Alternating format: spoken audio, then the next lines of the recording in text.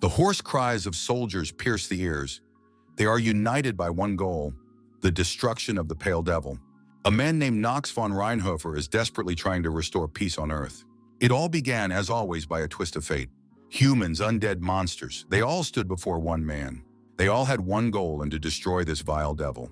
The young man remembers well the words spoken by his once loyal comrade and friend. Although he did not fully understand the meaning of what was said, "You cannot let the devil leave here alive." However, one thing stuck firmly in his memory. At the moment when his friend uttered those ominous words, a tear of sadness slipped from his downcast eyes. The young man went out alone, unafraid of the number of enemies. He bravely attacked the first monster he encountered. The monster was destroyed, and the young man sank to the ground and silently moved aside. The eyes of the former friends met. The distance between them was inexorably shrinking. The young man asked his friend why he had turned against them. What forced Knox von Reinhofer to make a deal with the devil? Why did he decide to betray everyone? His companion smiled and replied that those words reminded him of someone. But was there any point in saying anything when things had gone so far? The young man said that perhaps it made no sense to Knox, but it did to him. Why had he abandoned them? Knox said that if the answer was so important and if he wanted to end the suffering, then all he had to do was take his life. After all, they both understood perfectly well that there was only one way. The young man replied that if that was his true desire, he would gladly respect it. The young man prepared to attack. Behind him stood the undead knights ready to support him. Knox put his sword forward and resisted the attackers. The undead were filled with determination and followed their leader. The young man used his unique abilities to control the undead and give them commands.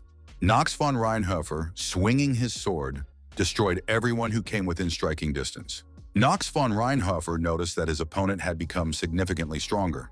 The long-haired young man swung his demonic ball and prepared to strike. His opponent parried the attack, and the young men came face to face. The young man said that if he had to destroy his opponent and hear the report from the undead, then so be it. Why did Knox von Reinhofer turn away from them, leaving behind indelible scars? Why did the one the young man knew so well hide from the world? This duel was expected to be a long one. The young man said that Knox von Reinhofer preferred solitude as his faithful companion. However, a duel implies that one of them will fall on this battlefield. Almost 3 meters from his neck, the ominous edge of the sharpest blade cast shadows on his dark brown hair. It was a dark shadow, the most terrifying shadow that could ever hang over a soul. The blade of the guillotine was ready. The man's gaze was doomed. The people in the square did not understand how it had come to this. What had His Excellency done to deserve such humiliation? The man in the box watched the events unfolding in the square closely. The young people in the square did not understand why they had to keep quiet and not get in the way of the rich. War was raging across the continent. The common people had no choice but to keep quiet and keep a low profile. It was a period of war and strife. With bloodshed erupting here and there across the eastern continent, the conflict simply refused to subside. This led to the downfall of the noble Marva's family, making them one of the last victims of the hellish conflict. Thus, desperate times call for desperate measures. The strong act as they see fit, while the weak are forced to steal to survive. Unlike the strong, the weak are forced to risk their lives every single day. The weak have no choice but to dance with the Grim Reaper and his scythe, a veritable hellgate, where the weak can only await sweet release from their suffering. This was the terrifying picture that the continent had become in those days. The head of the noble house of Sylvester, the first rival of the house of Marvas, Count Alan de Sylvestre, said he was looking forward to the spectacle. Everyone in the square fell silent. The last seconds of the victim's life were approaching. Everything was ready for the execution on the scaffold. The executioner stood silently, his hands down. Count Alan asked in surprise what this meant. Had he not heard the order to begin? The young man held out his blade and approached the rope he was supposed to cut. The count shouted at the boy not to delay and to cut the rope. The young man raised the blade above his head and stared intently at the spot on the rope where the blade was to fall. The women in the square covered their mouths with their hands to hide their cries. The count rose from his seat with interest. The blade fell and the rope was cut. Such was the dark truth. The sound of human death is no different from the sound of cutting up a carcass in a butcher's shop. Drops of scarlet blood splattered the white canvas, forming the outline of the boy's face and completing the gruesome picture of inescapable reality with the distinct smell of iron. According to the cruel cliché of fate, these events will weigh heavily on the young man's shoulders. He had rid the world of Rune von Marvis. The young man severed all ties between his father and his world of the living. That was exactly how it was. He, Leon von Marvis, son of the late Rune von Marvis, was the killer who carried out the sentence on his own father, the head of the family, representative of his noble lineage. As the name suggests, these are not just any aristocrats. They are the pillars of the entire nation. However, as one famous playwright wrote, "The head that wears the crown is heavy." Therefore, the burden of power should only be placed on those who are capable of bearing it. The new head of the Marvis family, Leon von Marvis, sat at the head of the table in front of his relatives. One of the participants in the meeting said that the Sylvester's sphere of influence was growing day by day. The day when they would openly invade the Marvis lands was not far off. One of those present urged the Lord to strengthen the defenses. Another insisted that the head of the family make a decision immediately. Yet another declared that the time had come for my lord to give a wise and measured response. Leon von Marvis rose from the table and asked everyone to be quiet. He had to ask those present to be patient a little longer. He needed more time to weigh everything up and analyze it carefully. The members of the Marvis family replied that the matter could not be delayed. The young man left the room and thought that, one way or another, this did not bode well for the once great house of Marvis. After the untimely death of his father, Lord Rune von Marvis, the young man rose to the role of head of the family. He was 14 years old.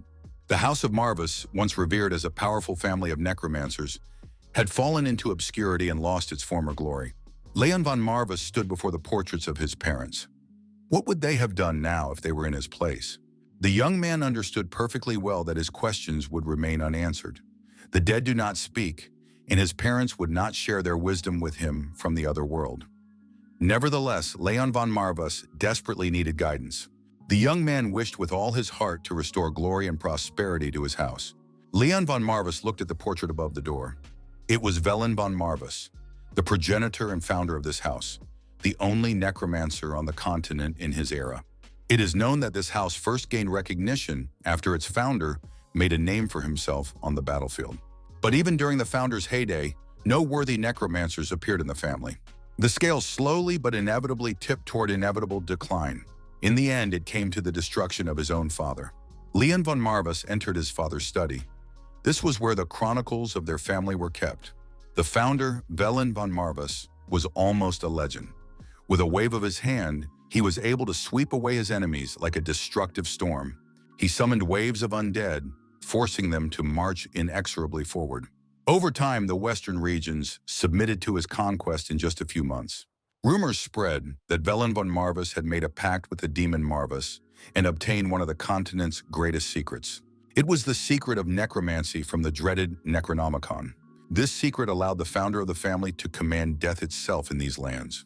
Leon von Marvis saw the very same Necronomicon lying on the table. It was a priceless relic that had been passed down directly from the founder. It was the very book that had led the House of Marvis to dawn as the only family of necromancers on the entire continent. The young man opened the book and immediately heard someone's voice. The voice told the young head of the family to listen carefully. Leon von Marvis was surprised. What was going on here? Was this a telepathic message sent directly to the head's office, despite the anti-magic field? Leon von Marvis asked who was speaking to him. The voice told the child not to be afraid. He was no enemy to the young man or his loved ones. Leon von Marvis asked on what basis he should believe these words. Suddenly, magical circles appeared behind the young man, and he felt the influence of some unknown force. The next moment, Leon von Marvis found himself in an unknown space. A huge beast appeared before the young man. The young man was not afraid, or at least pretended not to be. Leon von Marvis asked what this place was. The beast replied with surprise, asking if his predecessor had not seen fit to tell him about its existence. The young man clarified whether he was referring to his father, Rune von Marvis. The huge lion confirmed this and said that the man's name was indeed Rune. However, he felt as if the thread connecting them had been severed. He cursed, adding that it was not for nothing that he had been disturbed by the excessive kindness of the Lord of Darkness. He should have understood that his death was approaching. The beast asked whose doing it was. Leon von Marvis replied that it was he, his own son. The beast flew into a rage, and the young man could clearly feel his rapid breathing. The lion growled and said he would ask again. Had the young man really destroyed his sworn contractor? Leon von Marvis firmly stated that it was he who had dealt with his own father. The beast replied that the young man was clearly hiding something. Perhaps the hand that cut the rope was his, but that did not mean he was his father's true killer. Leon von Marvis admitted that this was not the case, and the beast knew it very well. The beast thought that he could leave the young man's despair, which was beyond comprehension for a while. The lion sensed an aura of darkness within this man. It was an all-consuming abyss lurking behind the outer shell. What had this child been through? How could such a reserve of magical power still be hidden in a simple child? The beast looked at the young man and saw all the sorrow and responsibility he carried. Despite his young age, the lion thought it was simply unthinkable. This boy was capable of surpassing even his ancestor. The beast said he wanted to introduce himself. He was Marvis, one of the 72 demons of hell. He was the one who had turned his back on the demonic world and preferred a peaceful existence among humans. He is a loyal friend of Velen von Marvis and a source of knowledge about necromancy, which has become a characteristic art of the Marvis family. Leon von Marvis said that legends are told about this beast. When their progenitor founded the Marvis family, it was Leo who taught him the forbidden art of necromancy. Marvis confirmed this and added that he was indeed that very demon. Although the current him is bound to the Necronomicon, he was once a fearsome demon. Leon von Marvis said that their progenitor often spoke of the Black Lion Marvis and added that necromancy ran in their blood. The young man wondered how it came to be that Marvis left them in the end. Lev was surprised and asked where he got that idea. The young man explained that since the time of their ancestor Velen, the House of Marvis had not produced any necromancers of his caliber. What else could this be but a sign that Marvis had turned his back on them? Lev said he wanted to clarify one thing. The reason why the young man and his family could not wield necromancy to its full power was that they were too weak to provide a suitable vessel. None of them could hold a candle to the brilliant talent that Velen possessed. This was the reason for the decline of the family's glory. Leon von Marvis said he believed Marvis. Lev noticed that the young man had accepted his fate too quickly. Leon von Marvis acknowledged that this was an inevitable outcome for weaklings who suffered one defeat after another in war. Lev asked if that was why the young man had also resigned himself to his father's inevitable death. Leon von Marvis replied with a question. What difference did it make now? There was nothing special about his father's death. However, before Lev finally turned his back on their clan, he would like to ask for one favor. Lev said that he would probably refuse. A favor is an act of kindness in which one party is left with nothing. Any agreement with a demon should be treated as a deal. Leon von Marvis said that in this case, the deal concerned the necromancer's power. After all, Marvis was capable of granting it. Lev asked what the boy wanted with his powers. What was so special about him that he should be granted this gift? Lev wondered if the young man really thought he had the potential to develop the power of a necromancer. Leon von Marvis nodded affirmatively, because if he were untalented, the supreme demon would not have spoken to him at all. They say that an ordinary person loses all their mana and falls into hallucinations just from talking to a demon. And when the demon has had its fill of fun, the person dies. Leon von Marvis added that, considering he was still alive, this could only mean one thing. He had potential. Lev thought that this boy was definitely not without talent and possessed an extraordinary mind. Marvis reminded him that any agreement with a demon should be considered a deal. Leon von Marvis said he would remember that. The young man admitted that he was not so foolish as to believe that he had anything to offer in return. Lev laughed loudly in response and said that was excellent. Marvis added that he was ready to make a deal with the young head of the glorious family of necromancers. Leon von Marvis asked what the great demon would demand from him in return. The beast took on a serious expression and said that he was interested in every part of the young man's being, down to the last detail. Leon von Marvis replied that he was glad to hear it. He was glad that his miserable nature was still worth something. The members of the Marvis family gathered once again at the large table for a general meeting. The speaker said that, as all gentlemen undoubtedly already knew, the current head of the family had only a fraction of the power. This power allowed him to make important decisions that affected their entire house. The man said that in this case, as the uncle and closest blood relative of the head, he would take responsibility for making important decisions directly affecting the future of this house. He would allow everyone present to express their opinion on his proclamation. One of those present said that it would be foolish to object, given the alternative of an immature young man. They could not entrust their fate to a naive child. Confidence was expressed that there was no more worthy candidate for the role of head of the family than Sir Kershel. One of the relatives objected that Lord Leon was the only direct descendant of the previous head. There had never been a precedent in the family for appointing an indirect descendant as head. Another relative said that who cares about precedents when every member of the family is in danger? The army of these robbers from the Sylvester clan was already marching to their doorstep. The man added that he did not blame those present for their doubts about the proper succession. But everyone must understand that choosing an ignorant successor is tantamount to choosing destruction. His only priority is survival. The mustachioed relative was outraged. How could anyone say such a thing? Everyone present had been granted a place at this table by the grace of the former lord. In the name of this family, they were obliged to fight to the last, not bicker like a pack of jackals. Even if the current head had not yet consolidated his power, he would not simply stand aside and watch as his own uncle usurped his rightful inheritance. Kershel said that this was a firm but amusing opinion.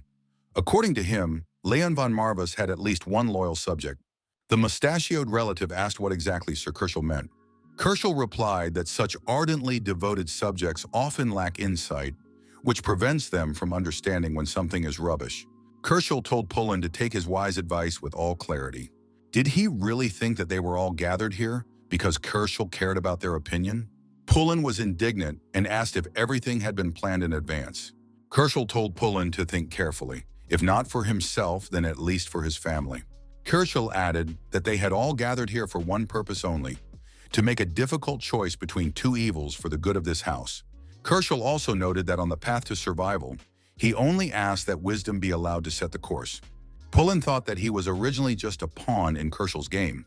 Lev Marvis said that everything was fine except for one thing. With this change in their agreement, the true extent of his powers would be curtailed. Although Rune was gentle and naive as a contractor, he had a much greater reserve of mana than the young man now had. Leon von Marvis recalled that any demon who made a deal with a human had to drink the contractor's magical power to replenish his reserves. Leon von Marvis asked what he had to do for that. The lion said that there was one wonderful thing, but for now they would spare his mana. With a snap of his fingers, the lion created a cluster of glowing energy in the air. After that, the lion turned into a fluffy little animal. He said that it would be a little difficult for him to maintain his current form. Leon von Marvis noted that the animal looked charming enough to pass off as a pet. The great demon became angry and said that if the young man called him charming one more time, he would decorate his face with his claws and teeth. Leon von Marvis replied that he understood, but that such a prospect would be extremely unpleasant. The lion said that if they understood each other, then they could move on. Leon von Marvis asked if they needed to go somewhere. The demon asked if the young man wanted to gain power comparable to that of his ancestors. The answer was yes. Lev said that if the young man hoped to achieve the same heights, he would need to literally follow in his ancestors' footsteps. Leon von Marvis noted that this sounded logical. Lev stated that in that case, they would head to the hidden shrine of the young man's ancestor. This journey might put their lives at risk. Was the young man ready to go ahead no matter what? Leon von Marvis was surprised and asked why anyone would doubt his determination. The demon replied that he would show him the way if the young man was able to keep up with him. The furry beast and his contractor moved along the forest road in the specified direction. It was the mysterious forest of the Marvis family. The demon said that this forest could well turn out to be an impenetrable labyrinth for those who did not belong to the bloodline. The young man remembered what his father had told him. Only the rightful head of the clan could enter the hidden sanctuary. Marvis noted that none of the young man's predecessors had been able to successfully pass the test in this place. They were unable to meet the fundamental conditions. Only those who possess the purest shade of the attribute of darkness are able to continue on the path to the sanctuary. Until now, no one has been able to fulfill the first condition and make their way through this fog. Leon von Marvis acknowledged that the fog did indeed look quite thick. The fluffy beast confirmed that the trial was beginning. The young man approached the building and began to descend the stairs. The beast told the contractor to be careful.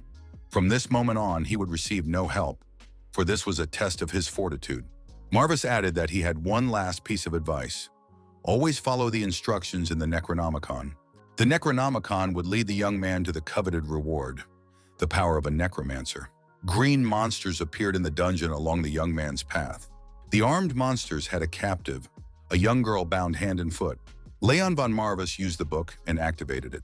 The book contained instructions on how to maximize the potential of the sacred relic, the Necronomicon. The first was the secret of raising destroyed bodies. Leon von Marvis drew his sword and pulled it out of its sheath. The aggressive monster lunged at the young man with the intention of enslaving him. Leon von Marvis thrust his blade forward. The monster was wounded and, bleeding profusely, fell to the ground. It all happened in a flash. Leon von Marvis said that this would be the first life, and he would continue his actions. The young man remembered his father's advice from childhood.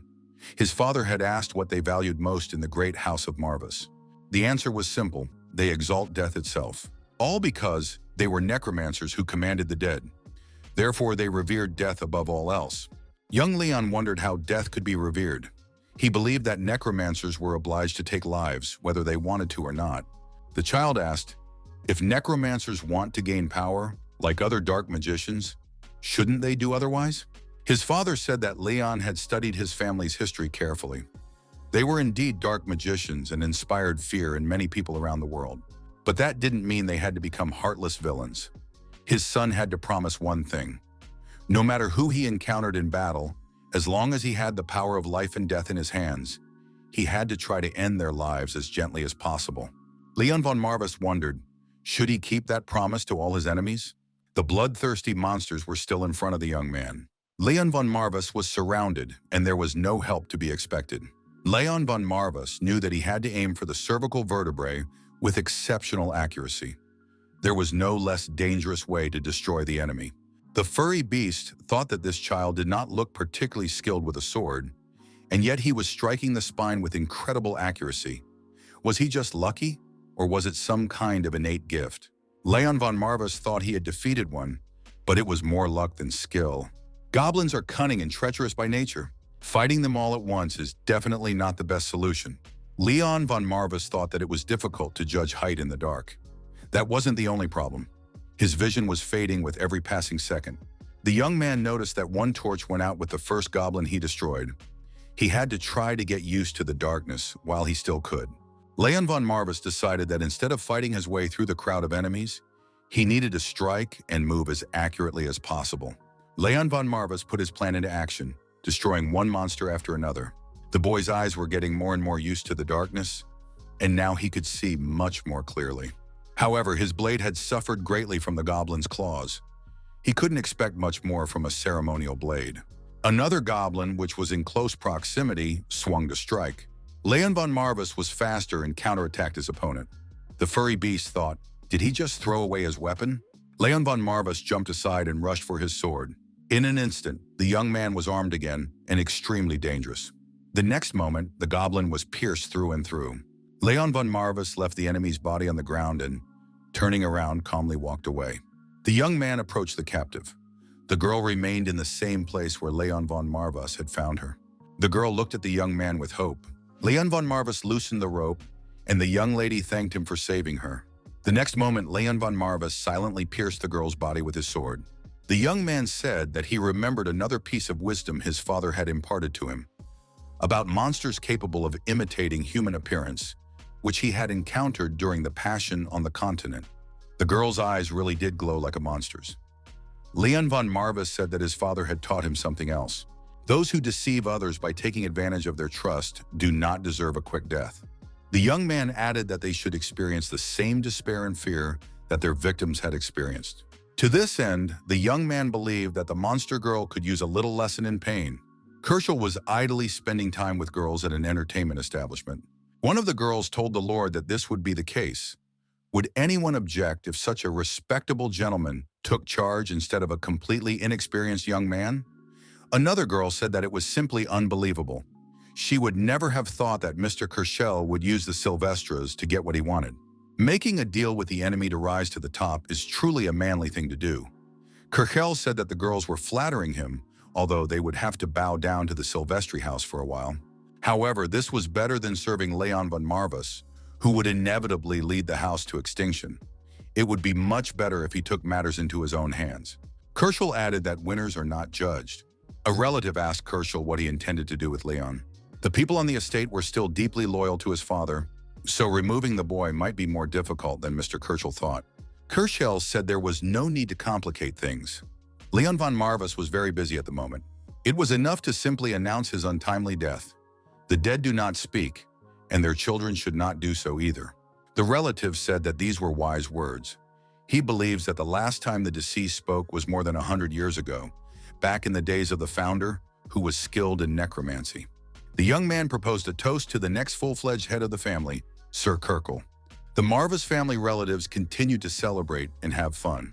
The meeting at the home of the head of the Sylvester family was in full swing. The head suggested that the plan to subjugate the Marvis clan was going smoothly. The young man said that everything was developing according to his instructions. The Grey Cardinal Kershel von Marvis had, in fact, already taken his place in their plan, which meant that all they had to do was wait for official confirmation from the Imperial Palace for total war. The head said that it would be very foolish of them to assume that he would refrain from a second military campaign just because the first one had ended so recently. This only simplifies their task. The relative said that this would not have been possible without the brilliant strategic thinking of the head of the Sylvester house. The head looked at the photo of the traitor from the Marvis clan and asked again what his name was. Kershel? Who would have thought that the centuries-old history of House Marvis would come to an end because of a short-sighted traitor? Sylvester said that a delightful night awaited them. Sylvester said that everything must be ready on time. First the father, now the son. He couldn't wait to hear the sweet sounds of despair. Leon von Marvis thought that with the last torch extinguished, nothing could be seen in this place. The young man approached the victim he had destroyed. Was this creature the last of them? Leon von Marvis looked at the torches burning along the walls. The demon lord said it was simply unbelievable. There had never been such insane contractors in his memory. The furry beast, in a fit of excitement, lunged at the young man and knocked him to the ground. Marvis said that although it was a monster in disguise, its human form was indistinguishable. Leon von Marvis still struck it with his sword, barely glancing at it. Leon von Marvis said that from now on, if possible, he would prefer to avoid the entire orc camp. Rumor has it that they despise humans more than any other species. The demon lord said that it was not worth paying attention to. He was curious how the young man knew that the last monster was in league with the others. The young man replied that it was actually quite simple. It was because of the torches. One of them was still burning when the others had already gone out. When they first entered the place, he immediately noticed that the torches were burning a slightly different color than before. The flame was greenish. This immediately aroused some suspicion. Leon von Marvis added that he recognized the shadows of the dead in the flames. As confirmation, with each monster destroyed, these torches went out one by one. At one point, the young man noticed that although he had destroyed all the goblins, not all the torches had gone out. This led him to believe that the last monster was hiding somewhere. At that moment, he approached the girl. As long as this monster was alive, the young man knew he could not go any further. The demon lord looked at Leon von Marvis and saw a frightening composure in this young man. He did not expect a 14-year-old boy to be so quick-witted in such harsh conditions. When someone's life is at stake, it's not so easy to read the situation. It's not easy to act without hesitation. The young man had enough courage and confidence to pierce the young girl's body with his sword. And yet Leon von Marvis did it flawlessly, taking care of all the enemies on his own. There's something more to him than just a good mana reserve. Perhaps this guy even has something very special hidden inside him. The demon lord thought this was very intriguing. The furry beast said that if the young man had passed Velen's first test, then they could move on to the next one. After the test subject took lives, it was necessary to raise the fallen. This moment seemed extremely difficult to our hero. How would he cope with it? The demon lord suggested that the young man look at the goblins he had destroyed. Now he had to direct his mana to his eyes to expand his field of vision. The young man followed the instruction. The demon lord said that the young man would see a thread stretching from each body, leading in an unknown direction. Fluffy added that necromancers call this line the line of death. The young man thought that it was actually a line leading beyond the edge of death. So these threads connect the souls of this world with the other world. The demon lord explained that necromancers separate the lingering souls of the dead from their bodies in order to bring them back to life and breathe them back into their bodies, mixing in a little of their own mana, causing them to rise as undead. The demon lord said he would now demonstrate this principle. The young man saw one of the goblins get to its feet and move toward him. Marvis said that this process could be considered a kind of branding. Of course, there are other ways to create zombie puppets. But this is the only method that works with monster bodies. Leon von Marvis looked at the goblin and said that now he understood everything. It was a vivid lesson. Marvis said that now the young man could try it himself. Leon said that before he began, he had one question that had been on his mind for a long time. His predecessor had said that turning a human into an undead creature was much more difficult than turning a monster. The young man asked if the demon lord really thought he could reach a level where he could turn people. Marvis noted that the young man said this as if he would need it soon. The young man agreed with this assumption. The demon lord inquired who this poor fellow was. Leon von Marvis replied in a serious tone that it was Kershel von Marvis, his only uncle. Meanwhile, Mr. Kershel continued to waste his time and morally decay in the company of women of easy virtue. Kershel said that the previous head of the Marvis family was a fool, and yet his life was clearly improving after the death of that head. He believed that this was the natural order of things for a favorite of fortune. His relative agreed and added that he completely agreed with this. All that remained was to take care of the last heir. After that, the burden on Sir Kershel's shoulders would become much lighter. Kershel said that dealing with this boy would be easier than easy. Kershel proposed raising a glass and drinking it dry.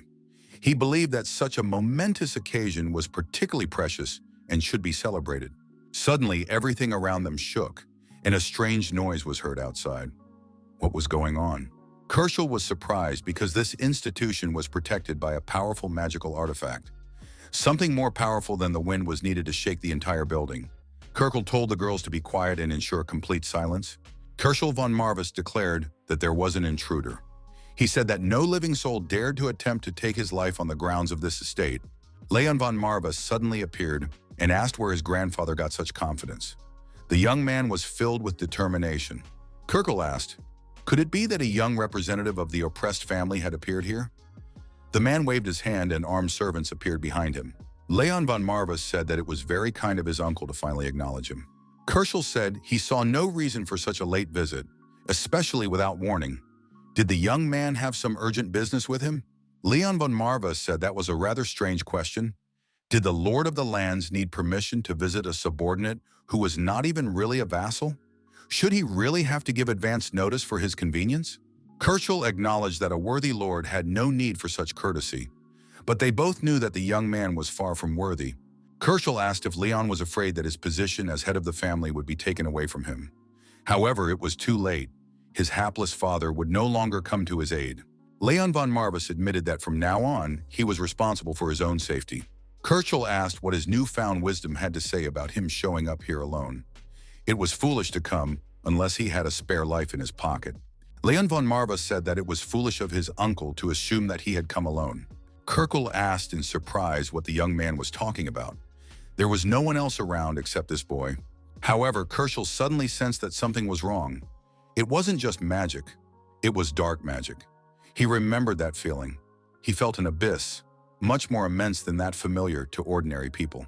His uncle couldn't believe it. Had his nephew really summoned the undead? And indeed, the summoned goblins appeared. Leon von Marvis said that his uncle was not mistaken this time. How would he get out of this now? Kershel asked the only correct question. How is this possible? Even this young man's father was incapable of such a thing. Leon inquired what was wrong. The House of Marvis had regained its power over necromancy. Kershel ordered his guards to deal with this vile mischief. The guards immediately attacked the goblins, but dealing with them was not so easy. The summoned monsters put up fierce resistance and began to overwhelm the guards. The guards were confused. Were these undead really that strong? Kershel was also confused, and a look of fear even appeared on his face.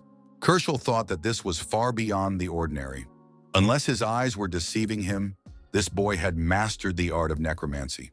He had to take control of the situation. The man decided to use his unique abilities. A magical dark sphere formed in Kershel's hand, made of a cluster of energy and mana. The man asked what this boy had done to create this parody of the founder's power. Leon von Marvis asked in surprise, "Is it really so strange that the head of the Marvis clan can control the undead?" Kershel said that this was nonsense. The art of necromancy had long been lost. It had sunk into oblivion. Even the former head had not been able to use it during his lifetime. Kershel asked if the young man really wanted him to believe that the useless offspring of the former head was somehow different. He had no intention of participating in this charade. Leon said that his uncle was so stubbornly unwilling to believe it that he left him no choice. He would now provide proof. However, his uncle had made an extremely foolish choice. Leon von Marvis waved his hand, and the undead, obeying, moved toward their opponent. Kershel shouted that he would destroy them all and threw a dark ball at the undead. There was a powerful explosion, and the monsters were blown away by the shockwave. When the smoke cleared after the explosion, it became clear that the undead had suffered physical damage. However, the monsters remained on their feet. This was further proof that these creatures were truly undead. Kershel called the guards for help, ordering them to drive the monsters away from him. Kershel continued to throw dark balls at the undead, but even after the explosions, the monsters remained standing. The old man didn't like to admit it, but his magic skills were only slightly above beginner level. Kershel said that the young man would regret such treachery. The treacherous traitor thought that after this, he would not get off so easily. The goblin approached Kershel and plunged his blade straight into his chest. Blood spurted everywhere. Bleeding and losing strength, Kershel asked the young man how he dared to go against his own flesh and blood. There would be no forgiveness for him. Leon von Marvis said that he remembered a treatise on the history of the continent that he had studied with his father. There are victors and vanquished, and hindsight always coolly separates these two concepts with the passage of time. Kershel was indignant. Was the young man trying to lecture him? Leon von Marvis said that a man as emotionless as he was still had to comprehend the true meaning of this treatise. The young man added that even now he understood something from it. Leon understood that forgiveness is the privilege of the victor. Leon von Marvis noted that his uncle had once been in the position of the victor. He considered himself to be such when he stabbed his father in the back and saved his own skin.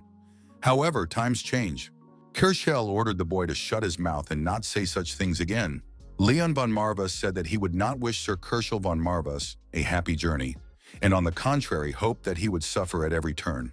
The young man promised to cherish the day when he crushed his uncle. As punishment, he would take away his hope for tomorrow. The monsters attacked Kershel in a single burst. Leon von Marvis said that he was carrying out the sentence on behalf of the head of the Marvis clan, and that his uncle would not be forgiven. The demon lord Marvis said that this young man was indeed abnormal, as he had expected. Kershel was destroyed. The furry beast wondered how the newly minted necromancer could master this power so well on his first try. From the outside, it looked like he had been commanding the undead for at least 10 years. Leon von Marvis told the demon lord that he had a funny idea. The members of the Marvis family were waiting for their leader at the table in the conference room. One of those present asked why another meeting was being held at such short notice and why Sir Kershel had summoned them all together again. Those present could only guess. The bald relative acknowledged that an urgent council meeting was a serious matter. Something had definitely happened. Could it be news of a sudden attack by the House of Sylvester? That would certainly be inappropriate, given the complete chaos within their own family. The relative said he found it hard to believe that House Sylvester would be bold enough to violate the recent agreement between the two great families. Besides, the resumption of war requires the official approval of His Majesty. In any case, all they can do is wait. All doubts will be dispelled as soon as Sir Kershel takes the lead. Suddenly, the young heir, Leon von Marvis, entered the room. The young man silently made his way to the head of the Marvis family. Everyone present expressed surprise. What does this mean? After all, they thought that Sir Kershel had arranged the meeting. Why, then, had the young gentleman come? Had he decided to challenge his uncle as the rightful heir? Leon von Marvis asked those present if they had expected to see his uncle in this place. Unfortunately, Kershel would not be able to attend the meeting. He was unable to do so. Sitting down in the head seat, Leon von Marvis said that Kershel had died suddenly. Those present expressed even greater surprise. What had happened to Sir Kershel? Leon von Marvis explained that Kershel had fallen by his hand. The young man looked sternly at everyone present and asked if he had answered their question. Did they have any more questions? A relative said indignantly that if what the young man had said was true, he insisted on a more detailed explanation. How could the young man justify killing the oldest member of the Marvis clan council at a time when they had just buried his predecessor? Even if the young man was the head of the clan, he was still accountable to them. Leon von Marvis announced that Kershel von Marvis was a traitor. Everyone looked at the young man in fear. Leon von Marvis said that the traitor had not only renounced his father by giving important information to the enemy, House Sylvester, he also intended to usurp his legitimate right as heir to the clan. For this, he received his deserved punishment. Leon von Marvis said that something was unclear to him. Despite the compelling reasons for the immediate execution of the traitor, everyone present was eagerly trying to defend his honor. The relative thought that the request to attend the meeting must have come from Sir Kershel. Why was he still nowhere to be seen? This clearly indicated that he had been killed after all. The bald relative was surprised. How could Kershel have allowed himself to be killed by a very young boy?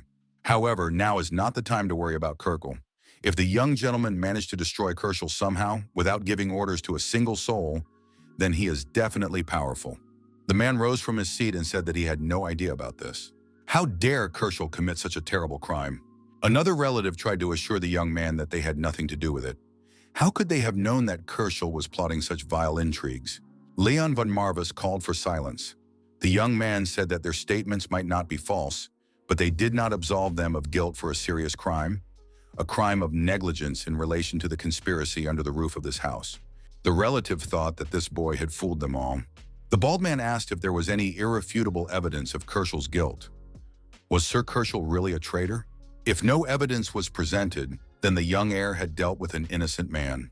Leon von Marvis said that everyone present reacted exactly as someone more perceptive than he had predicted. The relatives asked who this perceptive person was. A fluffy beast appeared on Leon von Marvis' shoulder, the Demon Lord. The young man said he would provide evidence if they wanted it. He would allow them to demonstrate his uncle's betrayal. Leon declared that as the legitimate son of the Marvis family, he was appealing to a lost soul. Out of nowhere, undead creatures appeared. Armed monsters.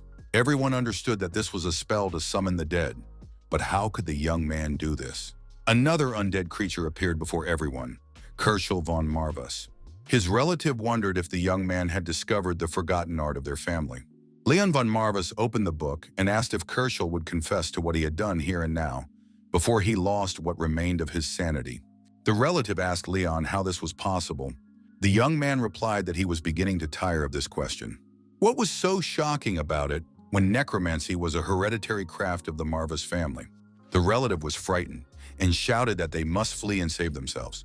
However, neither of them managed to escape. In the next moment, the relative's head was blown to pieces. The surviving relative fell to his knees and begged for forgiveness. The frightened relative looked up and stared at the young man. Leon von Marvis looked at his frightened relative and said that the meeting was not over yet. Those present must listen to the head of the family until he had said everything he wanted to say. The undead Kershel von Marvis began to rage, showing everyone that he was no longer human. Leon von Marvis repeated his question. Was there a single person present who had no idea about Kershel's misdeeds? Kershel declared that all those who had served the former head of the house had turned against him. Every last one of them. None of them were unaware of his duplicity. A frightened relative kneeling on the floor begged Lord Leon for mercy. Other relatives also swore to repent for their sins. The bald man asked for a chance to prove his loyalty to the Lord. However, a monster was already looming over each of them. While the monsters did their work, Leon von Marvis stood near the book and read the spell. Leon said that by the power given to him as head of the clan, he declared to this council that the dark art of necromancy had returned to them. Leon von Marvis looked around. The traitors were finished. The young man decided that he still needed to find Sir Pullen. At that moment, someone came around the corner. The assistant, hiding behind the curtain, reported that Pullen had been sent to prison for inciting rebellion. Leon von Marvis ordered the young man to show him the way. The head of the family stopped and said that the young man could run away if he wanted to. However, he could not guarantee the consequences. The servants were paralyzed with fear and had no intention of running away. Leon assumed that they would make a sensible decision. The head of the family, Sylvester, received a letter from the messenger. Sylvester read the message and said that even the Empire had turned its back on the Marvis family. The assistant noted that apart from the deeds of their ancestor, this family had nothing to boast about. Their capital and labor force were simply laughable.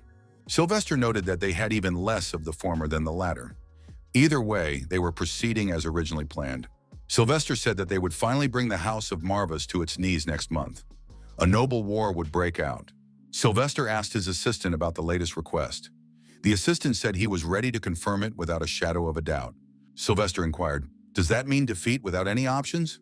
Unless a full-fledged necromancer suddenly graced the House of Marvis with his presence after a century of mediocrity, or their founder, Velen von Marvis, does not rise from the dead in person, in that case, their chances of defeat are simply negligible.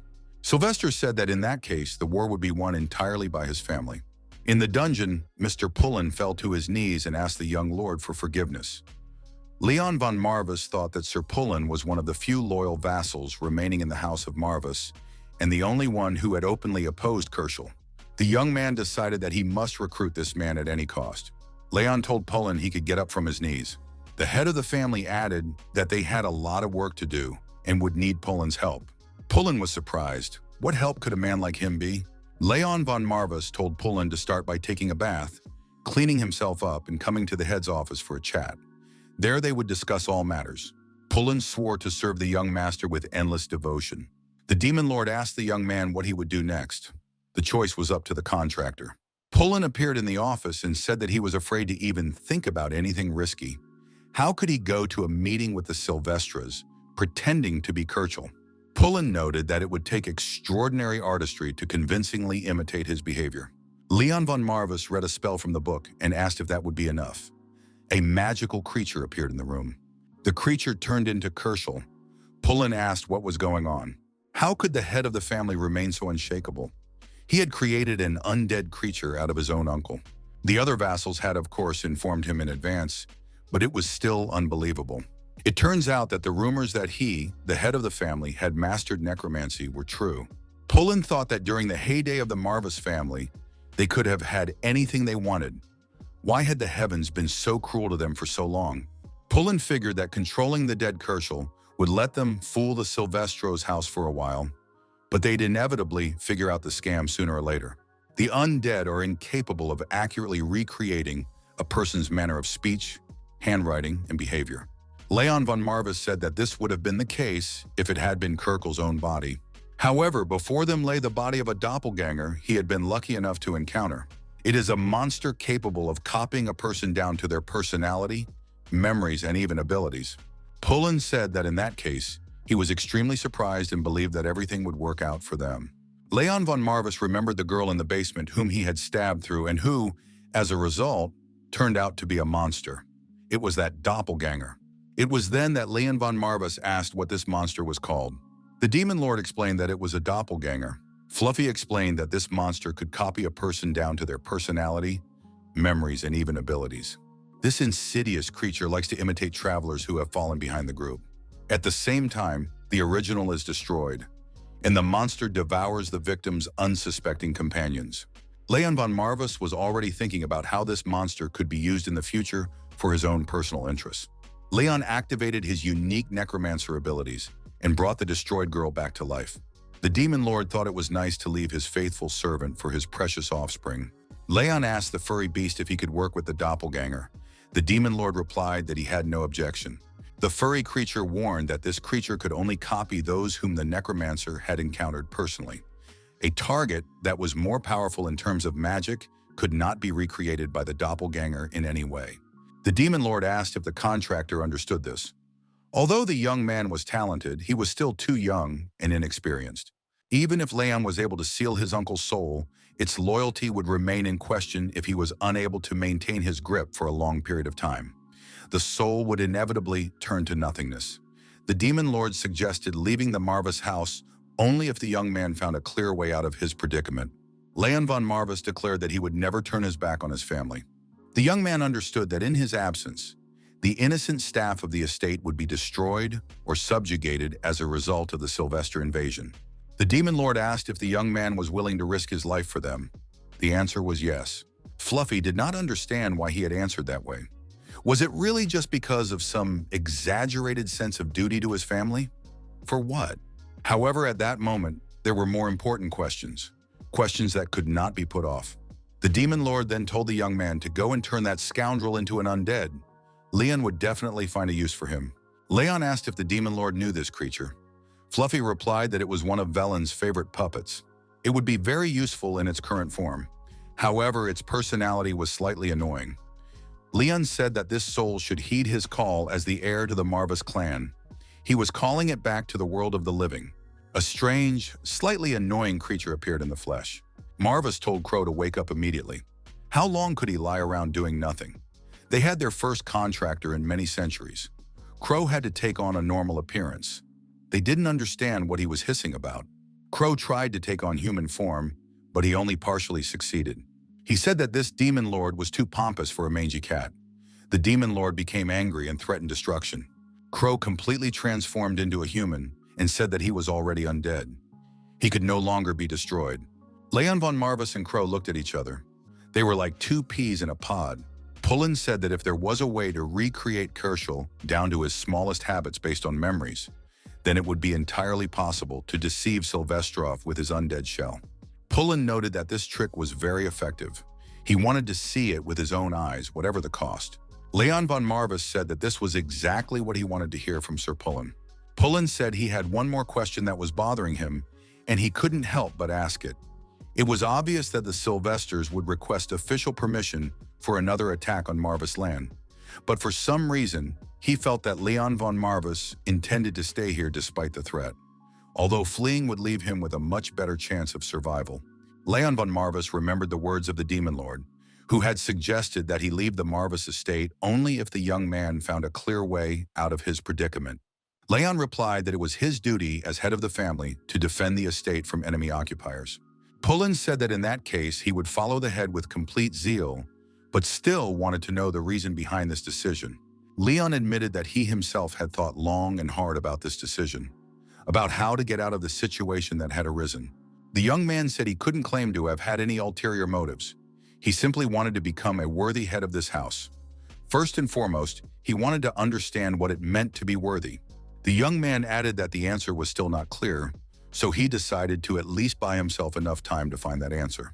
This also meant that he would prevent any attempts to take anything away from them. Leon von Marvis believed that as long as he did not repeat his father's past mistakes and defended what he had again and again, he could be sure that one day he would find the answer to the question, what was he fighting for after all? These were all the thoughts the young man had on the matter at the moment. Crow said, "Who would have known that the house had fallen so low? The contractor has a lot on his plate." The Demon Lord said that for Crow, this young man is a master.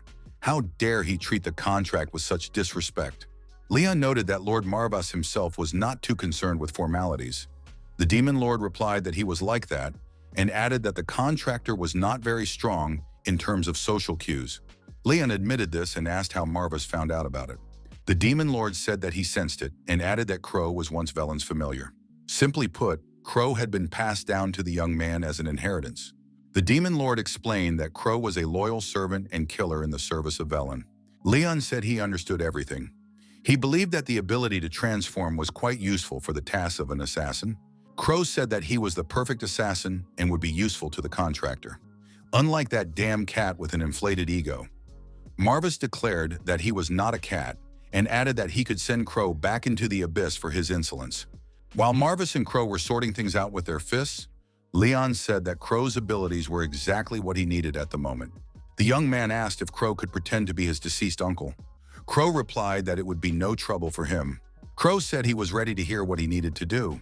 Marvis warned the contractor that Crow didn't understand jokes and that he needed to be serious and to the point when communicating with him. There was a knock at the door, and Pullen said that a letter had arrived from the Sylvesters. He hurried to deliver it himself. For ages, the House of Marvas has neglected its ducal duty. How shameful to feast idly, reaping the fruits of the sweat, blood, and tears of its loyal subjects. The House of Sylvester, under the capable leadership of Count Alan de Sylvester, challenges the House of Marvas to a fair fight between noble houses. If the Duchy of Marvas surrenders in a timely manner, there will be no full-scale war, and its people will be welcomed with open arms. If this demand is not met, their army will arrive within a month, destroying everything in its path. In the name of His Imperial Majesty and with his wise permission, the letter was signed by Count Alan de Sylvestre. Leon von Marvis said that they would have to wait a whole month. Marvis asked if the letter was frightening in its suddenness. The Demon Lord said that there was little time left. Of course, it was possible to flee and postpone the battle, gathering strength. Leon von Marvis replied that he meant exactly the opposite. The young man added that he was not sure he could endure a whole month of waiting. The Demon Lord told the unbalanced contractor that the enemy army numbered in the hundreds. This was a completely different scale of threat compared to his uncle. Fluffy asked if the young man was still going to openly confront the Sylvesters. Leon von Marvis expressed confidence that everything would be fine with them. After all, this time there was no need to spare anyone. He could take everyone's life with a clear conscience. Rumors spread throughout the city that Sir Kershel had disappeared overnight. This was a bad sign, considering that the previous head of the family had recently passed away. People hoped that the young lord was all right. The townspeople did not think that the Sylvesters would storm the gates anytime soon, but they were wrong. Pullen reminded his interlocutors that a careless word could sink a ship. Following Pullen across the town square was the young head of the Marvis family with a fluffy animal on his shoulder. The townspeople saw the young man and bowed respectfully. They said they had only allowed themselves to exchange news gleaned from social media. The people expressed their condolences to the head of the family for his loss. After all, it is such a tragedy to lose an uncle in times like these. It is very sad. The depth of suffering is unimaginable. Leon von Marvis replied that his uncle was quite alive. He had simply fallen ill suddenly with an unpleasant ailment, but would soon recover. The young man thought it would be a good idea to create the appearance that his uncle had not died. Leon believed that if you had to deceive your enemies, you had to deceive your friends first. Leon told Pullen that they needed to make sure that the surviving vassals did not speak out, like the other witnesses. Pullen asked why my lord had visited the city center. Leon von Marvis said that he appreciated that, but there was something he wanted to see for himself. The young man added that he sensed a powerful surge of magic in one of the buildings. Leon added that it would be better for Pullen to wait for him outside. The protagonist told Pullen to seal the door behind him. The young man added that Pullen should not allow a single living soul to enter or leave. Inside the building there was chaos, with trash and broken chairs scattered everywhere. Several people were cleaning up the room. Leon von Marvis saw a man with animal ears and asked if it was him. The demon lord said that it was undoubtedly him. The strange creature was among those cleaning the room, scrubbing bloodstains off the floor.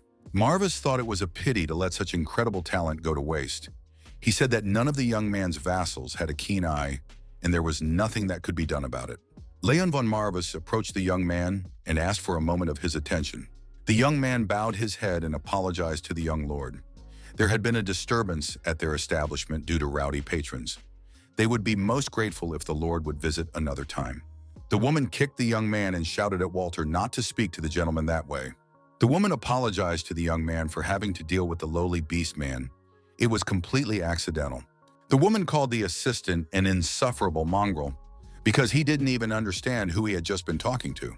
The woman added that they were in the presence of the youngest gentleman of the Marvis household. Walter apologized and said that he was still new, so he did not recognize the gentleman. Leon von Marvis repeated that he wanted to take a minute of his time. The woman said she would consider it an honor and that she had plenty of time. Leon von Marvis remarked that he was not speaking to her. He had business with this young man. Walter, of course, was very surprised. Walter did not understand why the young Mr. Marvis needed him. Leon von Marvis used his unique abilities, and all of Walter's wounds were healed. Leon von Marvis said that he was asking for the last time if the young man would give him a minute of his attention. The woman intervened again and said that this beast man was her personal slave. He had no right to dispose of his own time. Everything the young master needed had to be asked of her. Leon von Marvis thought that the owner of the establishment was not present when he came for his uncle's soul. Apparently, she knew nothing if he had gotten rid of the witnesses. Leon said that, in that case, he would have a few questions.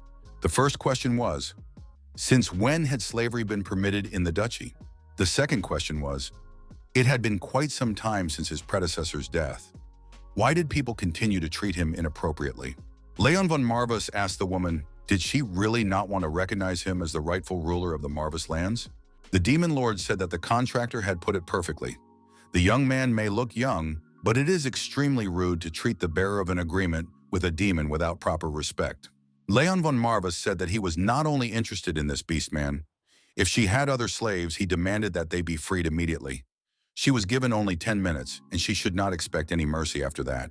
The woman asked if the young gentleman was prepared for the consequences. The woman sarcastically remarked that she had once again neglected proper etiquette. Leon von Marvis said he was willing to forgive her if she admitted her mistake. He had heard worse. Walter asked the Lord to what he owed such mercy, for he was but an unworthy slave. The mistress of the establishment called her servants to her aid. The men were armed with whatever they could find. The armed men pounced on the young gentleman. Leon opened the book and uttered a spell. The young man stretched out his hand, and demonic mana flowed from it. At that moment, undead monsters appeared in the room.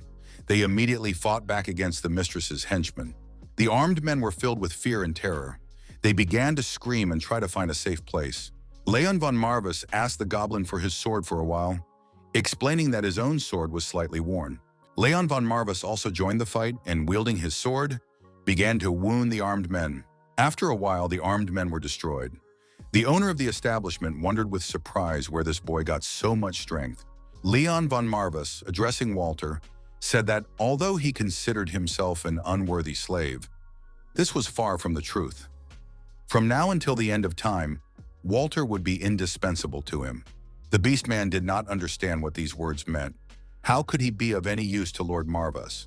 Walter considered himself nothing more than a vagabond, wandering the vast expanses of the continent. Walter remembered how, since childhood, his peers had bullied and humiliated him, calling him the scum of the Beastmen. Even as a child, he did not understand why human children were so cruel to him and why they enjoyed watching him suffer. Back then, he was just a child who didn't understand how the world worked. But now Walter understood everything. He asked people why they couldn't just leave him alone. They had no reasonable grounds for making his life hell. There were only species differences. Walter didn't understand why they did it. For this reason alone, he became the object of their hatred. One fine day, he suddenly realized that he had been too naive to understand this before. Once, in a fit of rage, Walter exceeded the limits of self-defense. After that, he decided that he really was the heartless monster that everyone thought he was. Walter decided to run away from people. The owner of the establishment asked what the young man was doing there. Did he really think that his teenage rebellion would make Kershel give up his title? The woman added that the Lord's useless offspring could not stop anyone. Leon von Marvis said that her words were even more true than she thought. However, he did not intend to remain a useless offspring of a lord who did not even try to object in the face of injustice. The young man noted that he would soon become the head of the family, worthy of the proud house of Marvis. Leon added that there was no place on his land for people like this woman. He called on the undead again. The woman was finished, and our hero turned to Walter again. Walter thought that this man might be a killer with blood on his hands. However, for some reason, he felt no fear towards him. Why was that? Leon asked Walter if he wanted to join him. He could use this guy's skills. Walter noticed that he was a descendant of demonic wolves. This was the most despised species even by Beastman standards. Walter assumed that he would be treated with contempt for the rest of his life. How much longer could he endure being treated like a wild animal? Leon assured him that it would never happen again. The protagonist noted that he did not know much about the situation of the demonic wolves and the intrigues surrounding him. However, if the young man's life was burdened by unfounded prejudices, he could let them know about them, and from that moment on, he would no longer have to endure them. Walter would become a full-fledged vassal of the House of Marvis. Walter teared up, bowed his head, and said that he would be happy to serve his lord. The large palace was located in the middle of the city. An envoy arrived there. His Majesty was Esteban von Arheim, Emperor of Arheim. Next to him was Louis von Arheim, the Crown Prince of the Empire. Louis inquired as to the purpose of vassal Yildiraz's request for an audience. Yildiraz replied that a letter had arrived from the noble house of Sylvester. Louis remarked that as Prince Regent, he was concerned with the affairs of the people and the duchies. Was he now to be burdened with the problems of the counts as well? His dear father would not be pleased. Yildiraz said that he was only eager to share the good news. Yildiraz understood that it was the crown prince who currently wielded power in the empire. He could not afford to fall out of his favor. Louis thought for a moment and smiled, because the question concerned the House of Marvis. Yildiraz noticed that it concerned the object of the crown prince's deepest contempt throughout all these years, one of the three families of darkness. He suggested taking advantage of this opportunity and supporting the House of Sylvester in order to get rid of their common enemy once and for all. However, it should not be forgotten that the Marvis clan possessed the power of necromancy. Open war against them could spiral out of control. Yildiraz said that the Lord was, as always, perceptive. However, there was no worthy successor to this power left in the Marvis family. The power of the House of Sylvester had grown to such an extent that they could easily compete with the Marvis. The Crown Prince said that this was excellent. The plan could be carried out, for now was the most opportune time to get rid of these grave robbers. Yildiraz promised to carry out this mission in the name of the great empire. Louis thanked his father for his generous decree. Finally, he would be rid of this thorn in his side, a relic of a bygone era. Louis said, "Long live the emperor. His legacy is in safe hands." The crown prince noted that very soon everything would pass to him, and he would dispose of it as he saw fit. Leon von Marvas gathered his loyal subjects to discuss pressing issues. Pullen noted that the common people still did not particularly trust the beastman. He suggested carrying this artifact with him and hung the pendant around the young man's neck. Pullen added that his lordship and he highly valued Walter as a loyal vassal, but for now, public opinion could not be ignored. Pullen said that it was not worth creating unnecessary problems for his lordship. Thanks to the pendant, the ears on his head and the tail behind him disappeared. Leon von Marvas said that he would now like to talk to them. He had a reason to discuss several important matters. Leon added that first, he had to insist that everyone swear allegiance, not just with words. Were they ready to devote their endless loyalty exclusively to their master? Pullen shed another tear and swore to devote his entire life to his master. He would serve the house of Marvas faithfully until the end of his days. Crow told the new lord that he was impressed. The young man had thoroughly won over the old man. Submission and domination were the key principles of House Marvas. Walter said he shared his feelings and bowed his knee before his lord. Leon von Marvas said that these were their principles, not his. Crow asked who the young master was talking to now. Leon von Marvas suggested that, to make things official, they sign a contract sealed with mana. If he refused, he would consider it a lack of desire to join him. A contract sealed with mana, or a pact, transforms the mana of each party into a pattern that binds and intertwines the fates of both with an unbreakable bond. It allows secrets to be shared that can only be taken to the grave. Leon von Marvas suggested proceeding if there were no objections. Leon von Marvas waved his hand, and using his unique abilities, created the necessary conditions for the contract to be concluded. A contract saturated with concentrated mana appeared before the young people. The Black Lion said that as the patron of the Marvas house and the demon who lent this name to their clan, he would witness this magical pact. The lion declared that he would allow those who swore to serve his contractor to bind their souls with the power of Marvas. Lev said for all to see, the Lord of the Undead has returned. Leon von Marvas said that was enough drama. These were his loyal subjects, and they would treat him with respect. Lev acknowledged that the agreement had been made. The price for breaking it was one's soul. No betrayal would go unpunished or be forgiven. Pullen said that such blasphemy was not even in his thoughts. Was this really the demon Marvas with whom the founder had made a contract? That would explain how the young lord had acquired the power of necromancy. Walter felt an overwhelming concentration of mana. The question arose, who was this Mr. Leon really? And what about this fearsome black lion? Walter surmised that this cute little cat was actually very complicated. Pullen immediately covered Walter's mouth with his hand. The demon lord was surprised. What had he just heard about himself? Pullen tried to defuse the situation and said that Walter was amazed by the impressive image and formidable presence of Mr. Marvas. Young Walter had never seen such an impressive sight before. The demon lord said that no one should disclose information about his existence and other matters to people. Mistakes were unacceptable. They were at war, and knowledge could determine life or death. His appearance was visible only to those to whom he had revealed himself. Marvas suggested that the aristocrats of this world were very interested in Kershel. Walter remembered how the mistress had received a letter and had to deliver it to Lord Kershel. The demon lord said that this was their next target.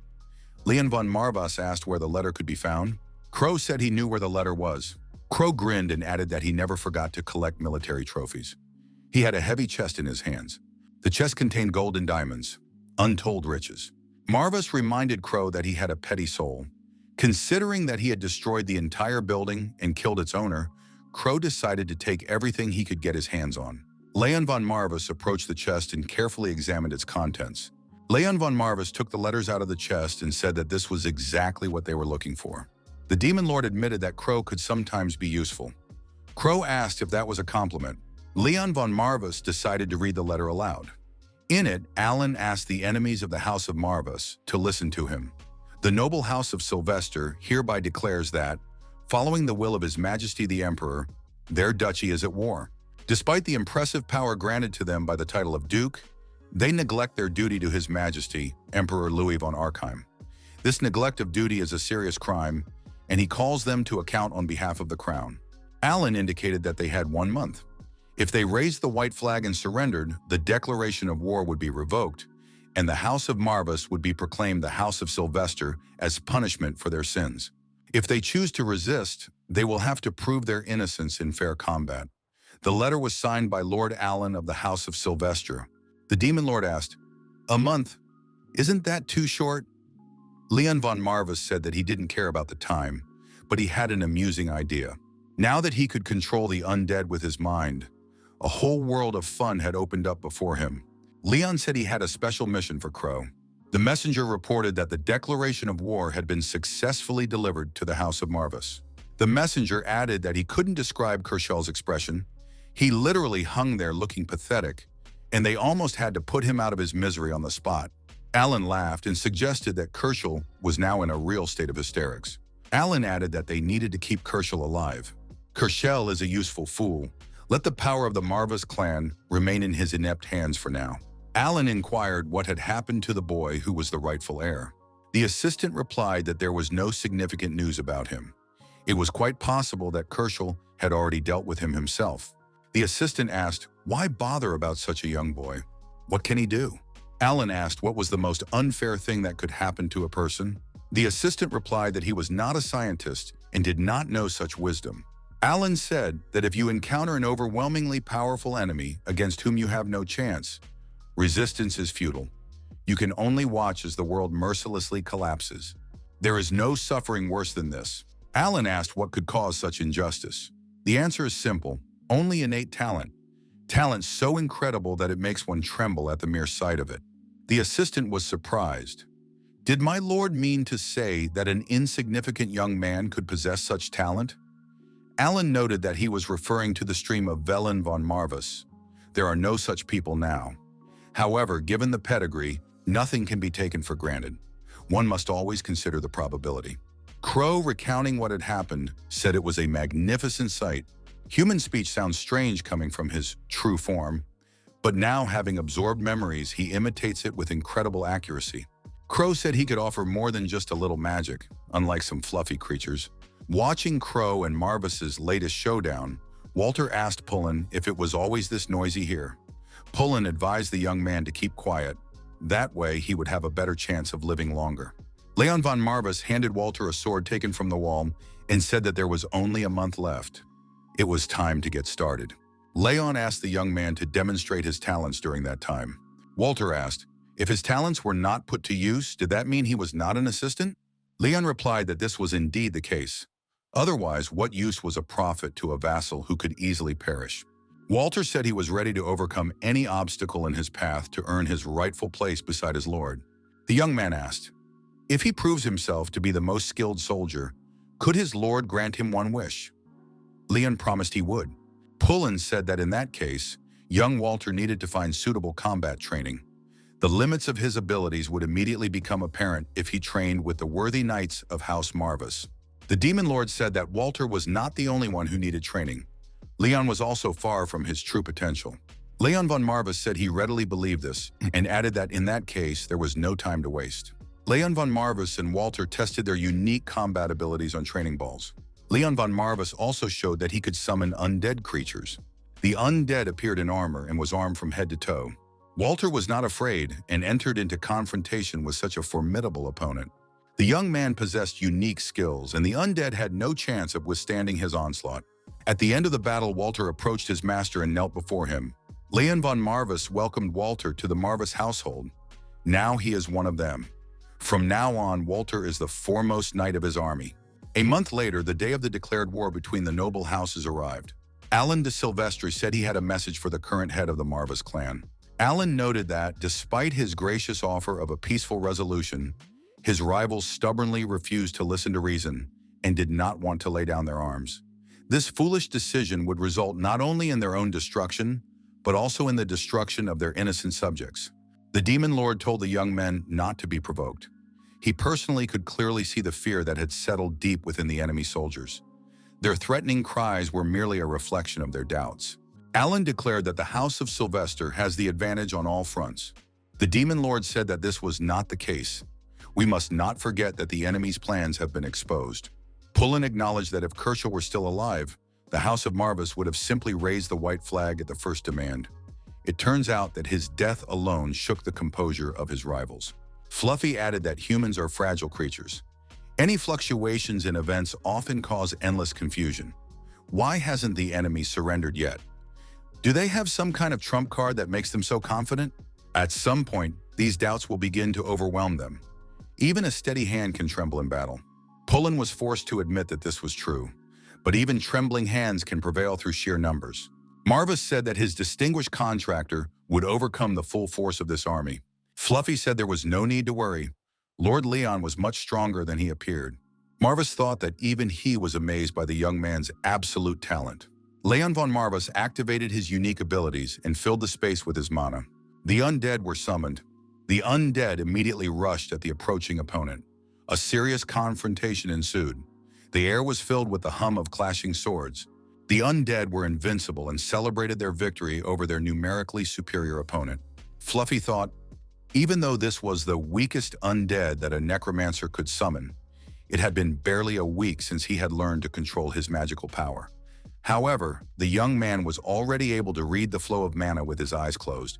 The depth of his talent was astonishing. Crow said that the current contractor was truly a rare talent. Like the rising star of the well-known founder, he was capable of proving himself once again in blood. When the time came, he would get everything he wanted. Crow asked, even the delicious peanuts he loves so much? Fluffy replied that not only peanuts, but even almonds and pistachios. He is capable of mastering the most forbidden dark magic, the terrifying power of turning back time. Leon von Marvis said that it was over. They had won. The young man asked what training they would do now. Crow said that he was also ready to proceed with further trials. The Demon Lord said that now they could discuss the young man's other skills. Fluffy asked if he knew much about dark magic. Leon replied that he had studied a little as part of the basic program. The Demon Lord asked if the young man was referring to the poor skills his uncle had shown off. He should forget about that parody. Leon von Marvis said that much depends on the person. Considering the speed with which the founder of Velen conquered the eastern continent, it would be foolish to assume that only the undead helped him in this. In essence, necromancy is just one branch of dark magic. This means that it is the supply of dark mana and skill that determine the power of the undead army. Pullen thanked the founder and his followers for this. Marvis was surprised. Did that mean he didn't count? The Demon Lord added that he was not his follower. They were friends. They always fought their enemies side by side. Marvis added that Crow, unlike him, was only hiding behind the guise of a contractor. Crow replied that he had no intention of hiding from a ridiculous kitten. Leon von Marvis told the two to stop sniping at each other. It would be better if they showed him the spells they wanted to teach him. Marvis said that before that, they would have to fulfill one condition. To do this, they would have to risk descending into their own subconscious. If the young man did not know, the hidden depths of the mind were a kind of vessel. This vessel contained enormous reserves of magical power. Once Leon learned to control this unbridled energy, noble warfare would seem like child's play compared to what he would be capable of. However, dark magic requires a great deal of mana. Fluffy added that the young man had no reason to worry. The Demon Lord added that he sensed a reserve of mana in the young man equal to that of his ancestor.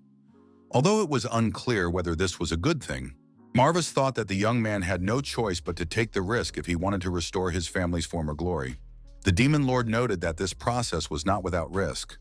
There was only one way to learn how to draw mana from the hidden reserve in a short period of time, but even he could not guarantee safety. Marvis thought he saw a glimmer of light in Leon's lifeless eyes again. Looking back, it becomes clear that young Leon was driven by only one desire at that time. Marvis said that first he needed to deplete his mana reserves to the limit. The young man was driven by uncontrollable curiosity. Then it would be up to his subconscious and potential to guide him. A primitive thirst for power is the greatest motivation. Leon von Marvis depleted his entire mana reserve and nearly fell to the ground. Pullen managed to hold his master back. Pullen said that his lord should not risk himself like that. Marvis shouted that no one should dare touch the boy. They had to show at least a little faith in their leader.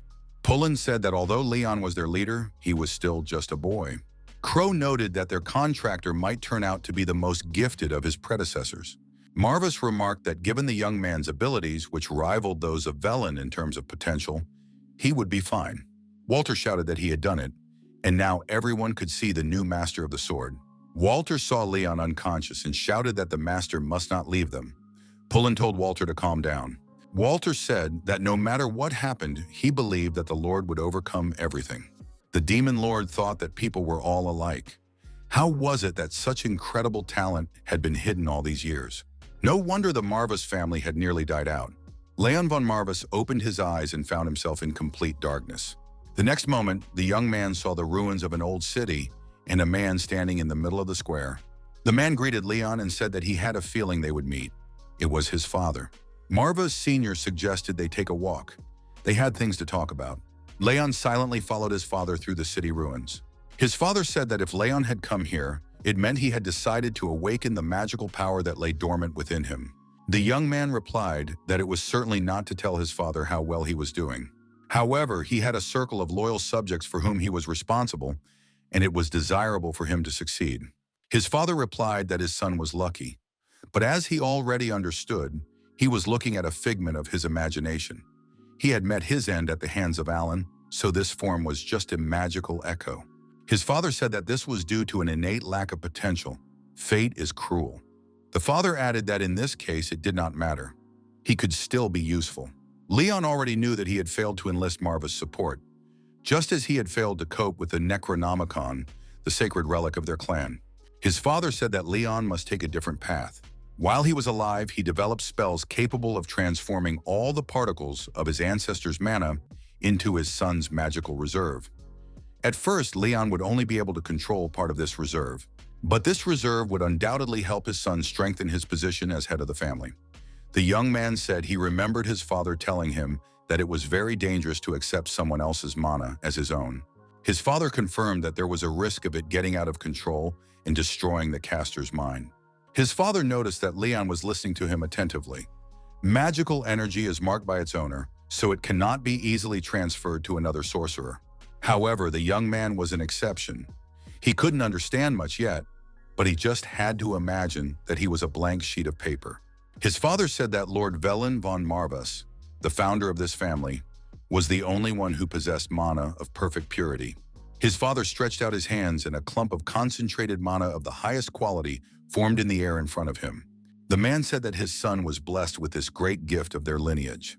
Father said that his son was who he was and could not be any other way. The man looked up and said that their meeting was coming to an end. The father promised that they would definitely meet again in the future. He still had a lot to teach his son. The father handed the young man a glowing, concentrated ball of mana. Leon von Marvis thought that he had never felt such impressive magical power before. A glow appeared in the young man's chest, and he felt an incredible surge of strength and mana. A pendant appeared on Leon's chest. His father said that the name of this amulet was Greed. As the name suggests, it was capable of instantly consuming everything in the young man's path. His father told his son not to forget this. Leon promised to remember and never forget. His father said that they would meet again when his son's heart desired it most. Leon bowed and said he would pray for that day to come soon. The next moment, Leon disappeared from that location. The man thought that if fate so decreed, his son would shine like a rising star never seen before. It was a pity that he would not see it. No one knows where this power will lead the young man, to the rays of glory or into the abyss of doom. Leon von Marvis lay in bed, his assistants leaning over him, eagerly awaiting his awakening. Pullen asked those present if they were sure that their master would wake up. He did not question Marvis's insight, but the young lord was barely 14 years old. He had never even kissed anyone before.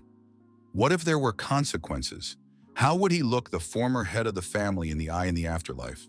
The demon lord said that if the young lord could not cope with such a simple test, the moment of their reunion would come sooner than Pullen could imagine. Pullen must cast aside his pathetic doubts and wait hopefully for his return. Walter said that his master would surely succeed. He just needed to be patient.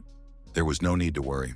Crow remarked that the old servant was making too much of the situation. The next moment, everyone saw that Leon von Marvis began to radiate a cloud of mana. It was now clear to Fluffy why the master had been so long delayed. Walter asked Lord Marvis what kind of magical power these thick and dense clouds of mana were. Fluffy said that Leon was already on his way to them. They had to greet him properly. The demon lord warned that they must remain vigilant. He would return as a completely different person from the young boy everyone remembered. Leon von Marvis woke up, opened his eyes, and said that now everything was clear. He wondered why there was so much pressure on his chest. Could Marvis move aside? Walter continued to practice sword fighting techniques, moving around the training equipment. Leon von Marvis brought a piece of mana, including to Walter. The House of Sylvester. 4 days before the war between the noble houses, Alan de Sylvester said that the time had come. The head told the great warriors to heed his words. Very soon, the centuries-old history of the once proud city of Marvas would be lost. Alan said that they would write a new history. All they had to do was follow him. The warriors glorified the noble Sylvester. The armed detachment, led by Alan de Sylvester, moved across the rough terrain. The road lay through an old abandoned cemetery. Alan told Kershel that his companion had found a weakness in the formation of a handful of enemy soldiers. His insight was commendable. Kershel replied that it was the least he could offer in exchange for Monsieur Sylvestre's generosity. Alan said that something still surprised him. He thought that these sentimental Marvises would be more zealous in guarding the graves of their ancestors. It would be even more foolish of them to place their forces in such an open space. Kershel remarked that this was a house of necromancers, not strategists. He was inclined to believe that they were being cautious so as not to destroy the burial sites of their ancestors. Alan noted that their greatness had long been trampled into the mud, yet they were still desperately trying to maintain their former reputation. Alan asked in surprise why Kershel had hesitated. Did he have something to say? Kershel replied that he had nothing to say and suggested continuing on their way. Alan noticed an approaching army of rivals ahead. At the head of the army were Leon von Marvis and Walter. Leon von Marvis said that everything was going according to plan. He was glad that Alan was keeping his word. Alan said that he had come to witness the weakness and fall of the house, but instead he was greeted by 100 soldiers armed to the teeth. Alan assumed that this was a performance in his honor, and drawing his sword, attacked Kershel. Kershel's head flew off his shoulders and said that only his master had the right to point a sword at him. The next moment, the head was back in place. Kershel noted that it was an original experience. Alan did not understand what was happening. After all, he had definitely cut his throat. Alan said it didn't matter. The head of the Marvis clan would pay dearly for his insolence. Did he really think he could defeat the Sylvesters with his pathetic mountain army? This was an insult to the greatness of his clan. Leon von Marvis said that the situation was completely different. Before he could be insulted, he would have to pose a threat. Otherwise, why agree to this fight? Leon von Marvis waved his hand and said he intended to put Sylvester's house back in its place. The young man summoned the undead. At that very moment, an army of armed undead emerged from the ground. Alan immediately realized that this was necromancy. Leon von Marvis said that Lord Sylvester could see the essence of what was happening. His words sounded as if he was surprised to encounter necromancy and was fighting against a necromancer. Alan remembered his words when he asked, "What is the most unjust thing that can happen to a person? It is to encounter an overwhelmingly powerful enemy against whom there is not a single chance. Resistance is futile. He can only watch as his world mercilessly crumbles. There is no suffering worse than this. What could be the cause of such injustice? The answer is simple: only innate talent. Talent so incredible that it makes one tremble at the mere sight of it. One must always consider probability. In the battle against the undead, the Sylvester clan's army was clearly losing. However, one of the human warriors behaved heroically and did not give up. Alan thought that in any case, he was just a boy. No matter how much talent he had, he was not ready for a brutal battle. The warrior saw Leon von Marvis in the crowd and rushed towards him. The young men's swords clashed, metal screeched, and the rivals' eyes met. However, it was not Leon von Marvis who stood before the warrior. He shouted in anger, "Who dared to stand in his way?" Walter defended Leon. It was he who stood before the enemy. He said that he would not let anyone near the young gentleman. That was his duty, and he would not back down from it. The undead continued to press their opponents, and the men were forced to retreat. Alan called on a squad of mages for help.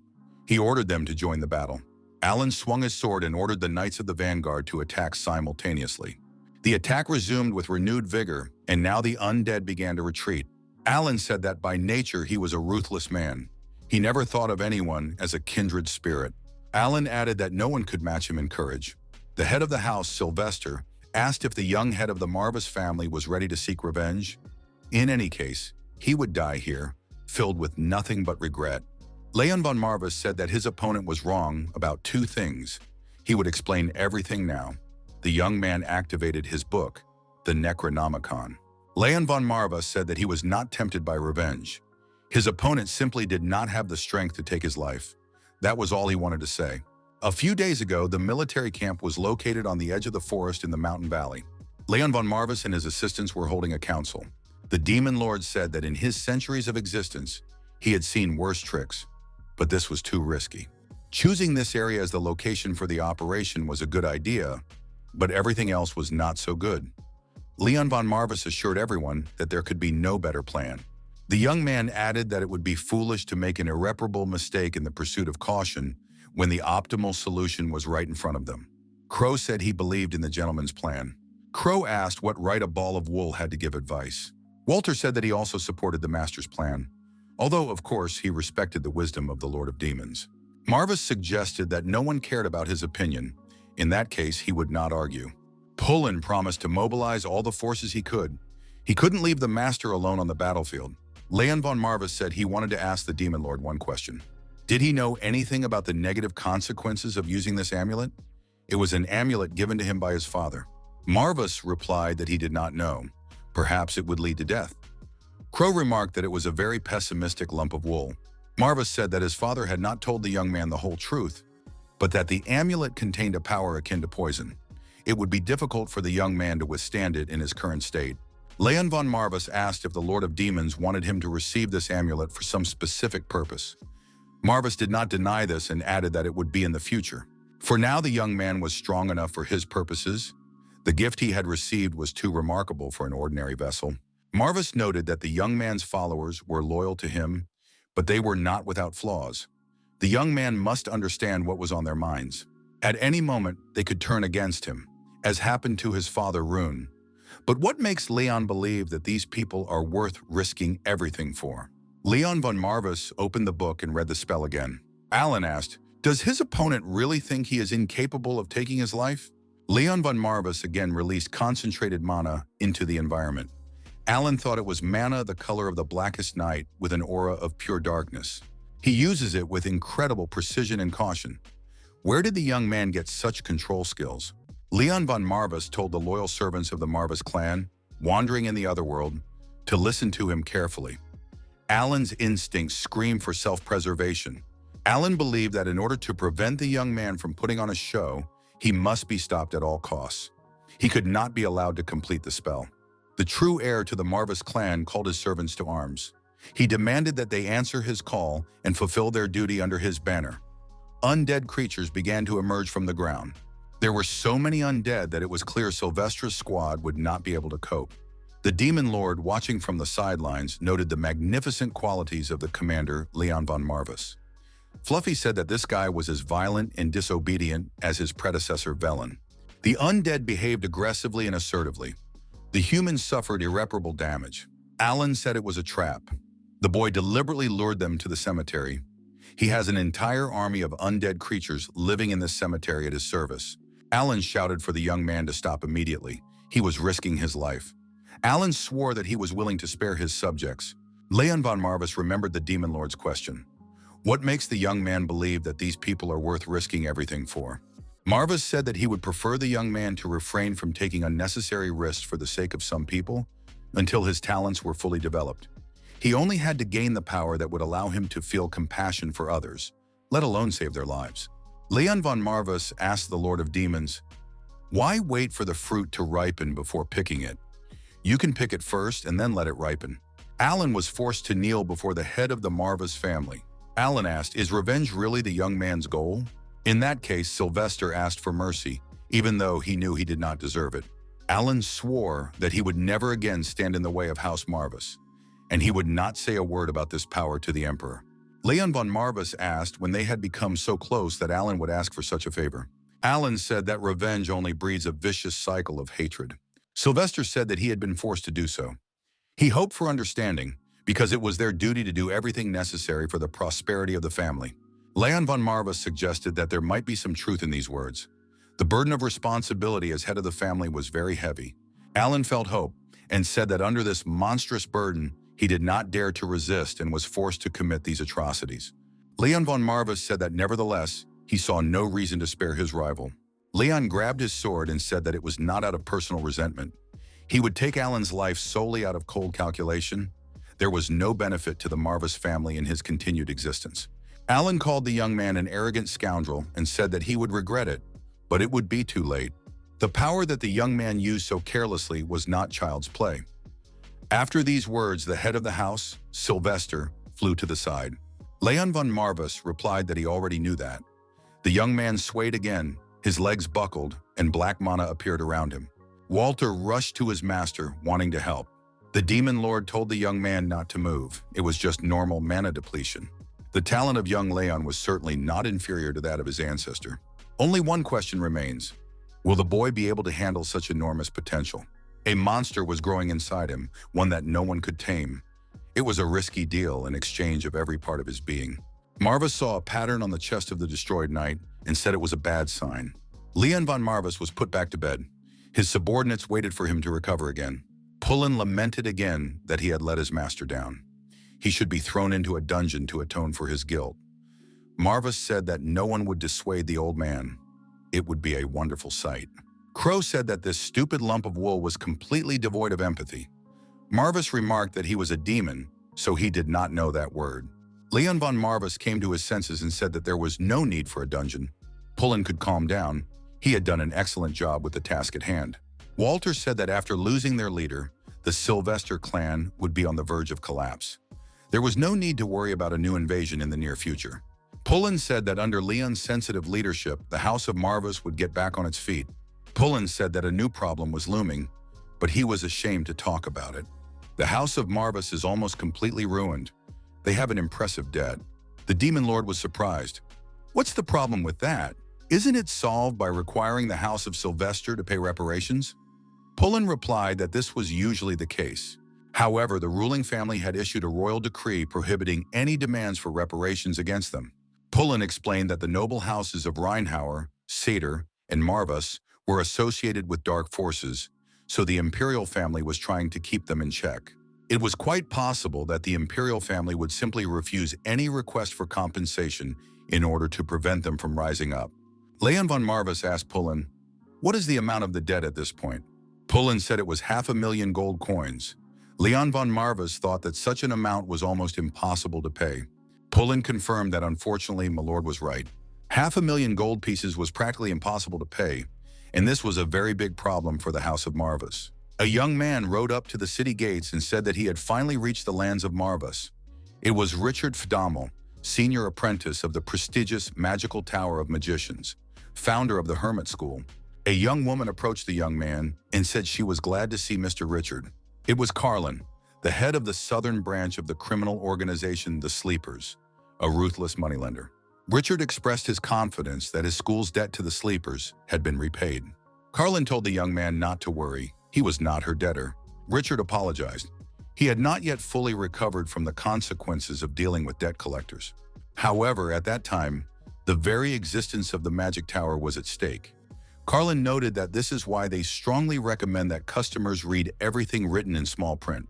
The girl suggested that they wanted to meet the same person. Pullen reminded them once again that the total debt amounted to 500,000 gold coins. Suddenly, there was a loud knock at the door. Everyone turned around. Who could it be? Pullen reported to the Lord that guests had arrived, a woman and a man. The young man thanked them for their hospitality and introduced himself. He was Richard, head of the Hermit School. The girl said she was the head of the southern branch of the Sleepers, and her name was Carlin. Leon von Marvis welcomed the guests to the Marvis house. Walter said that each of them posed a threat. Was Leon von Marvis sure this was a good idea? Crow noted that their master was much stronger than he appeared. There was nothing to fear. Leon was in control. Carlin said that rumors of Lord Leon's victory in the territorial battle had recently reached them. She dared to congratulate Lord Marvis on his victory. The girl expressed hope that they had enough military trophies to pay off their debts to the Sleepers. Leon von Marvis said that since the subject had come up, how much did they owe the sleeping ones? However, it should be noted that at the time of the loan, their family was in an outrageously low position with their creditors. Pullen noted that most of the debt would have to be paid by Lady Carlin. Leon von Marvis received information that Carlin, the head of the southern branch of the Sleeping Ones organization, is probably one of the largest criminal groups on the continent. These were the worst loan sharks they could have fallen into the hands of. If a borrower failed to meet their payment obligations, they would be sold to black magicians for experiments. Carlin realized that the young man was familiar with the intricacies of their work. She was flattered and suggested getting straight to the point. Leon von Marvis said he had to ask for the current payment amount. The girl stated that they insisted on immediate payment of at least 10%. After that, the remaining 90% could be paid as they saw fit. However, they had to remember about the 30% annual interest on the principal amount. In this regard, Carlin recommended paying as soon as possible. Leon von Marvis still did not understand where he would get 400,000 gold coins at once. Moreover, even this amount would not be enough. Interest for each year would add another 120,000. Who could have signed such an absurd contract? Pullen said it was the previous head of the Marvis family, Leon's father. Leon von Marvis thought that his father was not good with finances, among other things. Richard told Miss Carlin that she shouldn't have pressed so hard. Lord Marvis should be allowed to enjoy his victory at least a little. Richard seriously doubted that he had such an exorbitant amount of money at his disposal. Carlin was surprised that Richard was interfering in business negotiations. She hated it when people interrupted her during conversations with clients. Who knows what price careless words will cost, and whether it will lead to disaster. Richard said he understood and headed for the exit. He would return when Miss Carlin was finished. Carlin told the head of the Marvis household that if he was going to claim that there weren't enough funds or ask for a delay to raise money, he should think twice. The girl added that she had heard this too many times from his father. Leon von Marvis thought maybe he should quietly deal with this woman. The demon lord told the young man not to even think about doing that. This was not the kind of enemy who left any chances. Of course, Leon could try if he wanted to be torn to pieces in a second. Crow said that at this rate, they would be left with nothing. He was disappointed in the contractor. Pullen said that the former lord had acted with the best of intentions. Walter said that they would definitely find a way out. He was completely confident in the young master's wit. Leon von Marvis said he begged Miss Carlin to have mercy on them. Carlin and everyone present certainly did not expect to hear such words. Richard looked at the portrait of the founder of the family and thought that the journey had been worth meeting Leon von Marvis. Mana began to concentrate around our hero, and excess energy stood out. Richard sensed enormous reserves of mana circulating deep within the young man. If he could persuade him to join the Hermit's magic school, it would be a huge coup for the academy. Surely there was a way to win his favor. Richard activated his unique abilities and created an energy sphere in front of him. The image of the elder appeared in the sphere and asked the head not to disappear so suddenly. The elder added that the academy was in turmoil because of his absence. Richard said he would explain himself some other time. The head of the hermits said that something else was important now. The elder was ready to listen to him carefully. Richard asked, "How many gold coins do they have in their coffers?" Carlin said she was very surprised. What pity could there be? Didn't Leon think that the sleepers were just a gang of thugs? The girl activated the glowing ball and directed it into the cup of tea standing in front of the young man. Carlin assured the young man that they were more calculating than one might assume. Under the influence of an external force, the cup broke and the tea spilled onto the table. Walter grabbed his sword and asked how she dared threaten his master. Carlin said that only those who failed to fulfill their credit obligations would know their wrath. Leon von Marvis announced that they had no gold. Objectively speaking, they had nothing. Miss Carlin said that now she understood why the young man was trembling like a frightened puppy. She added that she was ready to personally demonstrate what happens to defaulters. Richard entered the room again and told Carlin to stop. The girl was beside herself with rage. A glowing flame appeared around her. Richard told Carlin not to bury the future young talents of the hermit. Walter noticed that the young gentleman did have a plan after all. Leon von Marvis told his assistants to leave. He needed to settle something with the guests in private. The negotiations continued in a different format. Only Leon von Marvis, Richard, and Carlin were present at the table. The demon lord was invisible to the guests, so he also expressed his desire to be present. The young man asked Richard, "If he officially joins the hermits, are you willing to pay 10% of his debt?" Richard said he was willing to do so. In the recent territorial war with the Sylvesters, Leon had definitely used necromancy. Leon von Marvis asked, "Why did you decide that?" The guest replied that otherwise the Marvas would have lost. Carlin surely thought so too, which is why she came here. The girl said that Richard was right. She also believed that their client, the head of the Marvas clan, had regained his former power, which is why she went hunting. Leon von Marvis asked, did they really think that the Marvis family would be able to pay off the debt? Carlin replied that she had had such thoughts, but she did not really believe that the young man would be able to pay off the debt immediately. Therefore, it would be better to postpone this conversation for now. Leon said Mr. Richard wants to hire him, and Miss Carlin wants to settle the accounts. The young man added that he still did not understand the reasons for their confidence. The power of the great necromancer might not return. The young man noted that other aristocrats or mercenaries could help him. Carlin said that in both cases, it would cost a lot of money. Richard remarked that this war could not be won with money. He would not believe it. Richard added that this was precisely why he first thought of necromancy, Marvis's unique power. This was precisely the opportunity for the return of necromancy. Carlin added that even if the young man possessed only a small fraction of the original powers of Velen von Marvis, getting close to the continent's as yet unrecognized genius was a good investment. However, the debt would not go away. The girl took out a gun, pointed it at Leon, and said that loan sharks were no joke. Richard asked if Carlin would mind if they talked in private. This talent is absolutely indispensable to the hermit. Carlin said she didn't mind, but collecting debts was her priority. The girl left the room. Leon said he didn't really trust Richard.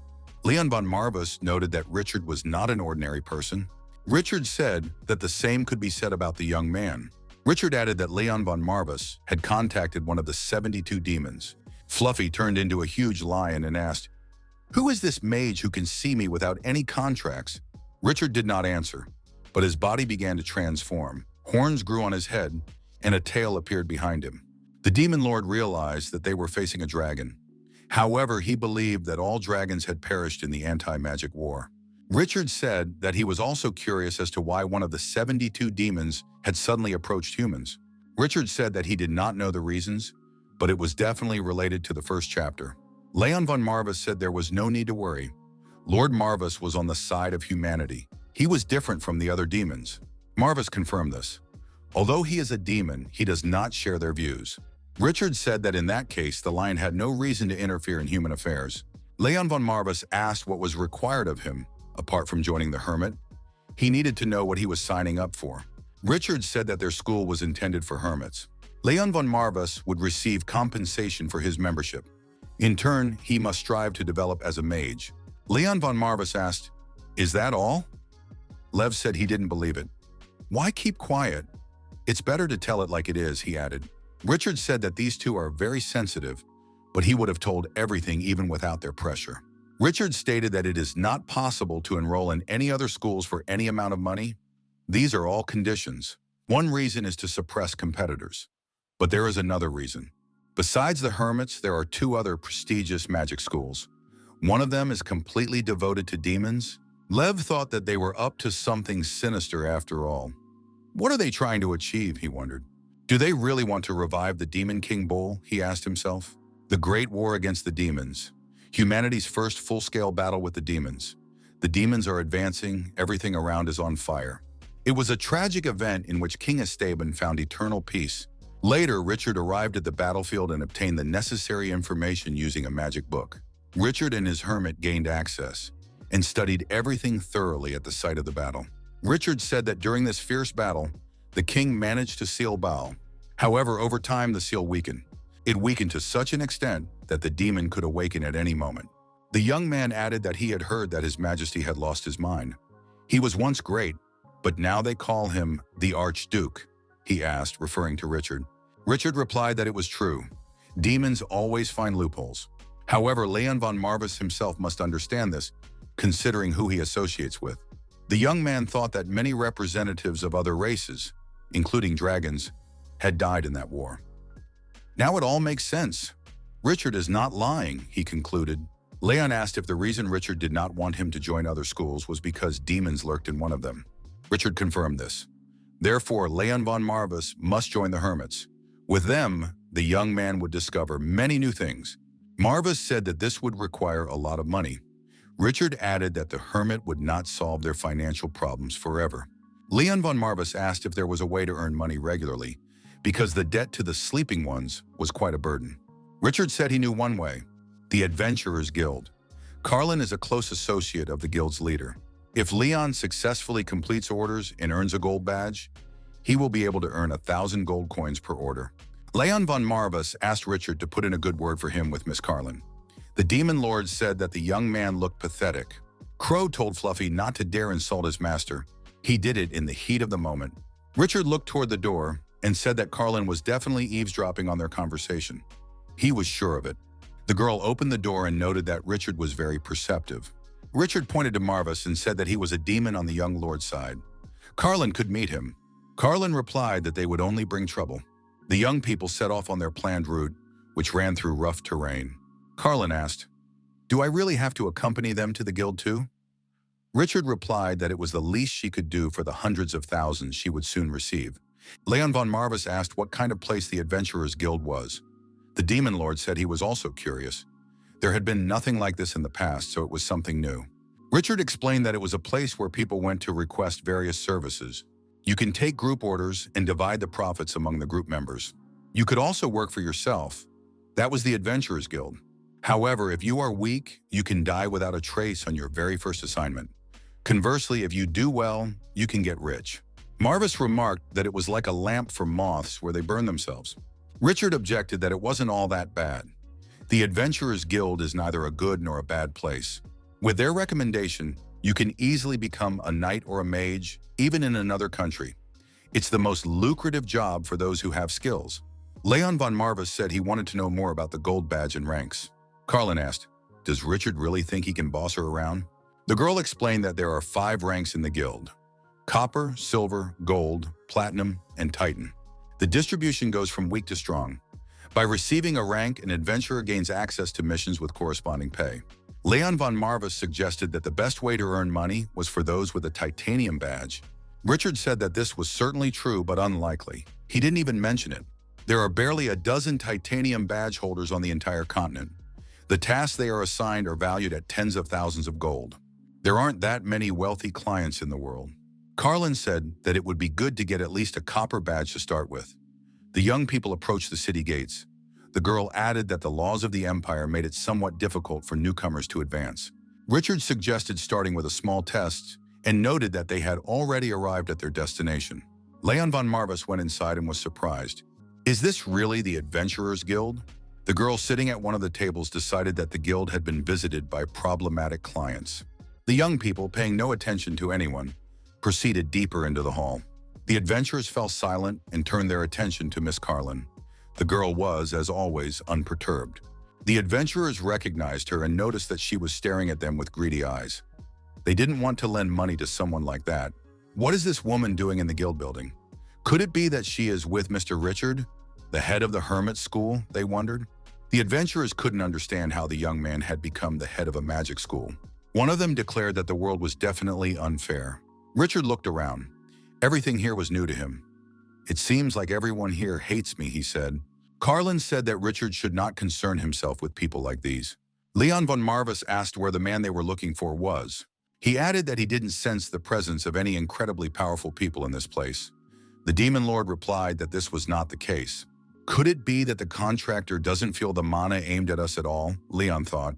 At that moment, the young people were indeed in the center of concentrated mana directed at them. Leon said he could sense something. At that very moment, a girl with a blade in her hand jumped at him. The girl stretched out her arm and put the blade to our hero's neck. Carlin didn't lose her composure and pointed her gun at the attacker's head. Carlin noted that Raleigh had become more aggressive since their last meeting. The girl looked back and reminded him that she had asked him not to call her by her name so thoughtlessly. Leon von Marvis asked Raleigh, "So you're the strongest here?" Raleigh asked the young man who he was. The Demon Lord thought that they were facing a real monster, perhaps much stronger than anyone else present. The young man introduced himself. "My name is Leon von Marvis, head of the House of Marvis." The young people went into a room isolated from prying eyes and continued their conversation. Raleigh said that she had heard rumors about a change in the head of the Marvis family. The girl added that she did not expect to see the head of the family at such a young age. Carlin noted that his magical potential was incredible, and she could vouch for that. The owner of the establishment asked what the aristocrat had forgotten in her modest abode. "The adventure seekers." Carlin replied that circumstances had forced them to do so. Raleigh said that it was very strange for her to see this young man traveling with a demon. Carlin's friends were becoming more and more frightening.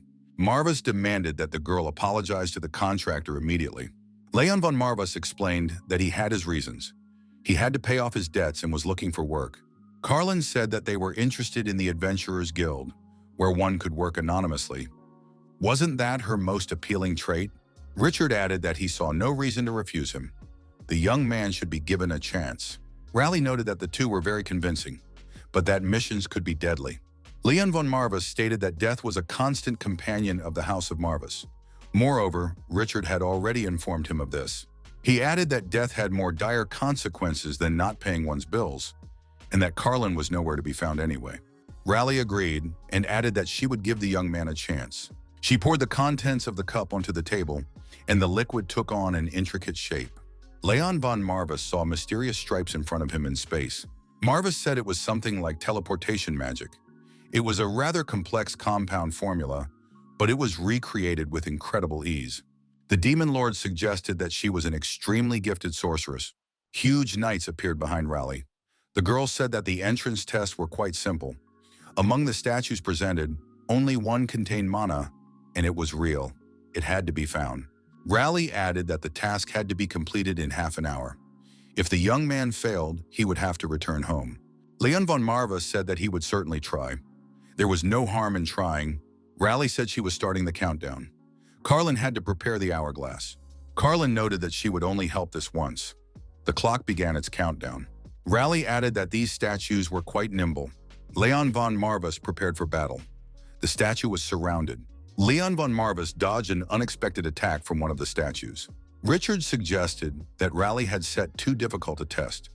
Even experienced wizards would have difficulty passing this test. This young man's talent is outstanding, but he is still too young. Carlin suggested that Leon was a young man who knew all too well what happened to the weak and innocent. The girl noted that his chances were slim, but suggested simply watching for now. The Demon Lord thought that the statues themselves were not very strong, but finding a real golem was almost impossible. The mana embedded in the golem was too insignificant. Crow said that the task was not easy, but even Leo understood that the contractor would fight. The contractor did indeed fight and dodge the attacks of the huge statues. Raleigh was curious to see what the young man would do to prove that she would accept him into the guild at such a young age. Even the great talents of these lands are capable of breaking down. Leon von Marvis decided to call on his skills for help. The young man activated mana extraction, considering this option to be the most effective. The observers watched the developments with interest. Leon von Marvis said that the Demon Lord had taught him that he would not always have abundant magic spells at his disposal. One must be able to cope with what one has. The young man summoned the Spears of Darkness to his aid. Those present could not believe it. Are these really the Spears of Darkness? Carlin said that the young man's mana reserves and control were impressive, but the purpose of the test was to find the statue in which the mana was embedded. It seemed that the young man had failed after all. Richard said that Leon had only one way left to pass the test. If he figured out how to use this method, he would be bound to find the hermit. Leon von Marvis summoned the wandering spirit of the afterlife and told the spirit to hear the call of a direct descendant of the Marvis family. Leon ordered the spirit to open its eyes and rise. The ground beneath their feet shook. Richard noted that Leon had a plan from the very beginning. Mana is identical to life force, which means that a creature filled with it is considered alive.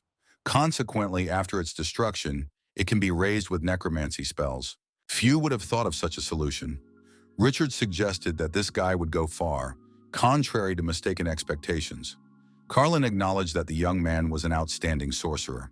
At first, she thought that the most impressive thing about him was his mana, but he also found an incredible use for it in a short time. Raleigh asked the young man how he did it. Leon von Marvis replied that he had simply destroyed everyone else and raised the only living creature. Nothing more. Raleigh asked why the young man decided it was alive. Leon von Marvis explained that according to his knowledge of golems, they are considered alive. Leon von Marvis pointed to the survivor and said that this golem was real, it possessed mana. The young man asked if he had passed the test. Raleigh said that he was simply incomparable. Leon replied that it was just a little tactical thinking, the minimum expected of the head of a noble house. Raleigh said that the young man had passed and that she would give him a silver membership badge. Carlin couldn't believe it. Had Raleigh really agreed to give out a silver badge at the start?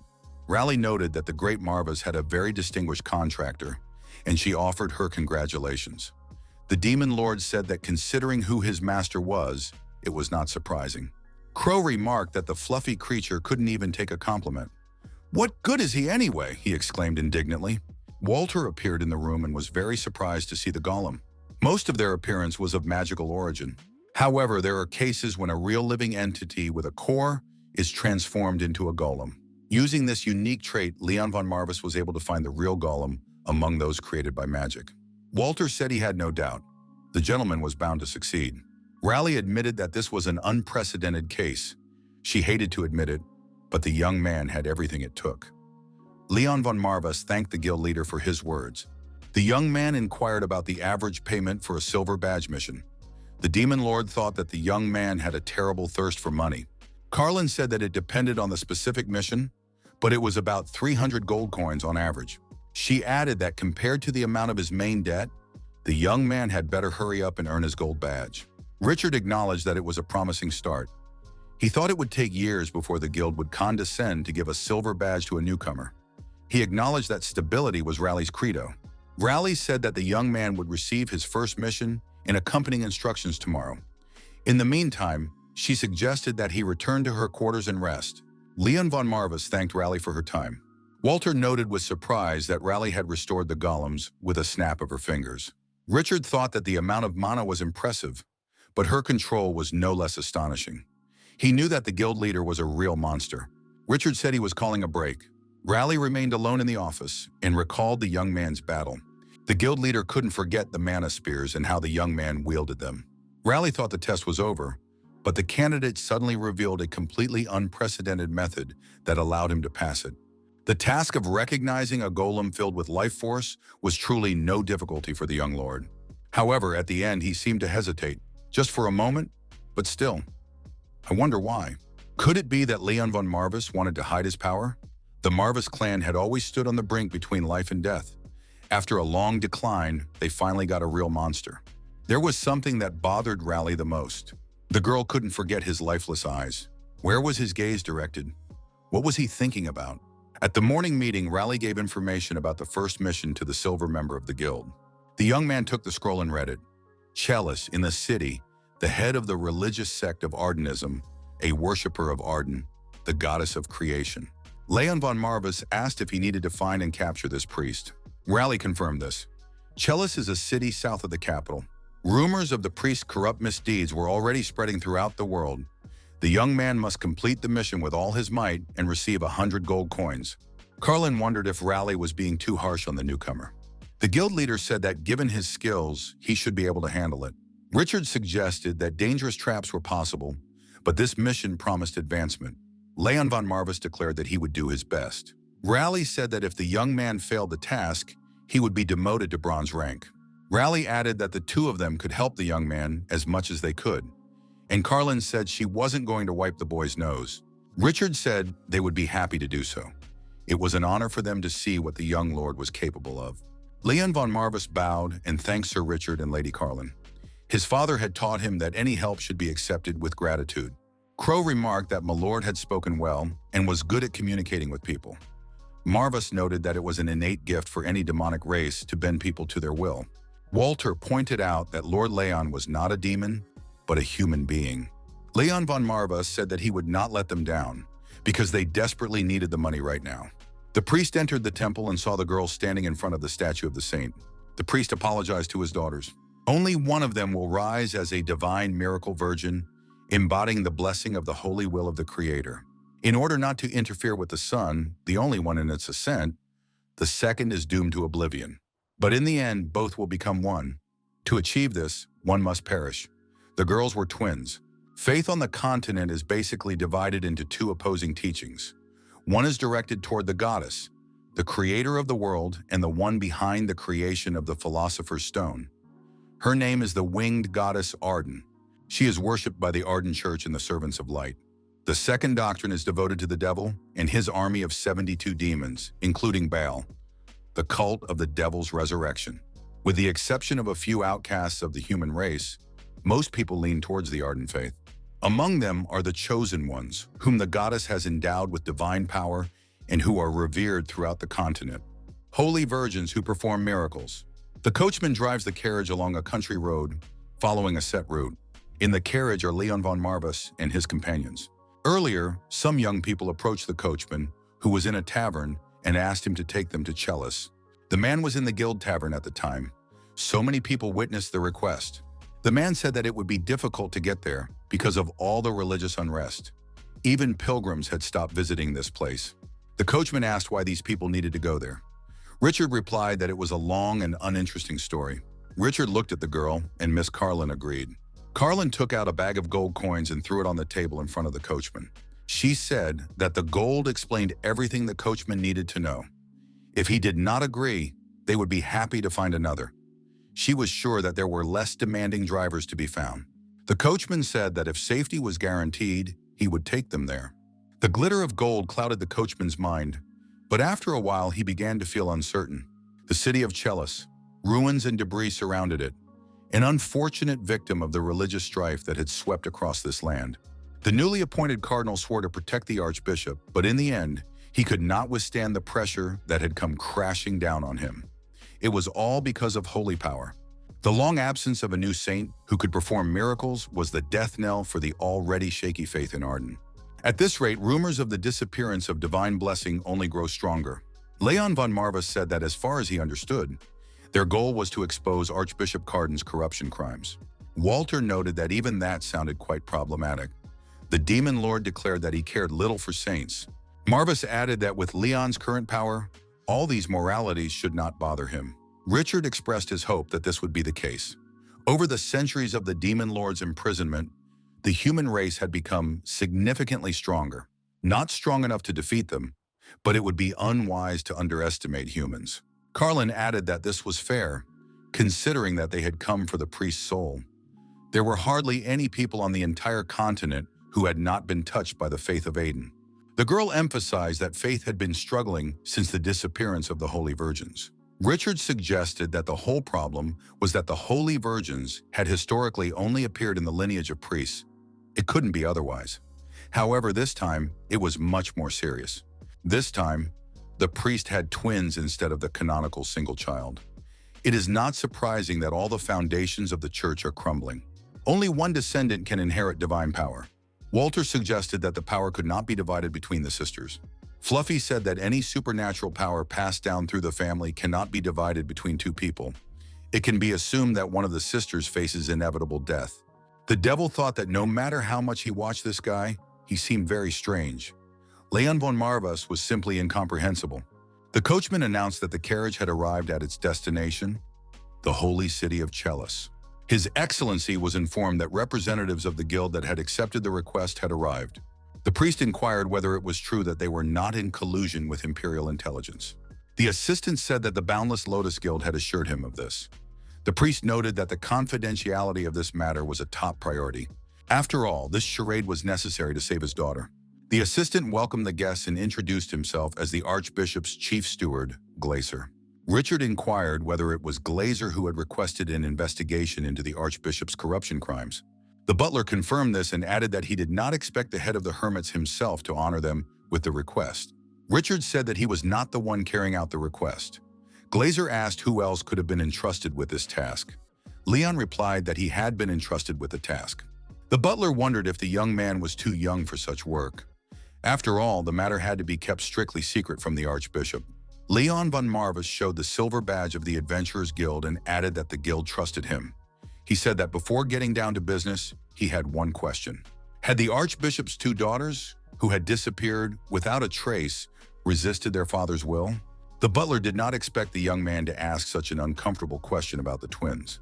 Glazer said it would be better to discuss it in a secluded place, as the story would take quite some time. A secluded place was found, and the conversation continued. The twins were present during this conversation. The butler looked at the young man and was surprised at how far the Holy See had gone. Chalice's influence had indeed weakened recently, but sending such an inexperienced boy on a mission was not the right thing to do. Leon von Marvis, noticing his interlocutor's concerns, told him to put aside his unnecessary doubts right now, before they moved on to the main topic. Leon added that only time would tell whether he would be able to provide the necessary assistance. Glazer thought that he was dealing with a telepath. The butler thought that this spell could be used by magicians of at least an advanced level. Leon von Marvis said there was no need to be hypocritical. Everyone here knew that the request had been initiated by His Excellency himself. So, how about laying all the cards on the table and explaining the ins and outs of the problem to them? Glazer said he understood the young lord. The butler noted that he wanted to explain all the details to those present. Sisters continued to pray in the temple. In the girls' hearts, two halves of something whole shone brightly. The priest wondered if the prophecy was true. His hands trembled. The archbishop wondered what awaited his beloved daughters. The old woman told the Holy Father that the divine power of the saint had been divided between the girls. However, in order to use it fully, only one girl was needed. The priest became angry. He did not want to sign the death warrant of one of his own daughters in order to obtain the full divine power. The elderly woman asked the priest for forgiveness. A young man appeared before the priest in the temple. The young man apologized for the intrusion. He said his name was Caliban and that he was the commander-in-chief of the Imperial Knights. Caliban declared that by the authority given to him by His Majesty, he was announcing his will to Bishop Chellis. The son of the Empire, Emperor Esteban von Arkham, had given the order that there could be no two suns under this sky. The Holy See must undoubtedly understand this. Upon reaching adulthood, one of the bishop's daughters would continue her life as a miracle maiden. The other will submit and serve as an addition to the Holy One's divine power. By burning her in the fire in the name of purification from sin, the false saint. The priest objected, His Majesty is a father himself. How can he demand that his child be burned? Caliban said that His Majesty is a father to all his people. He takes his sacrifice as close to heart as the archbishop. Caliban turned and said he was leaving. His presence was no longer required here. The archbishop fell to his knees. Why was the goddess sending him such trials? The archbishop turned to the goddess Ardan for help. First, she took the twins from his care, and now she wants to take one of them away. The priest asked what sin he had committed to deserve this. The guests listened to this story. Richard noted that for many decades there had been no miracle maiden capable of inheriting divine power. And now the bishop had twins who had equal rights to Ardan's blessing. Therefore, the divine power was divided. The butler said that he wanted to save the lives of both of His Excellency's daughters. That was why the request had been sent to the guild. Glazer added that he understood perfectly well that this was a crime against the emperor's will. Leon von Marvis said that he had listened to the story and wanted to speak directly with the victims of the tragedy. The young man clarified that he wanted to talk to the girls alone. The others left and only the three of them remained in the room. Leon von Marvis addressed the girls. Is there anyone among you willing to sacrifice your life for another? The demon lord asked where the contractor's tactfulness had gone. The young man replied that sometimes tactfulness comes at the expense of effectiveness. Leon said that he was ready to search diligently for a way for both of them to survive, but that this would not spare their family from the emperor's wrath. Therefore, in the worst-case scenario, one of them would have to make a terrible sacrifice. Leon clarified once again, is one of you willing to make a sacrifice of her own free will? People came up with the lofty nickname Holy Wonder Maidens, although there is nothing grandiose about them. One of the sisters said that they were nothing more than bearers of a curse from birth. Once upon a time, demons attacked Earth. People fled in fear, seeking salvation. Sacred virgins were needed at all times. The priests did not know what they could do to counter this demonic threat now, without divine light. The knight protecting the priest said that His Excellency had better leave. It was dangerous to stay here now. The archbishop declared that the devil's spawn would not deserve his forgiveness in this life or the next. Those who turn their backs on divine will get what they deserve. The priest sat by his wife's bed. The woman said that the goddess Ardan was protecting them. The archbishop thought it was an honor, for their child would become the next holy maiden. However, great honor usually comes with great responsibility and duty. The priest admitted that this frightened him. He was afraid that his child, although receiving the proper honors of a holy virgin, would also be used as an instrument of faith. The woman told Caperton not to worry. She would raise their child to be strong enough and teach her herself. The woman asked for permission to name her daughter Alicia. The name was given in the hope that people all over the world would be able to enjoy paradise on earth. Elysium. Unfortunately, not everyone is given the opportunity to enjoy the mother's wisdom in person. A difficult childbirth exhausted her strength. The woman gave birth to twins and left this world without even having time to greet her daughters. The storyteller said that their tragic fate could not be denied. From birth, they were accompanied by misfortune, and it was inevitable that it would mark their end. It was a cruel joke of fate that could not be remedied. Such was the trial sent to them by the goddess. Truly, that was the case. Leon von Marvis listened silently to the sister's story. One of the girls said that she humbly bowed her head. However, each of them agreed to disappear. The girls began to explain to each other the reason why each of them had to leave this world. One of the girls said she did not want to hear such things from her sister. Leon von Marvis said that he would not pretend to understand much about the matter, but he wanted to summarize. Were they both willing to sacrifice their lives? Then he did not understand what the problem was at all. The demon lord was surprised. Had the contractor forgotten? He had to find a way to save both lives, not leave them to fate. If both died, the young man would receive no reward at all. Leon von Marvis said that the Lord of Demons was, as always, perceptive. His wisdom could not be denied. Leon von Marvis told the girls that he would only accept an outcome in which they both survived. The sister said that the young man would be rewarded for his efforts. The girls asked only that their father not suffer. It didn't matter what happened to them. The archbishop was not to blame for anything. He had always done his best in his position. Leon von Marvis said he understood. In that case, the girls should tell him about the trials they had endured. The sister said that one of them had only 2 days left. Until there was another plan, she would make this sacrifice. Leon von Marvis thought that there was no time left to think. He intended to find out if there was any reasonable way out of the situation. Richard suggested that they first make sure that the girls had the marks that distinguish saints. Leon von Marvis asked the girls to show him the marks. The girls said that their place was very unusual, so everyone except the lord and lady had to leave the room for a few minutes. Carlin said that wherever these marks were, she would insist that this mage be shown the door. Richard was indignant. What did Carlin mean? After all, he was the only archmage here. Carlin explained that she could easily recognize the distinctive marks, but she would not allow anyone to stare at the girls. The sisters showed their marks to Leon and Carlin. The young man admitted that it was definitely impossible to extract or transfer the power of the Sacred Virgin through magic. The demon lord said he saw only one solution. It might take time for people to accept it. Leon von Marvis declared that one of them would have to die. He saw no other way. The demon lord noted that he had never seen such a look in the young man's eyes before. He assumed it was anger coming from the depths of his heart.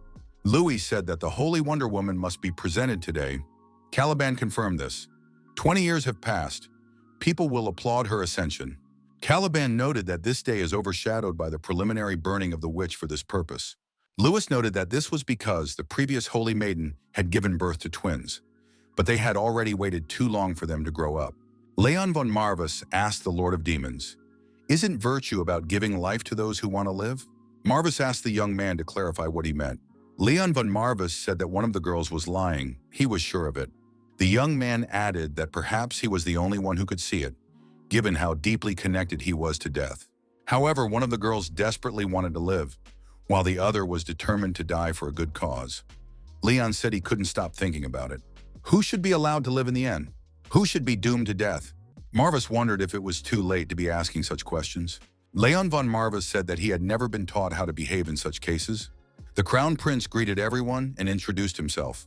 His name was Duis von Arkheim. Louis said that with the authority given to him by His Majesty the Emperor, he was going to witness the appearance of the new Holy Virgin. The townspeople began to cheer the prince, but the young man asked them to calm down. Louis noted that today they would be enveloped by the darkest and most hopeless night that people had ever seen. Nevertheless, darkness would give way to light, and the world would receive its miracle, a maiden. For this to happen, they must burn the nameless witch. The prince said that there could not be 2 suns in the sky, just as there could not be 2 holy maidens chosen by the goddess Ardan. And yet the Holy Father had 2 daughters in order to sow discord on the continent. This is clearly the work of the devil. In the name of His Majesty, justice must be restored before everyone's eyes. The witch must be punished. The Crown Prince looked at the sisters and said that they were very beautiful. He added that if one of them were not a witch, he would be willing to take her as a concubine for her face alone. Louis patted the priest on the shoulder and walked past him. The archbishop asked the young man if there was any hope of saving his daughters. Leon von Marvis replied that it was almost impossible. However, since the subject had come up, he had something to ask His Eminence. The girl told her sister not to cry. She had always known that she would have to sacrifice herself for the common good. Her sister replied that they had done nothing to deserve such a fate. Could their very birth be considered a sin? The sister added that the ways of the goddess were inscrutable, and yet they were obliged to follow her will without hesitation. Only then would the prophecy be fulfilled. They could not falter. It would be easier than the bitterness that had befallen them at birth. Now at least they had a choice. Caliban ordered the witch to be bound and placed on the pyre. The sisters said goodbye with tears in their eyes. One of the girls fell to her knees and begged forgiveness for being insincere. She was grateful that her sister would die in her place. Leon von Marvis appeared behind the girl and began to activate the concentrated mana, using his unique abilities. Under the external influence, the girl lost consciousness and fell to the floor. The demon lord asked the young man if this was really the best solution he could come up with. The young man answered in the affirmative. Even if it was far from the concept of best, he saw no other way. The girl was tied to a pillar in the middle of the square. The sentence was about to be carried out. The executioner, torch in hand, set fire to the place of execution. The fire began to engulf the entire structure. The crown prince said that this was the moment of the true saint's ascension. To some extent, it was the prince's duty to suppress the voice of doubt. Caliban said that no one would dare to question the prince's greatness. The entire empire would see that those who defied the rules would meet only destruction. Dawn was near. The girl screamed in pain. Her body was engulfed in flames. Leon von Marvis and his team watched silently. Carlin said that Leon's methods shocked her a little. Was this really the only way? Richard admitted that it wasn't the best ending, but overall it wasn't a complete failure. Leon von Marvis reminded him that the bishop wanted his daughters to live. The young man did not even presume to judge the depths of the archbishop's despair. He did not know his eminence well as a person, but the priest wanted both girls to survive, no matter what. Even if it meant sacrificing himself, he was happy to see them both until the very end.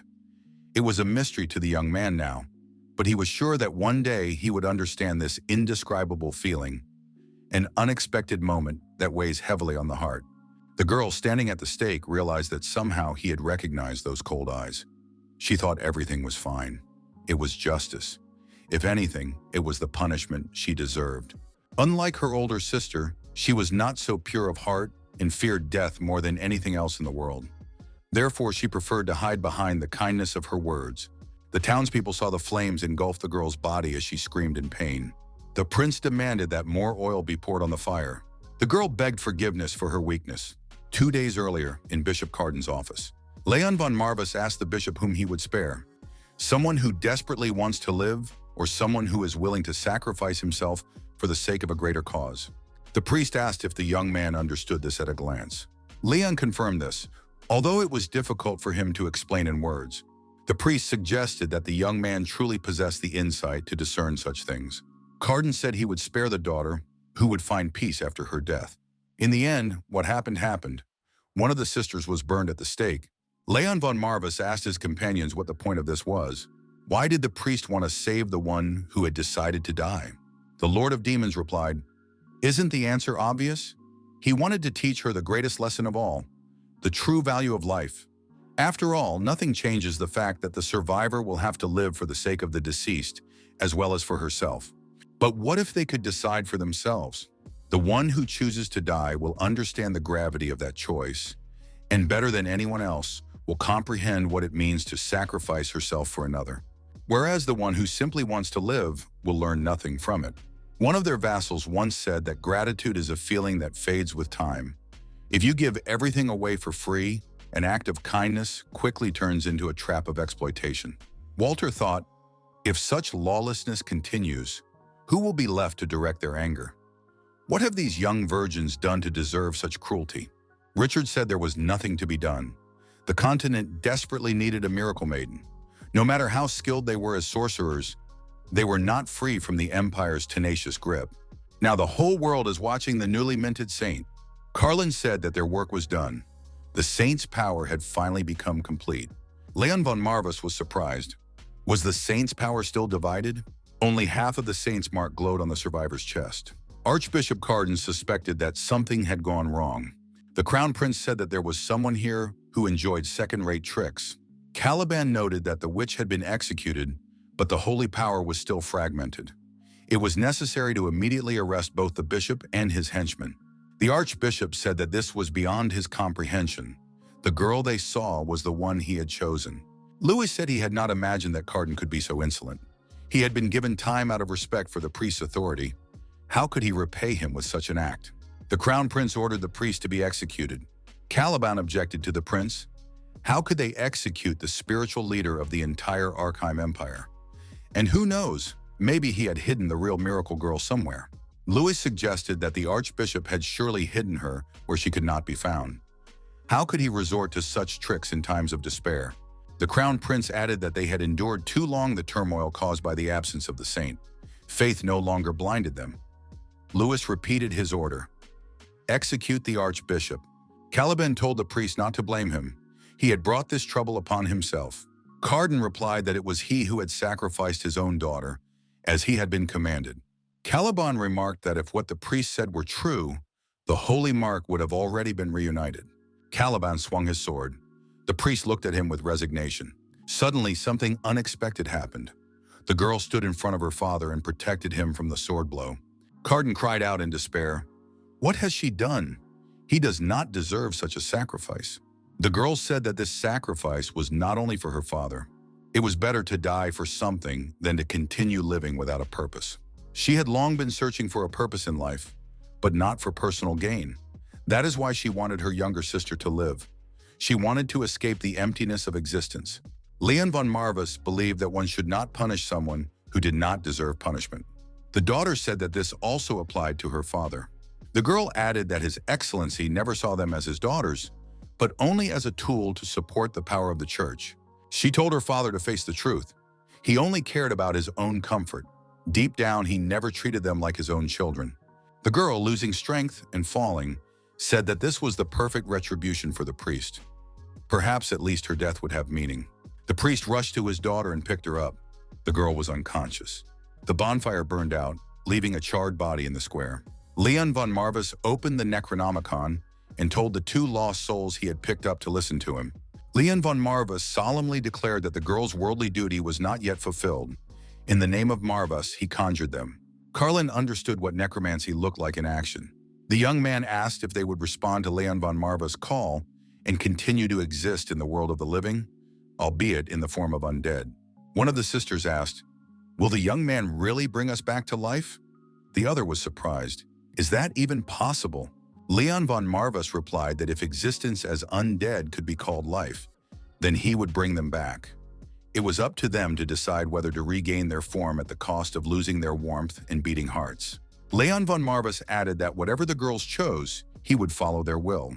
The girls asked what the gentleman would require in return. The young man replied that, as harsh as it might sound, he asked them to become his loyal subjects. The girls said that it was not rude, but honest. It would be much more suspicious if the gentleman did not ask for anything in return. Leon von Marvis said he took that as consent. The young man added that he conjured these two lost souls in the world of the dead to serve him, the true heir to the house of Marvis. Were the girls ready to swear allegiance to him until the end of their existence? The sisters exchanged glances and gave a positive answer. The young man declared the contract sealed. He expressed his hope that their agreement would give the girls the comfort they had so long and desperately sought. Leon said that he truly wanted them to find what they desired when their term of service came to an end. Archbishop Ardan continued to sit near his daughter's body with an expression of deep sorrow on his face. The Crown Prince and Caliban continued to watch the priest. Caliban felt a sudden sensation of a powerful magical discharge somewhere nearby. What could it be? Could there be another powerful mage nearby besides Prince Louis? The Lord of Demons asked the young man how he could take subordinates without even consulting him. Upon his return, he would receive a lecture that would last a lifetime. Leon von Marvis said that he had managed to keep the girls alive, so to speak. Walter acknowledged that it was a very skillful approach by his lord.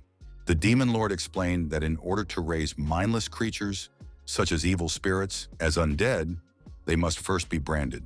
The thing is, they are too unpredictable, so branding works better than subjugation. Leon von Marvis asked the Lord of Demons how best to subjugate a sentient being to his will. Fluffy replied that it was necessary to convince the spirit to serve voluntarily, using its attachment to the world of the living. Attachment and resentment usually prevent them from crossing over into the afterlife. A necromancer can help them resolve their earthly grievances and, in return, borrow the power they possess. In other words, it is subjugation. Leon von Marvis said he understood everything, and now it was up to him to decide whether to grant their request or not. The demon lord noted that the stronger their resentment, the more powerful they themselves are. The young man must remember this well. Necromancers are not just vultures eager to exploit the powers of the undead. Leon von Marvis opened the Necronomicon and said that as Lord of the House of Marvis, he was calling upon them. Alicia and Helen must answer the call of their lord. The next moment, one of the girls appeared before Leon von Marvis. The young man was surprised. He had summoned both of them. Why did only one of them come? Fluffy said, "Isn't it obvious? They were originally meant to be born as one person. After their death, their spirits merged and became one." Walter suggested that something had changed in their behavior. Something was definitely wrong. Leon von Marvis asked who was standing before him, Alicia or Helen. The girl said that at the moment, he was looking at Alicia. Leon asked if they could change whenever they wanted. The girl confirmed this. Alicia noted that there was one problem. Helen refused to serve this dandy. The girl said she would rather return to her charred body. Richard said that it was just a change of souls. Helen had hidden her true self while she was alive. Helen looked at Richard and told the handsome man to keep quiet. She was now talking to His Excellency. Leon von Marvis asked what skills the girl could offer him. The young man noted that useless undead would be returned to the other world. Helen said that the gentleman expressed such frightening things in a very mundane way. However, he had nothing to worry about.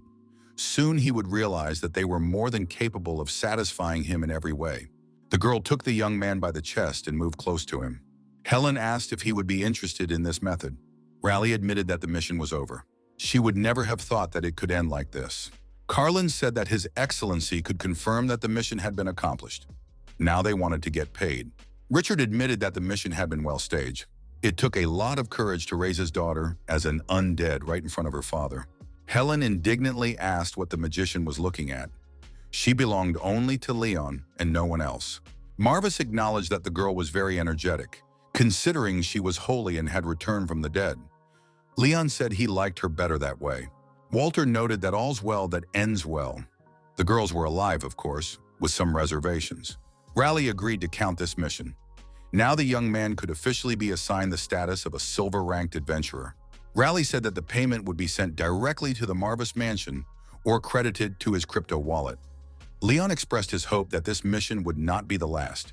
Raleigh promised that the young man would be the first to know if a mission worthy of him appeared. Carlin said she could vouch for those words. Raleigh doesn't make promises lightly. If Lord Marvis had anything to worry about, it was the timely repayment of his loan. Leon noticed the blatant hypocrisy he saw in Lady Carlin. The Demon Lord said it was necessary to move on. There are two personalities inside this lady, Alicia and Helen. First, it is necessary to find out what powers the newly minted servants possess. Carlin said that they were forced to insist on providing as many services as possible to Lady Raleigh Finelli. Caliban kneels before the Emperor and his son. The magician says that His Excellency refuses to eat or drink, completely immersed in despair. The loss of his daughters had greatly affected him. Louis wondered why the priest was so upset about a couple of children when he was still capable of fathering a dozen more. Only a weak man would allow despair to consume him. Louis asked, did the priest really not care how badly he had let His Majesty down?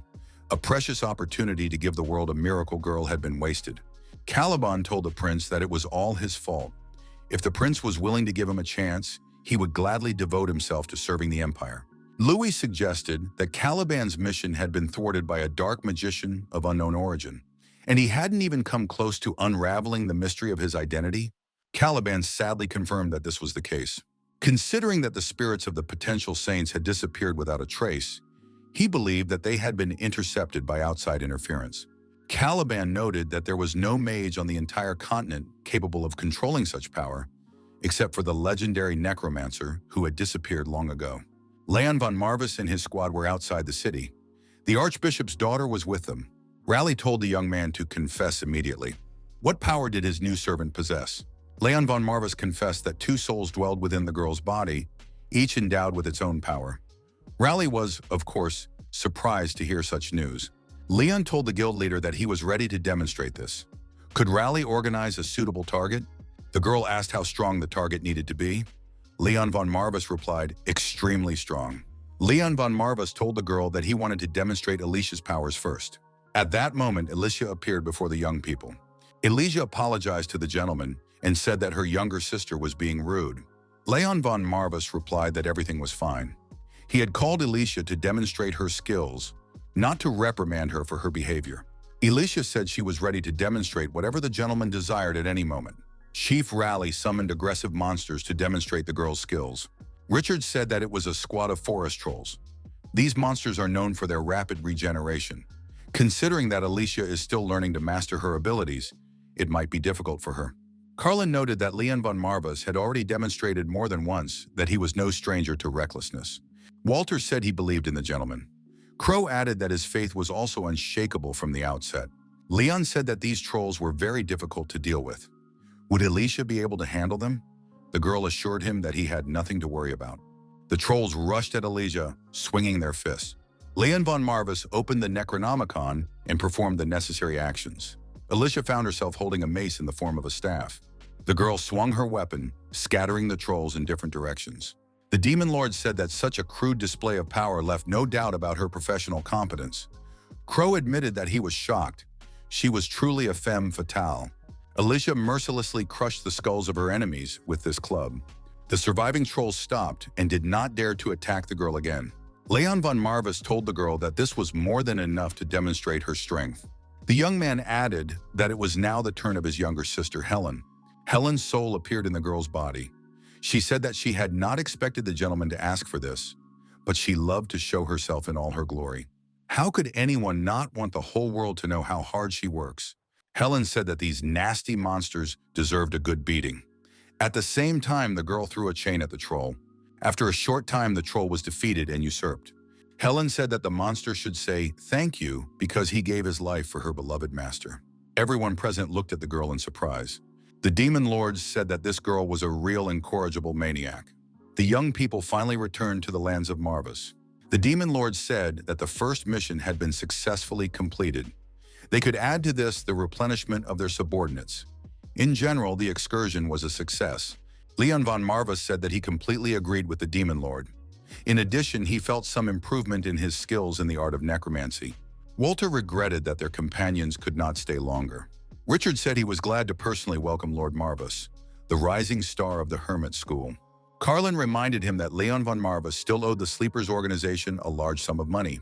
The young people shook hands. Their journey together had come to an end. Richard said that unfortunately, he could not be away from the school for long. Carlin added that she still had many debtors from whom she needed to collect money. Before leaving, Carlin turned to Walter.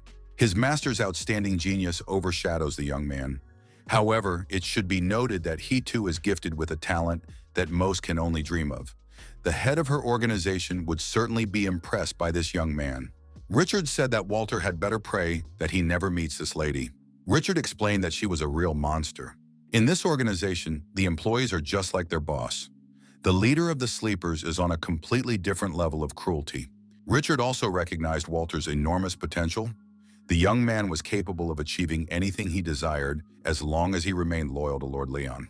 Walter thanked Carlin and Richard. He admitted that he did not often hear kind words about himself from others. Leon von Marvis said that this young man was definitely the most outstanding of his subjects. Leon added that Walter's potential could exceed all his expectations, and he planned to help the young man reveal his full potential. Richard smiled. When Lord Marvis spoke with such confidence, it was wonderful. Now it was time to say goodbye until the next time chance brought them together again. Leon von Marvis acknowledged that it was best to say goodbye with a smile on his face. Carlin hurried them along and said it was time to move on. If Leon was now a full member of the guild, she hoped that paying off the debt in a timely manner would not be a problem. Richard said that there was no need to part on such a tense note. Carlin remarked that there was hardly anything she hated more than small talk and company. The girl again expressed her hope that Leon would be able to pay his bills when they next met. She wished him a safe journey. Leon von Marvis watched Richard and Carlin walk away. The townspeople were very happy to see that their lord had returned. It meant they had not been abandoned. Leon von Marvis did not understand why people looked so surprised. Poulin saw his master from afar and rushed toward him with cries of joy. Suddenly, the young man heard a loud female voice directed at him with indignation. The girl asked why Leon had left the estate for so long. Leon was surprised. Could it be Diana? Leon von Marvis suggested discussing it inside. The Demon Lord agreed. The Demon Lord said that this girl was a childhood friend of the young man. She was also the heiress of the noble house of Varisha. Leon von Marvis, his assistants, and the heiress of the house of Varisha gathered around a table to discuss the situation and the current circumstances. Leon von Marvis said that the girl was a remarkable spirit summoner. She was always ready to help him. Crow said that the gentleman was a real Casanova. Did he really want another beauty in his entourage? The girl said that she was extremely puzzled. She never thought she would see Lord Leon, who was like a brother to her, in the company of a demon. What should she think now about such an unholy alliance? The demon lord said that the girl could think whatever she wanted. Pullen admitted that it was a long story. Crow added that there was nothing that could be done about it now. Walter told Lady Diana that it was difficult to explain. Diana replied that she still didn't understand. Why get involved in such difficulties? Diana asked how Leon had come up with the idea of leaving the estate without giving any reasons and joining some guild on his own. His subjects were completely desperate, believing that the Lord had abandoned them in difficult times. Leon admitted that he had no excuse and thanked Diana for looking after the estate in his absence. Diana said she couldn't abandon Pullen to his fate. Besides, she had been told that Leon would soon return to power. Leon von Marvis asked if there was another reason Diana had come to see him. The girl replied that she had come to make sure that everything was in order, because there was not much time left. Leon understood what she was talking about, didn't he? Diana told the young man to bend over and slapped him. This was punishment for forgetting such an important matter. Leon von Marvis wondered what important matter she was referring to. Diana explained that it was about a gathering of aristocrats. All the noble houses were invited to a grand celebration. In addition, they must attend the ball as partners, because they are engaged if Leon has not forgotten. The butler reminded the young gentleman that the day of the gathering of aristocrats was approaching. The young man said that it was very tiring. Couldn't his older brother attend instead? He didn't understand why it was necessary. The butler clarified that 3 noble families of darkness must be present at the gathering. Moreover, it was a wonderful opportunity to prove that the youngest descendant of the Reinhauer family was not an outcast in high society. Pullen helped his master, Lord Marvis, prepare for the important event. Diana Varitia stood nearby and watched the process. She was the future marquise and rising star of the House of Varitia, a longtime ally of the House of Marvis. She was our hero's betrothed. Helen was disappointed. How could her master do such a thing? She thought he was the only faithful man in this world of debauchery. Diana told Helen to calm down. Their engagement was just a formality. Diana added that a self-respecting aristocrat would marry a more mature man. She was only interested in mature, wise men. The demon lord said that Diana was behaving inappropriately. Crow noted that everything must be done for the good of the master. Pullen explained that Leon and Diana had been like cats and dogs since childhood, bound by obligations. Their respected houses were proud of generations of friendship, which meant they were forced to survive in such a close relationship. Leon asked if Milady could let go of his collar as a sign of respect for their close bond.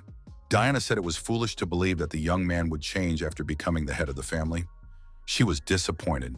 He was still the same boy she knew. Leon von Marvis remarked that someone who changes with the wind cannot be trusted. Diana said that Leon was sharp-tongued as always. The girl told Leon to use his eloquence to calm his frightened subjects. She added that the apple doesn't fall far from the tree. Diana fell silent abruptly, remembering the young man's father. Diana turned around and apologized to Leon. The young man said she had nothing to apologize for. His father had no regrets until the very end, and neither would he. Diana noted that Leon was as stubborn as ever. But even so, he couldn't miss the upcoming events. She understood the young man because she couldn't stand them either. Be that as it may, the House of Marvis had defeated the Sylvesters in the war between noble houses, thus justifying its ducal title. It was time to introduce themselves to the public and establish social connections. Leon von Marvis said he agreed. He had not failed to notice the contempt with which the other great houses treated them. Walter said that the master would finally receive the recognition he deserved. Crow noted that this was wonderful. The master was wise enough to choose the best. Leon von Marvis said that he would definitely join the upcoming celebration. The whole nation is rejoicing and celebrating. Everyone is in high spirits. One of the guests asked if it was true that the Sylvester family had lost the last territorial battle. He had heard rumors that Count Alan had suffered a crushing defeat. Another guest asked who exactly the Sylvesters had lost to. The man replied that the Sylvesters had lost to the Marvises. Could it be that the Marwas had won? But in recent years, things had been going badly for them. Where did they find the strength to fight? The guests saw that Leon von Marvis had arrived. That meant they could ask him personally. Leon said that it was even noisier here than he had expected. He still didn't like lavish receptions. Diana said that she didn't like it either, but that it was the duty of aristocrats to appear carefree. Leon von Marvis smiled and thanked Diana for the reminder. The girl had known Leon since childhood, but their last meeting had confused her. His zeal to fulfill his duty as head of the family is so great that he would now jump into the lion's mouth for his home. Does he really want to become such a person? Leon asked his companion if the others could manage on their own. Walter said that their talents had yet to blossom in all their glory. Diana said that a 14-year-old boy should worry about his own talents. The young man noted that in terms of social status, he had already surpassed Diana. A young man approached the young Lord Marvis and greeted him. Leon von Marvis asked what this man wanted from him. The young man replied that he didn't really need anything. He was surprised. Had this guy really defeated Alan? Although he was only a count, by aristocratic standards, his military power was comparable to that of an entire duchy. The young man said that he had heard strange rumors about the young man's victory in a noble war against Count Alan de Sylvester. It even sounded strange. Leon von Marvis asked what was so strange about it. The young man said that Marvis was too arrogant, especially towards that girl. He apologized and added that it was difficult for him to even imagine. If the rumors were not exaggerated, the young man would be happy to appreciate Marvis's strategic thinking. Leon replied that he had taken Alan's life. Leon von Marvis repeated that he had destroyed Alan de Sylvester, and that was all. That was his duty as head of the Marvis clan. As for strategy, he could not share it here. Leon von Marvis added that if the young man ever stood in his way, then he would see how well his opponent had mastered the art of tactics. Young Lord Reinhaver watched the dialogue. He decided that finally there was some worthy entertainment. The guests were surprised. What was all the noise about? Apparently, the young Lord Marvis had decided to make a fool of himself. Another guest remarked that the Marvis family had already attracted a lot of ridicule. Leon von Marvis looked silently at these guests. The Demon Lord said that they could talk as much as they wanted. It meant nothing and was not even worth paying attention to. Leon decided to interrupt the conversation. His interlocutor said that Lord Marvis was recklessly provoking others. However, if it was a mockery of the Barella family, then he was obliged to hold Marvis accountable. Leon von Marvis said that it was not a mockery. If anything, it was his interlocutor who was the first to mock Marvis' victory. The young man added that Lord Marvis responded with an outrageous remark, which in these circles was tantamount to a declaration of war. Diana suggested that the young people calm down. She said that Lord Riva, being a representative of a branch of the Beryl family, had no right to speak on their behalf. He was not even an heir, but for some reason he had picked a fight with the rightful duke. Diana added that by aristocratic standards, this was a clear sign of disrespect. Was Lord Rivai prepared to answer for this with the full force of the law? Rivai said that one victory does not change much. The young man added that this also applies to Lady Diana Varisha. The girl replied that she might have been frightened by this ominous warning if it had come from a frightening person, but fortunately he was not worth it. A young man approached the disputants and told Riva to spare everyone his screams. Rivai was indignant. Who dared to insult him from behind? Leon von Marvis thought that suddenly there was no trace of truth left in this guy after he turned around. Who was this guy? His appearance seemed familiar. Reinhover asked if Riva was so stupid that he had forgotten who was in front of him. The Demon Lord told the contract to be careful. This guy is the most dangerous of them all. Reinhover wondered if Rivai deserved to be crucified in front of him. Walter asked Pullen if Leon and Diana could handle it on their own. Pullen replied uncertainly that they should be able to handle it, even though it was their first social event of this scale. Walter said that didn't sound convincing. Pullen admitted that he was worried because their master was sometimes too carefree. Pullen added that Leon could be involved in a scandal, and they wouldn't even know about it. The assistant added that, fortunately, Lady Diana was accompanying the young master. She was capable of handling his brashness. Walter asked what Sir Pullen knew about this girl, apart from the fact that she was his master's fiancée. Pullen admitted that it was nothing really. Diana was more like an older sister to the young man. Besides, there was a significant age difference between them. Pullen added that they owe this girl a great deal for taking care of the dreamy boy for years. Their relationship is more like family than romantic. Pullen said that Diana was the last reason for doubt at this event. He had heard rumors that the sleeping dragon of Arkheim's high society would be attending this gathering of nobles. Walter thought that this was the first time he had heard of this person. Pullen said he was a cheeky young gentleman whom everyone avoided. He belonged to one of the 3 noble cities of darkness, like Lord Leon, the younger son of the Reinhauer house, whose family had long since eclipsed the weakened Marvis family. His name was Knox von Reinhauer. Reinhover told Riva to remember that name well if he wanted to keep his limbs intact until the end of the evening. Ruvai apologized and said that he would not have raised his voice if he had known that he was in the presence of a descendant of such a distinguished family as the Reinhovers. Knox poured wine on the frightened Riva's head and said that he was a boring dandy, just as he had thought. It was a waste of good wine in his time. Reinhover left the overturned glass on the frightened young man's head. Riva once again sincerely apologized and begged for leniency. Leon von Marvis asked if they knew each other. Reinhover was surprised. He thought Marvis had already heard of him. Diana named the young man Knox von Reinhauer. She added that he was a young gentleman of the great house, which opposed the noble houses of light.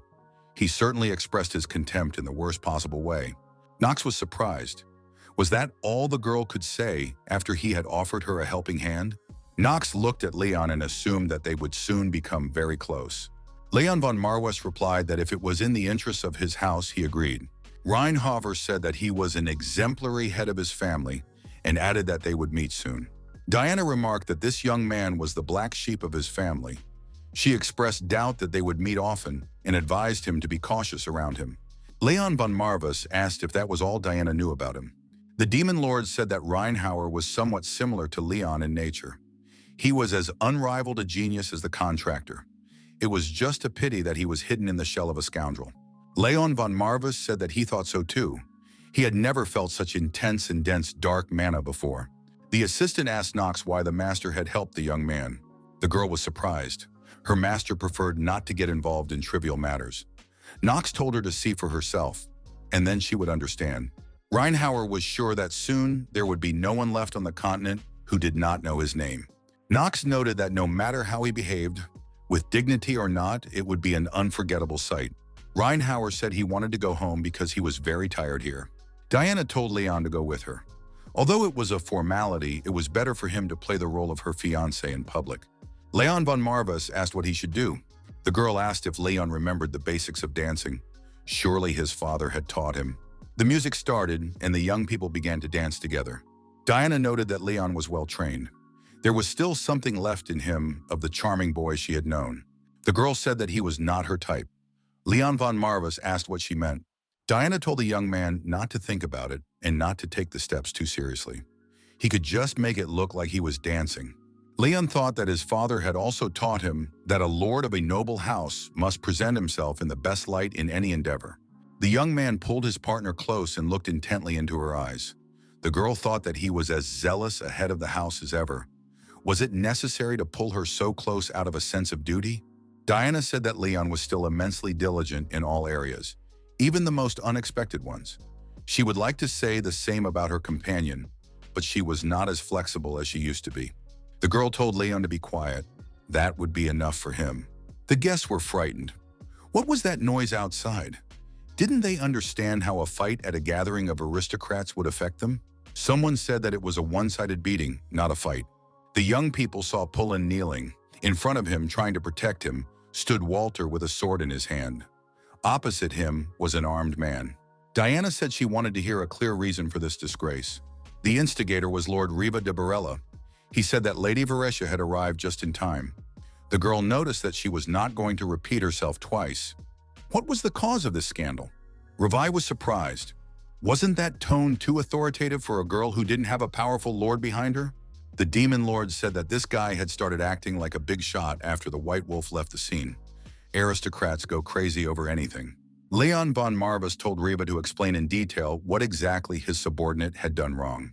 Rivai hesitated and didn't know what to say. His assistant asked if everything was all right with his master. Rivai yelled at his assistant and told him to shut up immediately. He was a completely useless, insignificant clown. Rivai remembered how it was. Walter said that aristocratic gatherings were simply a convenient opportunity for young ladies and gentlemen to socialize and make connections within their league. Pullen agreed and added that now, given how much the reputation of the Marvis family had weakened, such events were especially important. He also noted that this was another reason to thank Lady Diana. It was extremely kind of her to accompany the gentlemen to the reception. Walter suggested that they cherished each other greatly.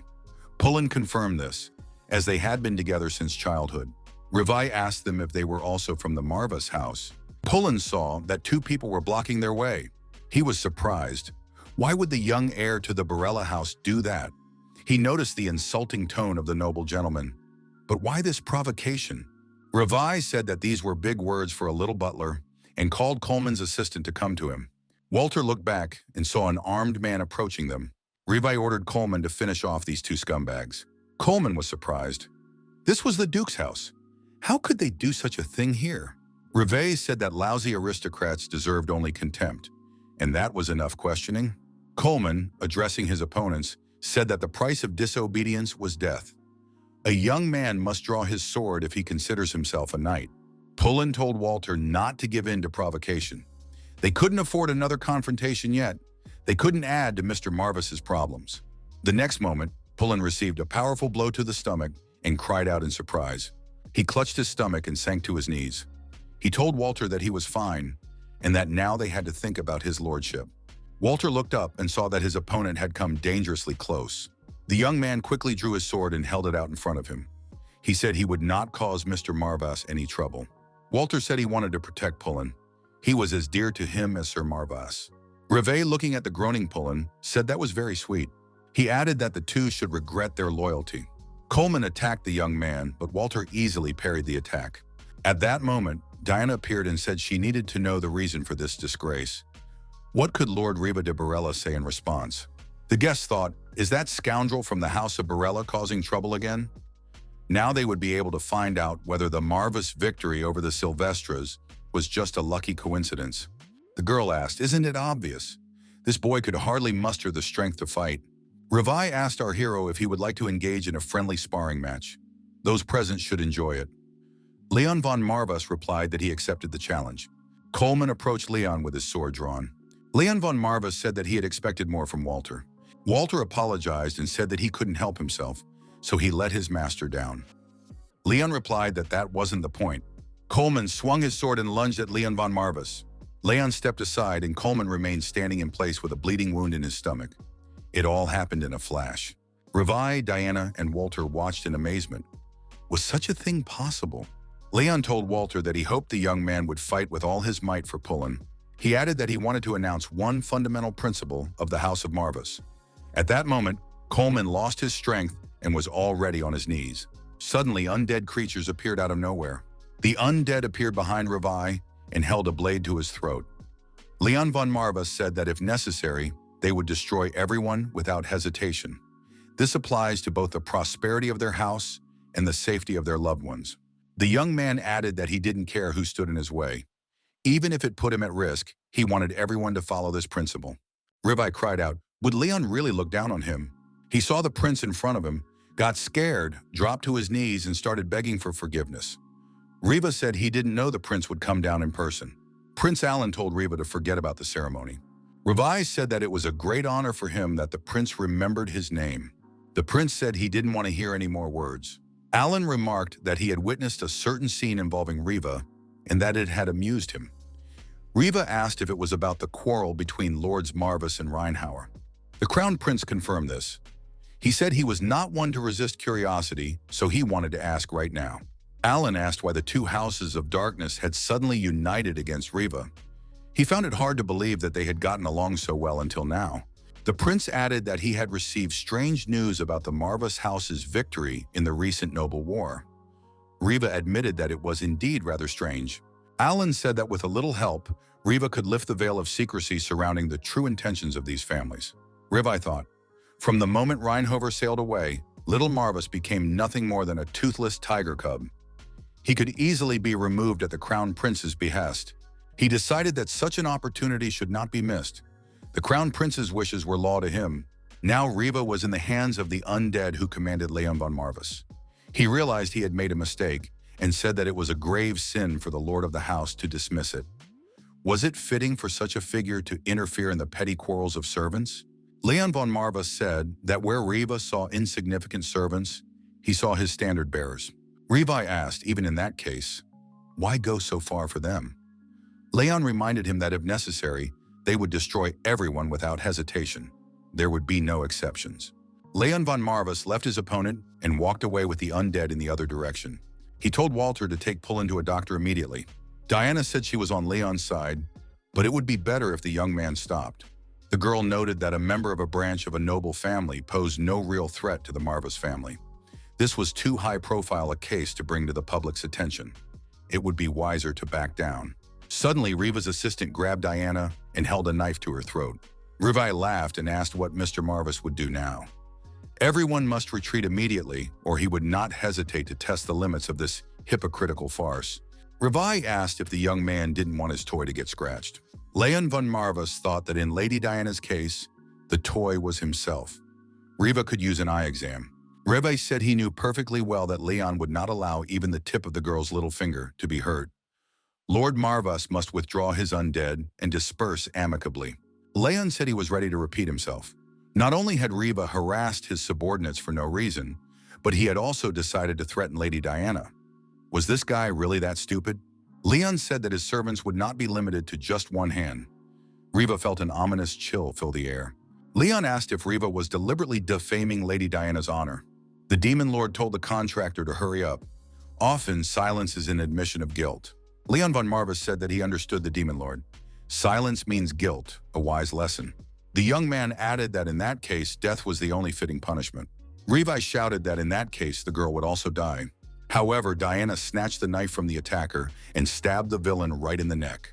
Leon von Marvis, ignoring this, began to summon the undead again. His bleeding assistant fell.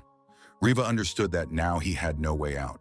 Diana did not understand how this was possible. She had heard rumors about Leon's unexpected increase in power, but she had no idea that the scale was so great. The demon lord said that the young lady held a special place in his contractor's heart. Diana admitted that she didn't quite understand those words. Fluffy added that this was something new for him. Until now, he had never seen such a riot of emotions on the young man's face. The guest said in alarm that a crime at a gala evening was unheard of. Moreover, Marvis had used necromancy. His magical art seemed still raw, but definitely frightening. In high society, Marvis was seen in only two guises: with terrifying power that made any noble house tremble in fear, or as an outcast awaiting inevitable downfall. The crown prince witnessed what happened. He saw the undead summoned by Leon von Marvis surrounding him. Alan clapped his hands and praised the young man. He said that Leon von Marvis had put on an entertaining show. Leon said that he assumed that for the vast majority, this spectacle was unpleasant. The prince's tastes were quite specific. The prince laughed and said that he was not offended by these words. Rather, he was inspired by the fact that he had personally witnessed the return of the art of necromancy to the land of Arkheim. This art had been dormant for centuries in the unskilled hands of the young man's predecessors. The prince asked how Leon had managed to master what no one else had been able to before him. Leon replied that people say he is gifted, although he himself does not think so. He added that he cannot judge himself. All he knows is that his power enabled him to withstand the enemy's onslaught. That is why he stands here as the head of the Marvis family. The prince said he would pray that this gift would not be considered an enemy of the Imperial house. Leon von Marvis said that he also had a dream, that nothing would threaten the house of Marvis. The Lord of Demons said that the contractor was magnificent. More than one noble house may soon come forward with their claims. The power demonstrated would silence them for a while. During this time, it would be possible to strengthen their position. The young man asked what they should do now. Fluffy said that the prince was definitely up to something sinister. He could sense it with his nose. The prince reeked of demonic powers, just like him. Leon von Marvis said that he really did sense an ominous aura. A demon was involved. After a while, the commotion subsided. There was not the slightest reproach from Beryl's house. The protagonist returned home. The demon lord suggested that Prince Louis had personally hushed up the matter. He definitely had something up his sleeve. Leon von Marvis suggested that their path might become more difficult. They needed to replenish the treasury, taking into account the enormous debt, not to mention the repairs to the mansion. The young man said it was time to follow Lady Diana's advice. They needed a competent treasurer. Diana said that the more the young man tried to patch up the holes in the budget, the more he would accumulate debt. He was not going to leave behind a mountain of unpayable debts. Crow said he had an idea. The gentleman should become an archmage in the field of necromancy. Then he could pay off his debts for eternity. The demon lord said that Crow's ideas were one more delusional than the next. He would not allow the contractor to be a cash cow for loan sharks for the rest of his life. Helen wondered if they could even afford a treasurer. A good manager costs a lot of money in any country and on any continent. Leon von Marvis admitted that they would have to shell out some cash. The Demon Lord said that they needed to worry about pressing problems. They would have to make some sacrifices in order to succeed in the future. Leon von Marvis said he would try to find a worthy manager for the Marvis household. The young man suggested that an announcement would have to be made. Aristocrats and commoners are not so different. If a person's skills are noteworthy, he would be happy to hire them. The young man added that he would be more satisfied with a modest worker. Fluffy said that sounded like a miser. Crow was indignant. How dare a ball of wool mock the Lord when he was saving money for his house? The Demon Lord said that they spent a lot of money on peanuts for Crow. There's no sign of saving money here. Crow reminded him that this was his reward for the past journey, and it was not up for discussion. Leon told Helen to bring Pullen to him. The Marvis Council needed to be convened. Prince Alan said that this Leon was definitely an interesting young man. They had more in common than the young man thought. The prince had the mark of the Demon Clan on his chest. The townspeople in the central square read the information on the bulletin board with interest. It turns out that the House of Marvis needs a treasurer, but since when do they have the money for that? It says that the head of the house is willing to hire anyone, regardless of their background. But most of them can't even read. Such people cannot be allowed to handle the estate's affairs. A girl who apparently needed a job approached the bulletin board. As always at this time of day, Leon von Marvis was holding a meeting with his subordinates and close associates. The Demon Lord said that they needed a treasurer and that they were willing to pay a meager salary of 1 gold coin for the job. Pullen noted that they could not afford any other option. While they were under the close supervision of the Imperial family, they were not allowed to demand compensation for winning the noble battle of the houses. Although Leon had earned an impressive sum, most of the money would go to pay off the estate's debts. Leon von Marvis confirmed that they only had about 100 gold coins in reserve. That would barely last a month. Crow was upset. Was another crisis looming? Crow also demanded a contract. Lord Leon owed him some fresh nuts. Walter said that there would still be many willing to take the position of treasurer. It was worth interviewing them before making a final decision. Leon von Marvis noted that he agreed with Walter. Talking about it wouldn't help. Action was needed. The young man said he was ready to look at the candidates. The candidates were to be interviewed at the training ground. People stood all over the square, waiting for the selection process to begin. The girl looked back. Someone had deliberately nudged her shoulder. The young man standing behind her asked if she had any complaints about him. The young man was surprised. Who would have thought that his competitors were such low-class scum as this girl? The girl recognized him. It was Alcar de Negisi, the third son of the Negisi family from the same small province where she lived. He was an obsessive suitor who had been pursuing her for some time. The girl suspected that this guy might stick to her. She said that he shouldn't care what she was really doing. Alcar said of course he cared. What man would let his bride run away so far? What does Siren think about this? The girl removed the young man's arm from her shoulder. Alcar said that her origins were too lowly for her to forget the past and start a new life. Siren retorted that he was no better. Did he really think that his status gave him the right to get everything he wanted? Alcar noted that the girl was right. He was going to get a simpleton like her. Siren said she did not belong to him. One day she would surpass him in every way. The girl asked what difference it made that she was a commoner. Did that make her lowly? She was the one who decided her own fate. Alcar asked if she would be of much use to a noble house. She could only be a companion to the head of Marvis. The girl said that it was still better than giving herself to a scumbag like Alcar. The man became angry and swung his fist, wanting to strike her. However, he felt unknown forces and explosive energy rush past him. Alcar was frightened. What was that? Leon von Marvis appeared in the square and said that serious passions had already flared up during his trial, but he would not tolerate disorder. Leon von Marvis introduced himself to those present from the podium. The head of the house suggested proceeding with the trials without delay. He wanted to quickly determine the future manager of the estate. The Demon Lord saw Siren and thought that at least one worthy contender was present. Perhaps they would not be wasting their time. Among the skills Leon had acquired through his deal with the demon was one special ability, a piercing gaze that allowed him to see into a person's soul. This trait was inherent to the demon. Demons always know exactly what inclinations their victims have and tempt them with sweet promises, taking advantage of their inner insecurity. Once the victim's will is broken, there is no escape. The next object to attract the attention of the demon Marvis was a young girl. She possessed an iron will, stronger than anyone else on the field. Leon announced that the exam for the position of the new manager of Marvis Lands was beginning. The The first task was to clearly understand the full depth of the difficult situation. The map that everyone was given showed the entire territory of the Marvis clan and its neighbors. The young man assumed that everyone present was generally aware of the current financial difficulties. However, thanks to their connections with other noble houses, they would be able to overcome this crisis by selling resources and special goods. The young man said that 10 minutes should be enough to put forward a proposal to solve the problem. Siren looked closely at the map that was offered to her. The girl immediately determined that the land of Marvis was located on the southern border of the continent. They had low trade potential in terms of special products or natural resources, with the exception of a single mine. Even that is difficult to develop due to budget constraints. There is also a shortage of labor. Alcar watched Siren closely. The girl understood that it was quite difficult to find an incentive that would attract many young people here.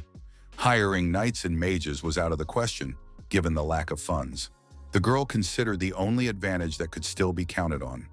Alcar believed that she would soon realize that a village girl had no place among honest people.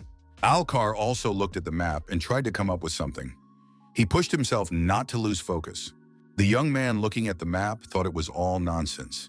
Leon von Marvis said that anyone who gave up could leave, but if anyone had any decent suggestions, he was ready to listen to them. One of the young men raised his hand and said he would like to take a chance. The young man went up to the podium and showed his plan on the map. The Marvis estate had always been considered an impregnable fortress with a small piece of land attached to it. There were few options for production or extraction here. The young man said that an idea had occurred to him. There was a mine in the mountains on the estate that had barely begun to be developed. What if they dug deeper into this mine?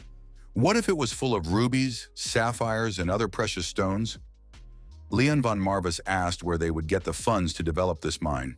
The applicant admitted that he did not know the exact amount of money in the treasury, but hoped that there would be enough for the excavations. In any case, money could be borrowed from the capital or from a trade association. Leon said, "What if the option of borrowing money is not considered?" The young man apologized and admitted that he had not thought that far ahead. Leon von Marvis invited the next candidate to take the podium, but there were no others. Then Siren said she could do it. The girl believed that such an opportunity only comes once in a lifetime. She had to seize it before the chance slipped through her fingers. Siren felt the disapproving glances of those around her. The men were puzzled. What was this girl doing here, especially one so young? Things must be really bad at the Marvis house if even girls like her were allowed to participate. Their problems began long before this young man took the chair of the head. There was nothing to be done about it. Leon activated the demonic skill associated with his gaze. He decided that this girl was a worthy candidate. The demon lord sensed the same potential in her as he did in Walter. An uncut diamond. Leon said he would listen to her proposal, but first he wanted to hear her name and title. The girl introduced herself as Siren and said she was an orphan from a shelter. His newly acquired ability to discern talent proved to be a pleasant bonus to his contract with the demon lord. For the first time since signing the contract, the young man clearly felt the benefits of this gift. Fluffy said that from now on, the contractor would have to command and nurture countless vassals and subordinates. Only in this way could he regain at least a fraction of the former glory of his ancestor, the one who was once called the Lord of Lost Souls. The young man noted that he did not doubt the wisdom of his lord, but still, they should not recruit just any rabble from the streets. They needed the best of the best to restore the house. The demon lord said he would grant the young man the power to separate the wheat from the chaff. Leon von Marvis looked in the mirror and realized that he had acquired a new skill, judging by his glowing eyes. The young man assumed that his gaze would now bring clarity in selecting allies. Fluffy said that the more outstanding their talent, the brighter the glow he would see. Leon von Marvis looked out the window at the knight's training. The demon lord asked if the young man could feel the difference. Leon von Marvis said that he saw many different colors: white, scarlet, orange, and many others. The demon lord noted that the brightest ones had the greatest potential. Leon von Marvis said he understood. In that case, he should look closely at the participants who shone brighter than the rest. Leon said that, as always, he had another question. Even with such powers, was there any hope for the miraculous restoration of the House of Marvis? What talents did he have at his disposal for this? Fluffy said that the young man would soon understand everything himself. The demon lord wanted to watch this process with pleasure. The protagonist noticed a faint golden glow around the sirens. The demon lord said that in exceptional cases, one could encounter a black glow. symbolizing dark connections. Leon von Marvis thought that this perfectly matched the situation with that person. Siren told herself not to doubt. She decided to briefly state her opinion on the current situation in the Marvis household. As the head had already noted, no unique goods were produced on this land, and there were no valuable resources for trade. Therefore, the first priority was to find new sources of income. The applicants were surprised. Hadn't this already been discussed? What could be expected from a commoner? She would have been better off giving up right away than wasting their time. Leon von Marvis told the applicants to be quiet. He would not tolerate squabbling and idle chatter. The young man reminded them that they were all still on probation. Siren said that the abandoned mine was indeed a valuable asset, but as long as there was a labor shortage, it remained only an asset. The biggest difficulty was the shortage of young, able-bodied migrants. The girl noted that it was necessary to use the Lord's main asset, the undead, which had led him to victory in the last war. Leon von Marvis' ability to command hordes of undead could be used outside the battlefield. The applicants were surprised. Was she serious? How could she suggest spending my lord's strength on digging in a mine? This girl simply did not understand how nobles hated to dirty their hands, whether with a sword or magic. Siren expressed her opinion and waited for Lord Leon von Marvis' verdict. She noted that my lord's greatest desire was to restore the nobility of the House of Marvis. In that case, he cannot rely on standard methods within a limited time frame. Siren told Leon von Marvis to trust her and promised that he would not be disappointed. Leon von Marvis took out a token and told the girl that she had passed the exam. As for her proposal, they would discuss it in detail a little later. The other applicants were devastated. How could this have happened? How did this girl pass the exam when they hadn't thought of it before? There were other attempts to interest the Lord, but they were unsuccessful. The day came to an end and the sun began to set. Pullen announced that the first stage of the examination for the position of the new administrator of the glorious lands of Marvis was now closed. The second part of the exam would take the form of a private interview. All the candidates were now free to go. Siren held the token in her hands. She couldn't believe it. Had she really passed the first stage of the exam? However, this was not the end. She couldn't let her guard down, as she still had a lot to prove. It was getting dark in the city. Evening had fallen. The girl was walking home along a deserted street. Siren felt that at least 4 men were following her. She took out a knife. Such a large number of people was unusual for such a remote area. It could only mean one thing. A man approached the girl from behind and tried to grab her. The stranger grabbed the girl by the throat and began to choke her. Siren began to suffocate. Siren found herself captive to the robber. Alcar appeared in front of the girl. He said that Siren needed to know her place because he had already warned her about this. Siren told him to stop immediately. He couldn't do that. Alcar said that he loved her frightened face. Besides, she couldn't fail to understand how ridiculous it was to call her names in such a remote place. Alcar added that there was an easier way. She had to give him the token and give up her dream. Siren refused. She would never bow down to people like him. Siren managed to break free from her captor and pushed him aside.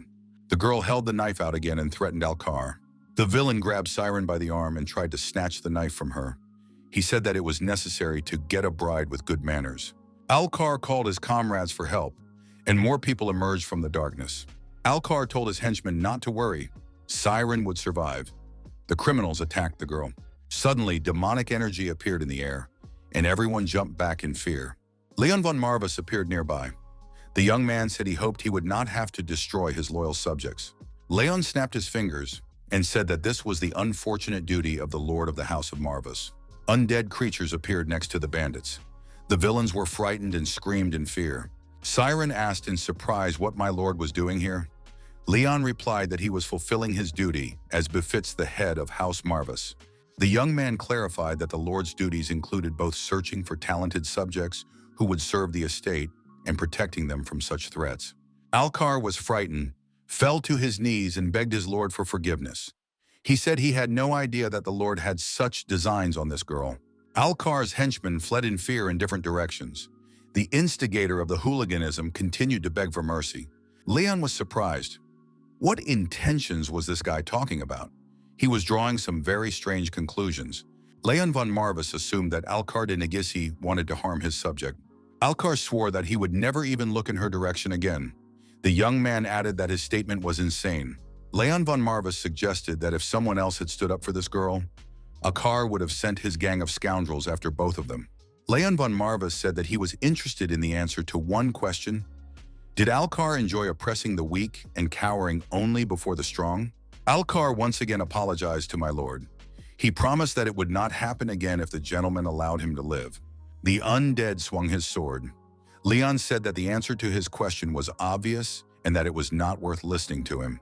Leon von Marvis once again used his unique abilities to achieve his goal. The young man addressing the girl said that after everything she had been through, she had had enough trials. The demon lord noted that Leon had destroyed his subject right on the street. Leon von Marvis said that for the good of the house of Marvis, he would do anything. Pullen reported that this young man was very ill-tempered. He would disappear without a trace, so the lord need not worry. Crow said that it was great to rid the world of bad people. If this continued, only half of humanity would survive. Leon von Marvis said that he was glad to hear that the problem had been solved. Leon von Marvis welcomed Siren to the Marvis household. The girl thanked him and said she would do her best, but asked him not to call her Miss Siren. There was no need for formalities. Leon von Marvis said that he was accustomed to treating others with respect. Did it really make the girl uncomfortable? Pullen told the lady not to pay any attention to it. The gentleman's manner of speech was very different from that of most nobles. Walter noted that he too was initially struck by such respectful treatment of subordinates. The girl would quickly get used to it. Leon von Marvis suggested moving on to pressing matters. As the new estate manager, Siren would now have a lot of work to do. The young man added that he was impressed by the proposal to involve the undead in agricultural activities and construction. Siren thanked him and added that she was not sure about the feasibility of the project. It needed to be tested on a simulator. Leon von Marvis said that this was his concern. He was the lord of these lands and it was up to him to decide what tasks to assign to the undead. Leon von Marvis added that all that was required of the girl was competent advice. He would take care of implementing it on the estate. Siren looked at the gentleman and thought that he possessed remarkable composure. She would never have thought that such a young boy could express his thoughts so clearly. The girl thought that this man probably had to grow up quickly after the tragedy that resulted in him executing his own father. Leon von Marvis asked Lady Siren if she had any questions. The girl was ready to give her all and even more to help the Marvis family regain its former glory. Helen said she would not tolerate foxes sniffing around his lordship. Siren just smiled in response. A young man sitting at a huge table in a large empty room listened to his subordinate's report. He believed that the revival of the fallen house of Marvis was useless. The assistant told his lord that for generations they had suffered from a lack of innate talent, sealed away for the common good. It was impossible for this to suddenly change. The young man said that a way had indeed been found. An incredible genius was capable of overcoming all the limitations of his ancestors. They would have to hurry to carry out their grand plan. Siren said that she wanted to start by addressing the first issue on the agenda. She proposed discussing the development of a mine on the territory of Marvis. Siren added that this would require data on the number and duration of undead under the Lord's command. The girl added that she was interested in the limits of the Lord's powers. Pullen asked why not agriculture? Why was the development of mines by the undead a priority? Siren explained that from a profitability standpoint, this was the best way to achieve the goals in the shortest possible time. Crow said he was impressed by the report.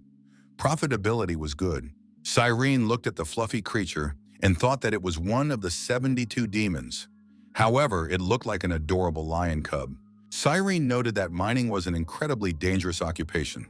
Careless excavations will endanger the lives of many people. The flip side of this coin is the untold riches that may lie within. In the case of the undead, the first point is irrelevant. Helen asked again, does the use of undead mean that living citizens do not have to do such work? And does it also reduce the risk of a mine collapse? Siren confirmed this and added that, in any case, the mine must first be carefully inspected to get an accurate idea of the minerals that can be extracted from it, as well as their market value. Siren said that agriculture is also an important part of being a landowner, but in order to maximize efficiency in relation to the required investment, it would be wiser to trade the most expensive goods at their disposal. Leon noted that this was very insightful. He particularly agreed with the girl's intention to test his strength first before proceeding with the development of the mine. The girl suggested that the Lord's recent demonstration of strength was far from his full potential. The Demon Lord vouched for the young man and said that his contractor's talent was much greater than that. Walter said that whatever test Siren came up with, the master would exceed all her expectations. The girl suggested getting straight down to business. She was struck by how confident everyone was in their master. Still, it was better to see once than hear 100 times. Leon von Marvis said that they would need a much larger field. Siren was surprised. How could one man control such hordes of undead? Leon von Marvis added that this was the result of investing half of his mana reserves. The Demon Lord reminded the contractor that their goal was excavation. Such a large number of slaves was not needed until the next war. Crow said that this was an entire army. He had never met a necromancer with such talent. Siren asked how long the master could keep this number of undead in working order. Leon von Marvis replied that he could guarantee 6 hours a day. If the number was reduced, then up to 10. Siren was extremely surprised, because most sorcerers cannot cope with even one summoned creature. Summoning itself is a costly process that thoroughly exhausts the sorcerer. Walter reminded her that the gentleman was a very distinguished mage. Leon said that if that was enough for a demonstration, he suggested moving on to the mine. The young man believed that an army of undead was useless unless it could be put to good use. Alan said that all these kinds of darkness must be eradicated in their empire. In this regard, Eldareth's help would be invaluable. It was extremely important to prevent their influence from growing. Eldareth said that by the time he was finished, they would not stand a chance. Crown Prince Alan said that was fine. He had heard that the Marvis family was too deep in debt to develop the mines. They had to make sure that situation didn't change. The girl standing around the corner overheard the conversation between the prince and his assistant. She guessed that her brother had not allowed the Marvis family to claim reparations after winning the war between the noble houses. She was Princess Penelope von Arkheim. The assistant told the princess that Alan's intentions toward the Marvis house were very bad. Containing the dark bloodlines was a necessary evil for the good of the empire. It was Echidna, the eldest daughter of the House of Light, who served the princess. The princess agreed that it was strange. But why was her brother so fixated on a specific weapon of darkness? Echidna also wondered about this. Penelope said that it was necessary to find out what her brother was planning. He could be planning anything, but he must not be allowed to ascend the throne. Echidna said she understood Her Highness. The girl added that she would make sure of it. The undead worked day and night in the mine. They didn't even need rest. As a result of this backbreaking labor, many crystals were mined. Leon von Marvis asked if these measures would be enough to start with. Siren confirmed that they would. The girl said that it should be enough for the initial expenses. As soon as the mine was operating at full capacity, the estate would definitely get back on its feet. Leon von Marvis said that he even envied Miss Siren. The girl was surprised. The young man added that he always recognized abilities that he himself did not possess. He meant sincere admiration without any ulterior motives. Leon was sure that in the future, Siren would become simply indispensable to all of them. Several days passed. The undead continued to work tirelessly. The number of crystals continued to increase. Diana assessed the crystal reserves with a glance and was pleasantly surprised. Diana asked what they were. Leon von Marvis replied that they were all sapphires. The girl asked what he had done to dig up a whole mountain of gems in a few days. Leon replied that it was all thanks to the undead. Since their last meeting, he had acquired a wonderful assistant. It was her idea. Siren came closer and said she was glad to meet Lady Diana. Diana asked if this girl was now responsible for the finances of the Marvis estate. Siren confirmed this and added that due to her lowly origins, she lacked knowledge. Diana said she was not interested in her origins. Diana asked how the girl had come up with such an innovation as involving the undead army in the work. Diana added that she would be happy to offer her a place in the House of Vericious. Leon von Marvis said he was categorically opposed. He would not allow Diana to poach his subordinates. Diana said she was just joking.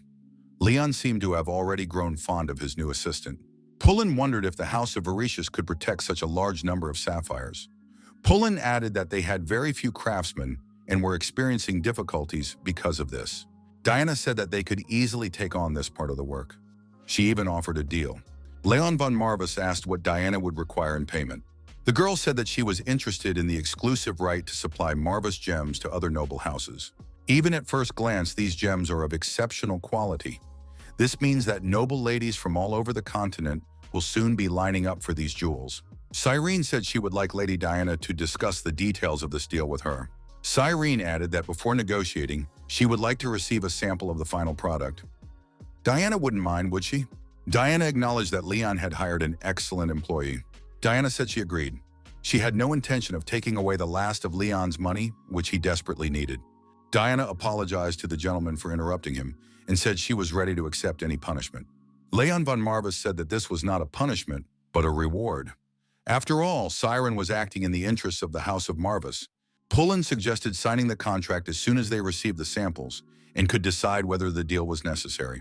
Diana said that the Varicha house would cover the processing fee as a gesture of goodwill. Siren said that was very kind, and she thanked Lady Diana from the bottom of her heart. Leon von Marvis saw a lot of gold in a bag in front of him. The trade agreement was successfully concluded. It even allowed the House of Marvis to pay off part of its debt. Pullen said that this would be enough to pay off a fifth of the amount they owed to the Sleeping Ones. The Demon Lord said he expected nothing less. He had a nose for good contractors. The door swung open and Walter appeared in the doorway. He said that an urgent matter had arisen. The dam at the northern gate of the territory was damaged. If action was not taken immediately, the water would flood the homes of many innocent citizens. Leon von Marvis pointed to the bag of money and asked if it would be enough to repair the dam reliably as soon as possible. Leon von Marvis told Pullen to send word to the Adventurers Guild. Money was needed again. The young man said he urgently needed a high-paying mission. The next day arrived. Leon von Marvis expressed his hope that he would return as soon as possible. This time, he needed enough gold to resolve the difficult situation. His assistants silently saw their master off. They waited hopefully for his return. The Demon Lord said that this time the contractor really had to go himself. He needed to strengthen his skills in commanding an army of the undead. Pullen was to guard the estate during their absence. Crow added that Pullen should calm down, because everything was being done for his own good as well. Walter asked, "My lord, are you sure you don't want to take him with you?" Leon von Marvis said that Walter would be responsible for Pullen's safety. This mission could take a long time. Leon von Marvis reviewed the mission requirements. A silver token or higher is required. Do not take on the task if you are not confident in your abilities. There is a high probability of death if you fail. The mission's target was the lair of Tyrell, a corrupt alchemist maniac. The task is to track down the alchemist's secret laboratory in the abandoned magical catacombs and put an end to the villain's existence. Details of the mission can be clarified before admission to the School of Hermit Magicians. You can consult with a researcher named Lanny. Lonnie expressed hope that the next candidate would fare better. She did not want to send another one to their death. Richard asked why she was sighing so heavily. The girl said she was sighing because of the mission with the alchemist Tyrell. Richard realized that she was talking about the poor fellow she had hired from the Adventurers Guild. The girl expressed hope that this time someone capable would respond. Richard said that she knew their guildmaster. Raleigh would undoubtedly find the right person for the job. The girl herself relied heavily on his judgment, but the current candidate was too young. Richard heard that the candidate was a 14-year-old boy. He asked what the candidate's name was. The girl replied that he was a young adventurer named Leon von Marvis. Richard thought that the young lord was not shy about taking big steps. This is not the easiest task for the holder of a silver badge. The girl asked if Richard knew this young man. Richard replied that he did, and very well indeed. The girl asked if he could handle it. She was already considering withdrawing the request. Richard said there was no need to do that. Let everything take its course. This young man had proven himself to be more reliable than anyone else. He was far from being a child who would rush back in tears. Leon von Marvis and Helen moved along the planned route. The girl asked if saving her and her sister from a tragic fate was his mission. Leon von Marvis replied that it was probably so. The Master of Skills noted that resurrection as undead was a kind of salvation. Helen said that she and her sister were grateful to him with all their hearts. They wanted to live, even in this form. After all, their past life in the service of the Lord could hardly be called a life. Maybe they weren't living in the full sense of the word, but at least they were free in their feelings and faith. They couldn't have dreamed of greater happiness. Helen said she would like the gentleman to appreciate her a little more and more deeply. The girl wondered what Leon von Marvis would say to that. Would he want that? The demon lord told the witch to leave the young man alone. It would clearly take decades for the contractor to become interested in anyone. No tricks would help here. Marvis suggested taking a look at this holy bewilderment. It was definitely the look of a dead fish. Helen said she couldn't disagree. A proposal was made to set up camp for the night, as the sun would soon set below the horizon. The demon lord asked why Leon had taken on the task of this madman from the Magic Academy. Leon von Marvis replied that he had simply taken the highest-paying job. There were no other reasons. Fluffy told the contractor to tell him the truth. Leon should abandon his foolish habit of trying to deceive demons, because they must share the hidden truth. Leon von Marvis confessed that his father had come to him in a dream. He gave him an amulet and shared some wisdom. He also said that they would meet at the right time. Leon added that he was now desperately trying to restore the former glory of the House of Marvis, but he had no idea what to do next. The path ahead was shrouded in fog. The young man added that if they were going to the Magic Academy, he would like to find out one thing. He wanted to ask the dragon, who was able to grasp the nature of magic, what spell his father had cast on him and what he should do to make the promised meeting happen. Marvis said he understood the young man's goals, but even a demon like him cannot foresee the future. Marvis added that he also had questions for Richard. Marvis did not remember if he had mentioned the young man's father before. However, Rune knew in advance that Leon's uncle would lead him to his death. Nevertheless, he accepted death with his head held high. Leon von Marvis realized that his father had foreseen his own death. Marvis agreed with this, but added that Rune could hardly have known that such an evil fate would befall him. Because of this, he was extremely curious about how things really were. Why didn't he run away, and what was he trying to protect? Did he wish for anything with all his heart in his last moments under the guillotine? The Demon Lord told the contractor not to worry. At the end of this journey, they would find out everything. Marvis added that the young man had enough strength to get to the bottom of the truth. Leon von Marvis thought that it was precisely these forces that had led his father to his death. However, Kershel and Sylvester did not have enough power to openly overthrow him. He was not a particularly outstanding sorcerer, but he was still the first in many years to hear the voice of his master. Rune did not deserve to be killed by these scoundrels. Marvis wondered why Rune had accepted death with open arms. Could it be that what he desired lay beyond the boundary of life and death? Step by step, our hero finally arrived at the old castle at the foot of the mountain. The young man went inside, and Marvis said that they had finally arrived. It was the main building of the School of Hermit Magicians. Everything here was imbued with the spirit of sorcery and magic. Leon said that now they needed to find their important client. Marvis asked if there was anything else besides the name, such as an address. The young man was asked what had brought him here. The girl didn't want to seem rude, but this was no place for children to wander around. The young man would have to leave. Richard came down the stairs with his companion and told Lord Leon not to be shy and come in. The girl was surprised. Could this boy really be a guest of the founder himself? But why did this young man look so young? Richard said that Leon was an honored guest of the school and should be treated with respect. He had been sent here by the Adventurers Guild to deal with a small problem. The girl apologized for her ignorance and offered to accompany the young man. The Demon Lord said that these people were quite foolish. She knew nothing, yet she looked at him as if he were dust beneath her feet. Marvis added that the only thing worse than that was that this empty-headed bookworm was standing up for them. Richard introduced our hero to Lonnie, a researcher at their school. The girl said hello. Lonnie did not think that their mission would be entrusted to such a young talent. However, the head told her a lot about the young man, so she resigned herself to it. Leon von Marvis asked what awaited him on this mission. Richard said that the young man was straightforward as always. Richard suggested discussing it inside and invited the young man to come in. Lonnie said she had to warn him about a more pressing issue. She noted that the difficulty of this mission should be changed. Leon looked at Marvis and suggested that even the Demon Lords might not know about this. Leon von Marvis said that he was at least willing to listen and then decide whether he would agree to the changed assignment. Leon von Marvis realized that Lonnie had submitted a request to the Adventurers Guild, deliberately underestimating the level of difficulty in order to pay less. However, for some reason, she decided to reveal all the details to the contractor on the spot. In other words, the girl was luring him with decent compensation. Is the target also a former member of the organization, Terrell, a fallen mage and alchemist? Lonnie confirmed this. Therefore, she will not skimp on compensation. If the truth came out, no one would take on this case. Lonnie admitted that her finances leave much to be desired. Richard said he was in no position to interfere.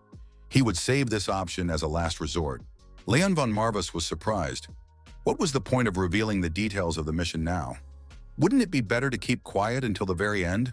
Lonnie replied that they couldn't entrust such a difficult mission to people with a clear conscience either. Besides, there was always a chance of success. A person who had come a long way often did not want to leave empty-handed. Leon von Marvis told Lonnie to admit that it was a trap, not a mission. Richard said that if Lonnie was so concerned about the level of difficulty, that they had to resort to deception, then they should simply offer adequate compensation. He is confident that Leon will gladly accept this compensation and do everything in his power to succeed. Leon confirmed this. Leon von Marvis said that he was not concerned about the level of difficulty, but about a commensurate payment. Lonnie said that money is not the most important thing. After all, his life could be at risk. The girl admitted that she did not know the true extent of the young man's skills, but she knew for sure that the mission would be more difficult than the average for a silver medal. This is because Terrell is the embodiment of a monster whose power grows stronger every day. Lonnie added that, to be honest, she was to blame for his fall from grace. She was very ashamed to have to involve such a young man in this business. Leon von Marvis looked at Lonnie and suggested that she genuinely cared about him. Considering that the target was rapidly gaining strength, the young man told Lonnie not to worry. He would handle the matter. In the evening, left alone, Lonnie fell into deep thought. She couldn't understand who in their right mind would refuse a larger sum in such circumstances. Lonnie remembered the words of the adventurer who told her not to worry. The young man promised to take care of it. The girl thought that, considering how deeply the school's founder trusted him, he was another monster, just like that gray-haired boy. Lonnie remembered how her colleague tried to calm her down, saying it was just a normal nosebleed. The young man said he didn't have Laney's talent, but he was also an alchemist. He would prove that innate talent was not everything in magical research. The young man with the bouquet of flowers said he was grateful to the gods for their meeting. The young people wanted their love to last forever. Then they would not have to face the nightmares of circumstances, doomed to a miserable life in the slums and persecution, as if they had done something wrong. Lonnie did not understand what had come over Terrell. Lonnie did not understand why Terrell had abandoned her and left. In the square, Lonnie approached our hero and asked him to do her a favor.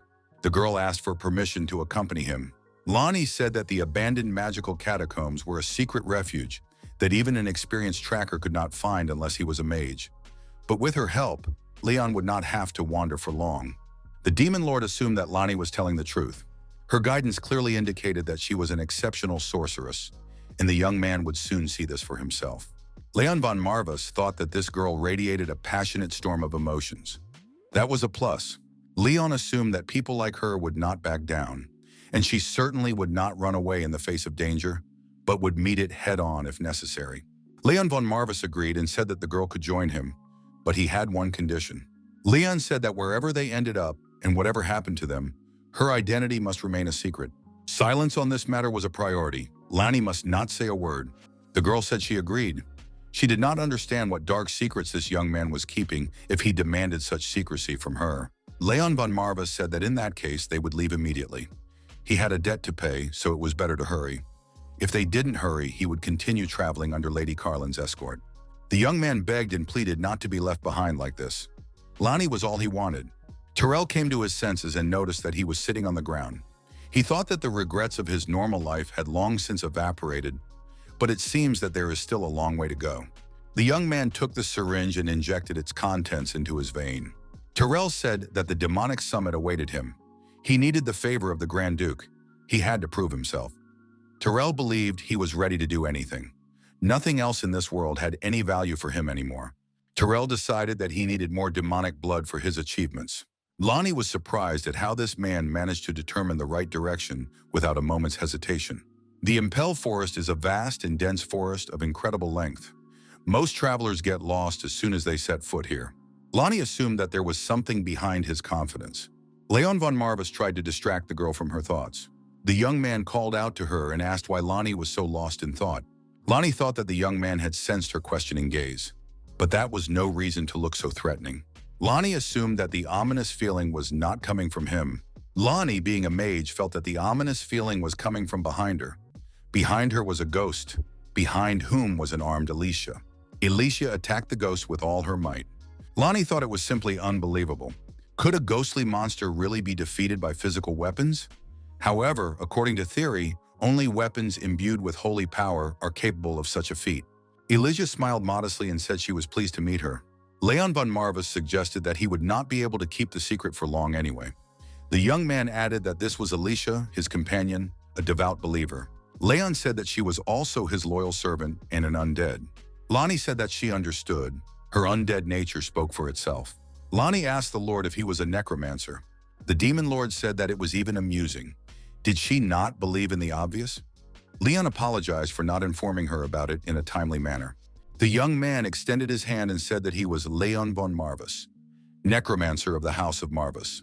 Lonnie apologized for her ignorance. She should have known this beforehand. Leon replied that he was not one to demand respect solely for his name. Lanny thought that this young aristocrat was condescending. Leon told her not to take this as an excuse to belittle him or the dignity of his noble house. Lanny changed her mind and decided he was a tyrant. But what else could she expect from a man who traveled in the company of evil spirits? Hiring him might turn out to be the last mistake of her life. Marvis told Lonnie not to be afraid. The demon lord said that unlike his contractor, he was very generous. Crow said those were very big words for a ball of fluff. Lonnie was completely confused as she watched the fluffy creature and the other strange being argue. Alicia noted that Lord Marvis had not said there was no need to be afraid for no reason. The girl added that these two often quarreled over trifles, but they wouldn't hurt a fly. Lonnie thought that she was most afraid of this girl of all. Leon suggested getting back to business. He said that a powerful magical trail could be traced in this place, but it would most likely lead them into a trap. Lonnie said that the catacombs couldn't emit large amounts of mana. The girl doubted that their trail could be detected at all. Marvis said that her doubts were unfounded. Marvis added that this young man was his chosen contractor. The necromancer's heir always had a way of tracking down his prey. However, if his words proved to be true, then his sensitivity to mana must be simply incredible. Lonnie was surprised. Did Sir Richard know this from the very beginning? Lonnie asked what Leon meant when he said it was a trap. What led him to that conclusion? Leon replied, "First, the flow of magical energy is continuous. This is clearly a decoy. Their goal is probably to throw them off the trail. But why, that remains to be seen. Terrell was once an alchemist. Now he is nothing more than the embodiment of a demon. Alchemy requires less mana than ordinary magic, but it requires considerable preparation." Leon suggested combing the area for clues to his true location, and added that the target would do everything possible to complicate their search. Leon suggested getting down to business without further ado and activated his magic spears. Alicia repelled the attack of the approaching beasts. Alicia warned Leon to be careful. The young man replied that there was no need to worry about him. He was always ready to fight his opponents. Leon called Helen and said he was counting on her. Helen indignantly asked how these puppies dared to stare at her master. She would teach them a lesson right now. Helen swung her chain and the animals fell into a trap. The animals were bound by the chain. Helen noted that the collar suited them well. Leon said that the witch had done an excellent job. He and Crow would now take care of the rest. Leon noted that the damage was only half of what it would have been originally. He was impressed with Crow's work. Crow replied that the master had not seen everything yet. Lonnie was surprised. Was Leon now practicing magic? So his arsenal included more than just summoning the undead. At that moment, the protagonist activated his unique magical abilities. It seemed incredible. What powerful energy for a 14-year-old boy. Leon acknowledged that they had done a good job. Helen said that it was the least she could do for the gentleman, and he shouldn't worry about it. Crow added that a loyal subject tried harder than a ball of wool that did nothing but growl. Marvis declared that he was the chief strategist of this operation. Leon said he had a feeling the enemy was trying to lure them closer. Terrell saw this detachment and wondered why Lonnie was here. How was that possible? The young man guessed that her appearance was inevitable. It had to happen. Terrell said that his fate was in her hands, but he shouldn't fool himself. He wouldn't give up his life so easily. First, he would show Lonnie how wrong she was. Terrell said he wanted his love to come to him. The squad entered the temple, and our hero assumed that they had arrived at their destination. Leon noted that the path had been deliberately made difficult to complicate their passage. Marvis suggested that the ancient tracking devices were remnants of some sophisticated alchemy. Lonnie said it was his doing. Terrell shirk. At school, he was known for his alchemical talents. Leon said that now was the perfect time to ask such a question and inquired about the relationship between Lonnie and Terrell. The young man suggested that they were more than just colleagues. Lonnie said she knew it would come up sooner or later. Leon asked her to explain why she insisted on accompanying him personally and to reveal the extent of her knowledge about the target. The fact that Terrell Shirk was a student at the hermit school was all that was known so far. The demon lord told the elf to confess what trials await them. They must be prepared for anything. Lonnie replied that she understood them. They had every right to know the truth about this mission. As they crossed the long hall, she would try to briefly recount the whole series of events related to Darrell. Perhaps it would surprise everyone, but they had been husband and wife. Just a few years after she became an orphan of war, Lord Richard graciously took her in. Once, when they were out walking, Lanny, frightened, grabbed Richard by the hem of his robe. The mage asked what was wrong. At that moment, some bullies were beating up a young elf nearby, demanding money from him. Richard looked at the young man and said he was quite an interesting kid. There was no trace of fear or self-preservation in him, not even tears. Maybe he's defective in that regard. Lonnie asked Richard to take the boy with him. The mage asked if the girl had awakened her instinct for pity, but she didn't think that pity alone could save everyone in need. If the girl wanted to save him, she needed to present convincing arguments. She must put aside her pity and point out the reasons why this boy should be saved, just as he once found a reason to take Lonnie into his school. Lonnie said that this young man could one day become a good security guard.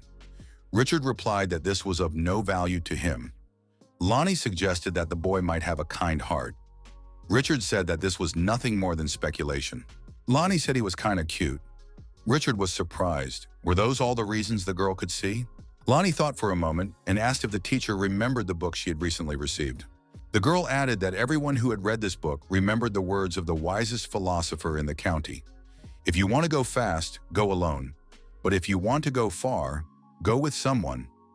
Richard said that Lanny had done a great job convincing him, and now he would keep his promise. The mage approached the bullies and told them to quietly step aside. He would not allow them to harm the boy anymore because he was going with him. The bullies asked if this guy had decided to play the hero. He'd better step aside if he didn't want to end up beaten up. Richard said that sounded tempting, but another time. The thing was, his companion had her eye on this victim. The villain got angry and tried to punch Richard. However, something went wrong. Richard said that it wouldn't hurt to teach these guys a lesson in manners. The mage blocked the bully's punch. His hand hit an invisible wall. The villain realized that he was facing a mage. That was all he needed. Richard said that this wouldn't kill them and directed an energy charge from his fingertips at the bully. The villain, having received the energy charge, was forced by external forces to fly far back. The other bullies decided not to tempt fate and ran away. Laney immediately rushed to the boy. Richard thought that this was exactly how a father felt when his daughter rejected him for her boyfriend. Lonnie approached the boy and asked him his name and why he was being beaten up. The young man replied that it was because he was weak and asked the girl to ask her questions one at a time. Lonnie said she wanted to know a lot and suggested he answer her questions in order. Lonnie held out her hand and suggested that the boy go home with her. Richard told the girl not to call the school home. Lonnie added that they would take him to a better life elsewhere, and so a special bond was formed between them.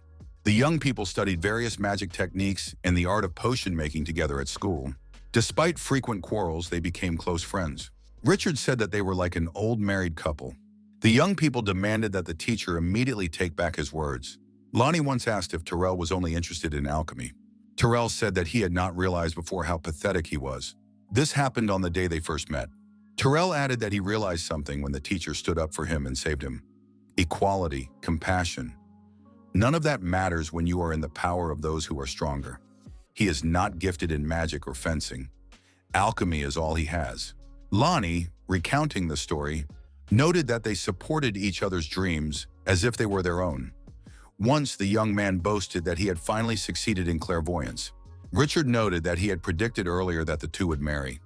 They even swore eternal fidelity to each other. Terrell told the teacher not to tease them.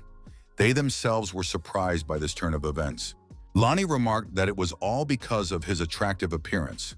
Terrell said he would take that as a compliment.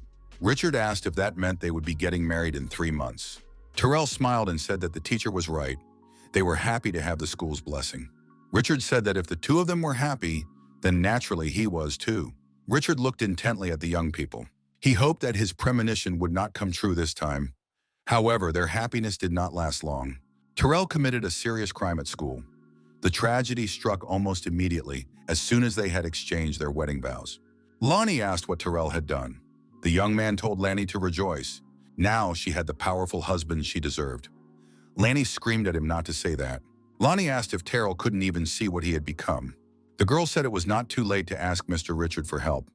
She was ready to go with him to see him. Terrell had grown horns on his head and wings on his back. He said it was too late.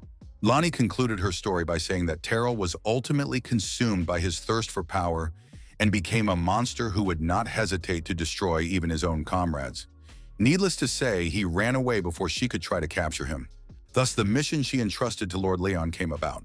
The Demon Lord said that he had suspected something like this. Now it was clear why the reward was so high compared to ordinary monster hunting. Their target was a half-demon with supreme intelligence and the ability to grow stronger. Lonnie added that Terrell was getting stronger even as they spoke. If they didn't stop him now, there might not be another chance. Leon von Marvis told Miss Laney not to worry. The young man activated the magic circle and stood in its center. After a while, Leon said that he had located Terrell.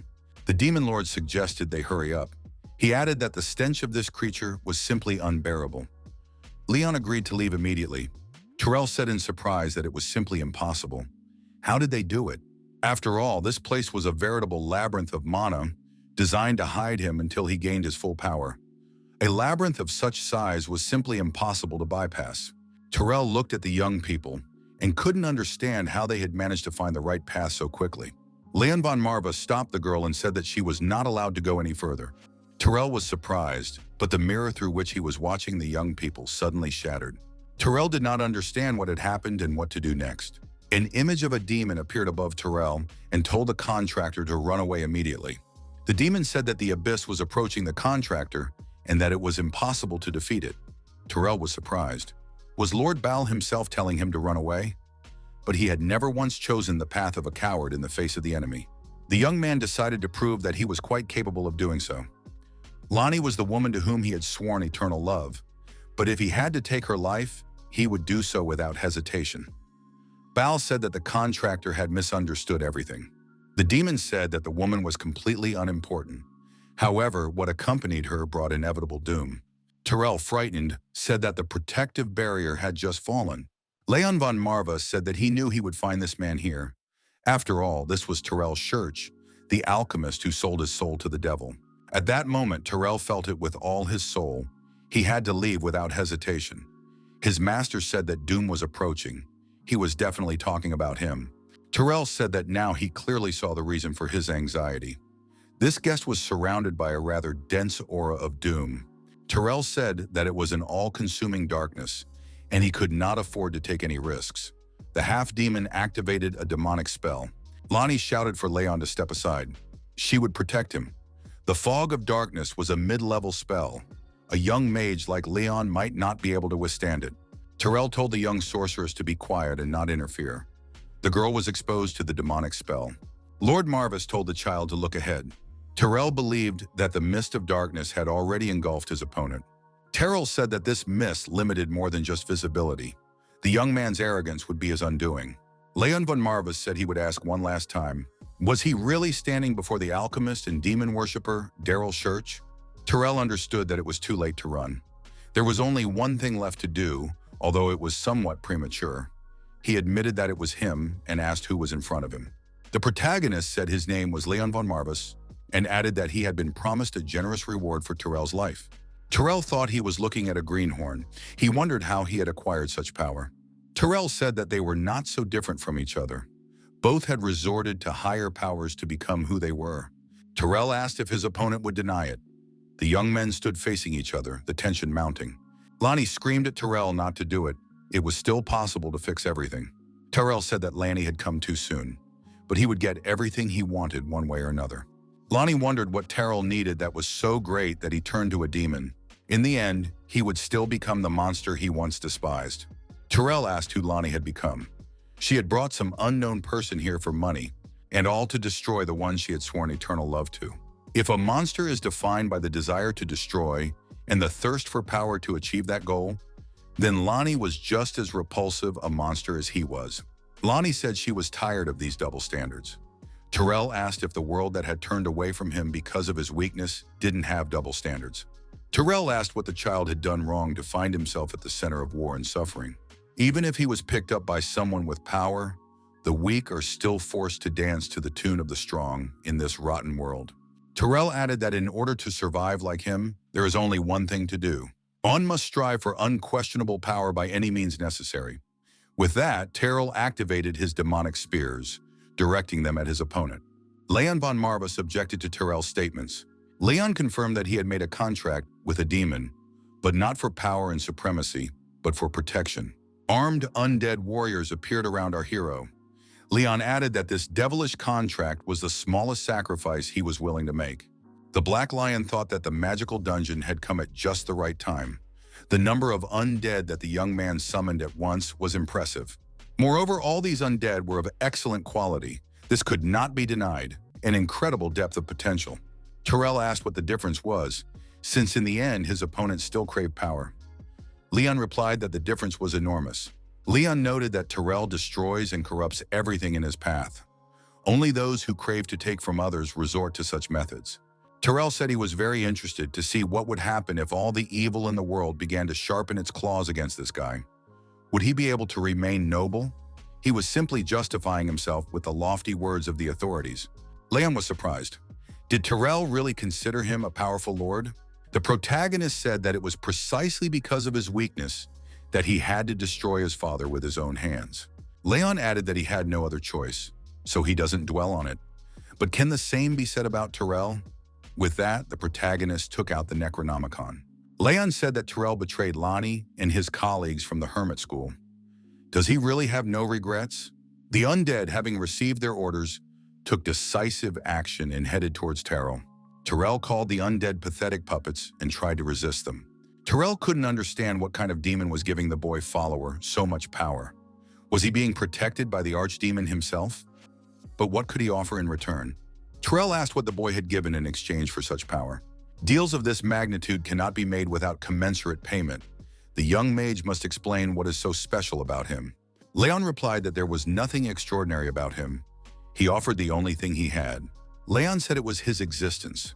That was the only thing that could pass for payment at that moment. Terrell was sure that this was just childish bravado. He took out a potion and decided to strengthen his defenses, then slowly strangle his opponent until he told the truth. Helena approached Terrell at a dangerous distance with her weapon in her hands. Terrell noted that the reinforced magical barrier had been broken by brute force. But how was that possible? Seizing the moment, Leon von Marvis approached his opponent and delivered a devastating blow to his chest. Terrell flew backwards under the force of the blow, gasping for breath and coughing up blood. He considered this absurd, for he could not be defeated so easily. Terrell shouted that he would offer 100 living souls in exchange. The Black Lion shouted that this guy shouldn't dare to bark at him. Terrell thought that this was not just an archdemon, but one of the greatest demons of another dimension.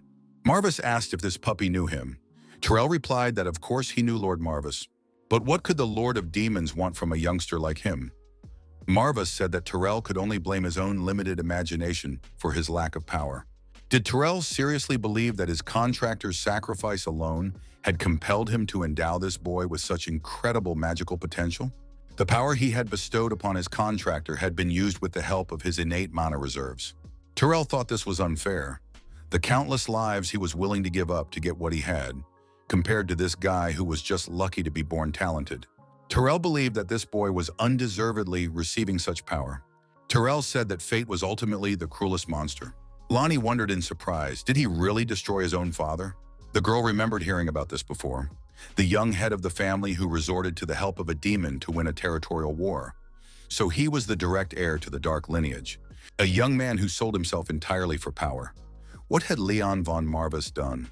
The demon lord said that instead of dwelling on the past, it was better to just enjoy the show. Leon still had more to show. Suddenly, a heart-rending scream rang out. Helen couldn't bear it and covered her ears with her hands. Crow told the gentleman to look up. There was a huge hole in the ceiling.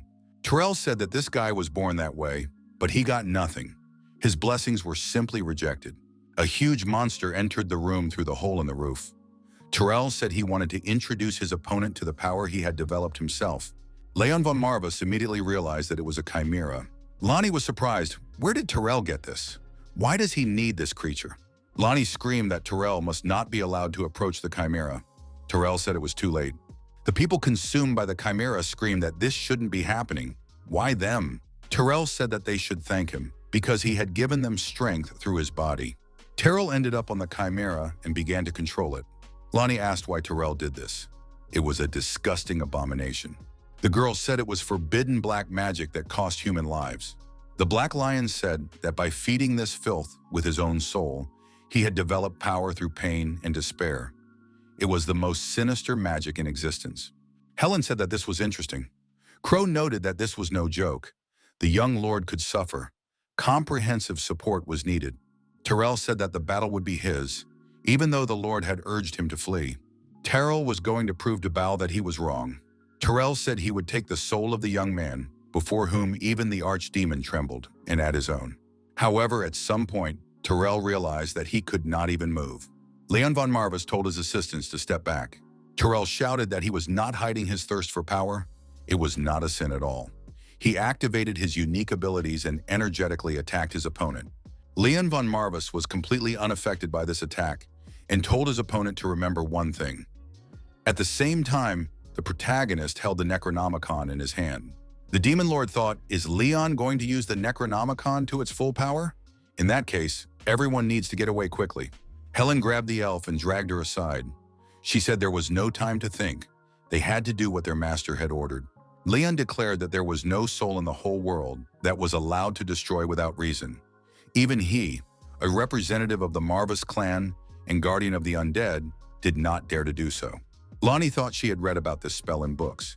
After all, it was Silk of Eclipse. It was a powerful spell, one of the favorite spells of the founder of the Marvis clan. Since then, no one had been able to use it. Chimera and Terrell found themselves at the epicenter of the spell, in the middle of a magic circle.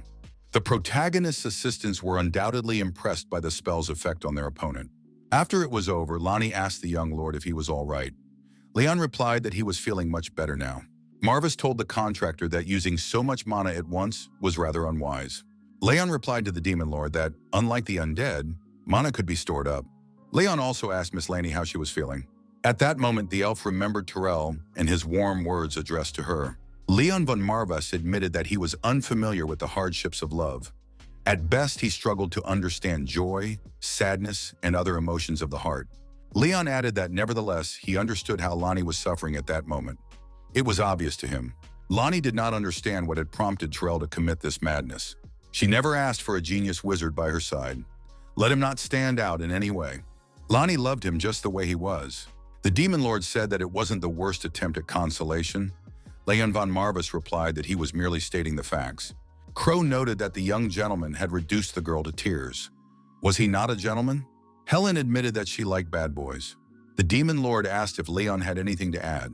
Leon von Marvis asked Lanny if the destruction of the Chimera would be taken into account when paying the reward.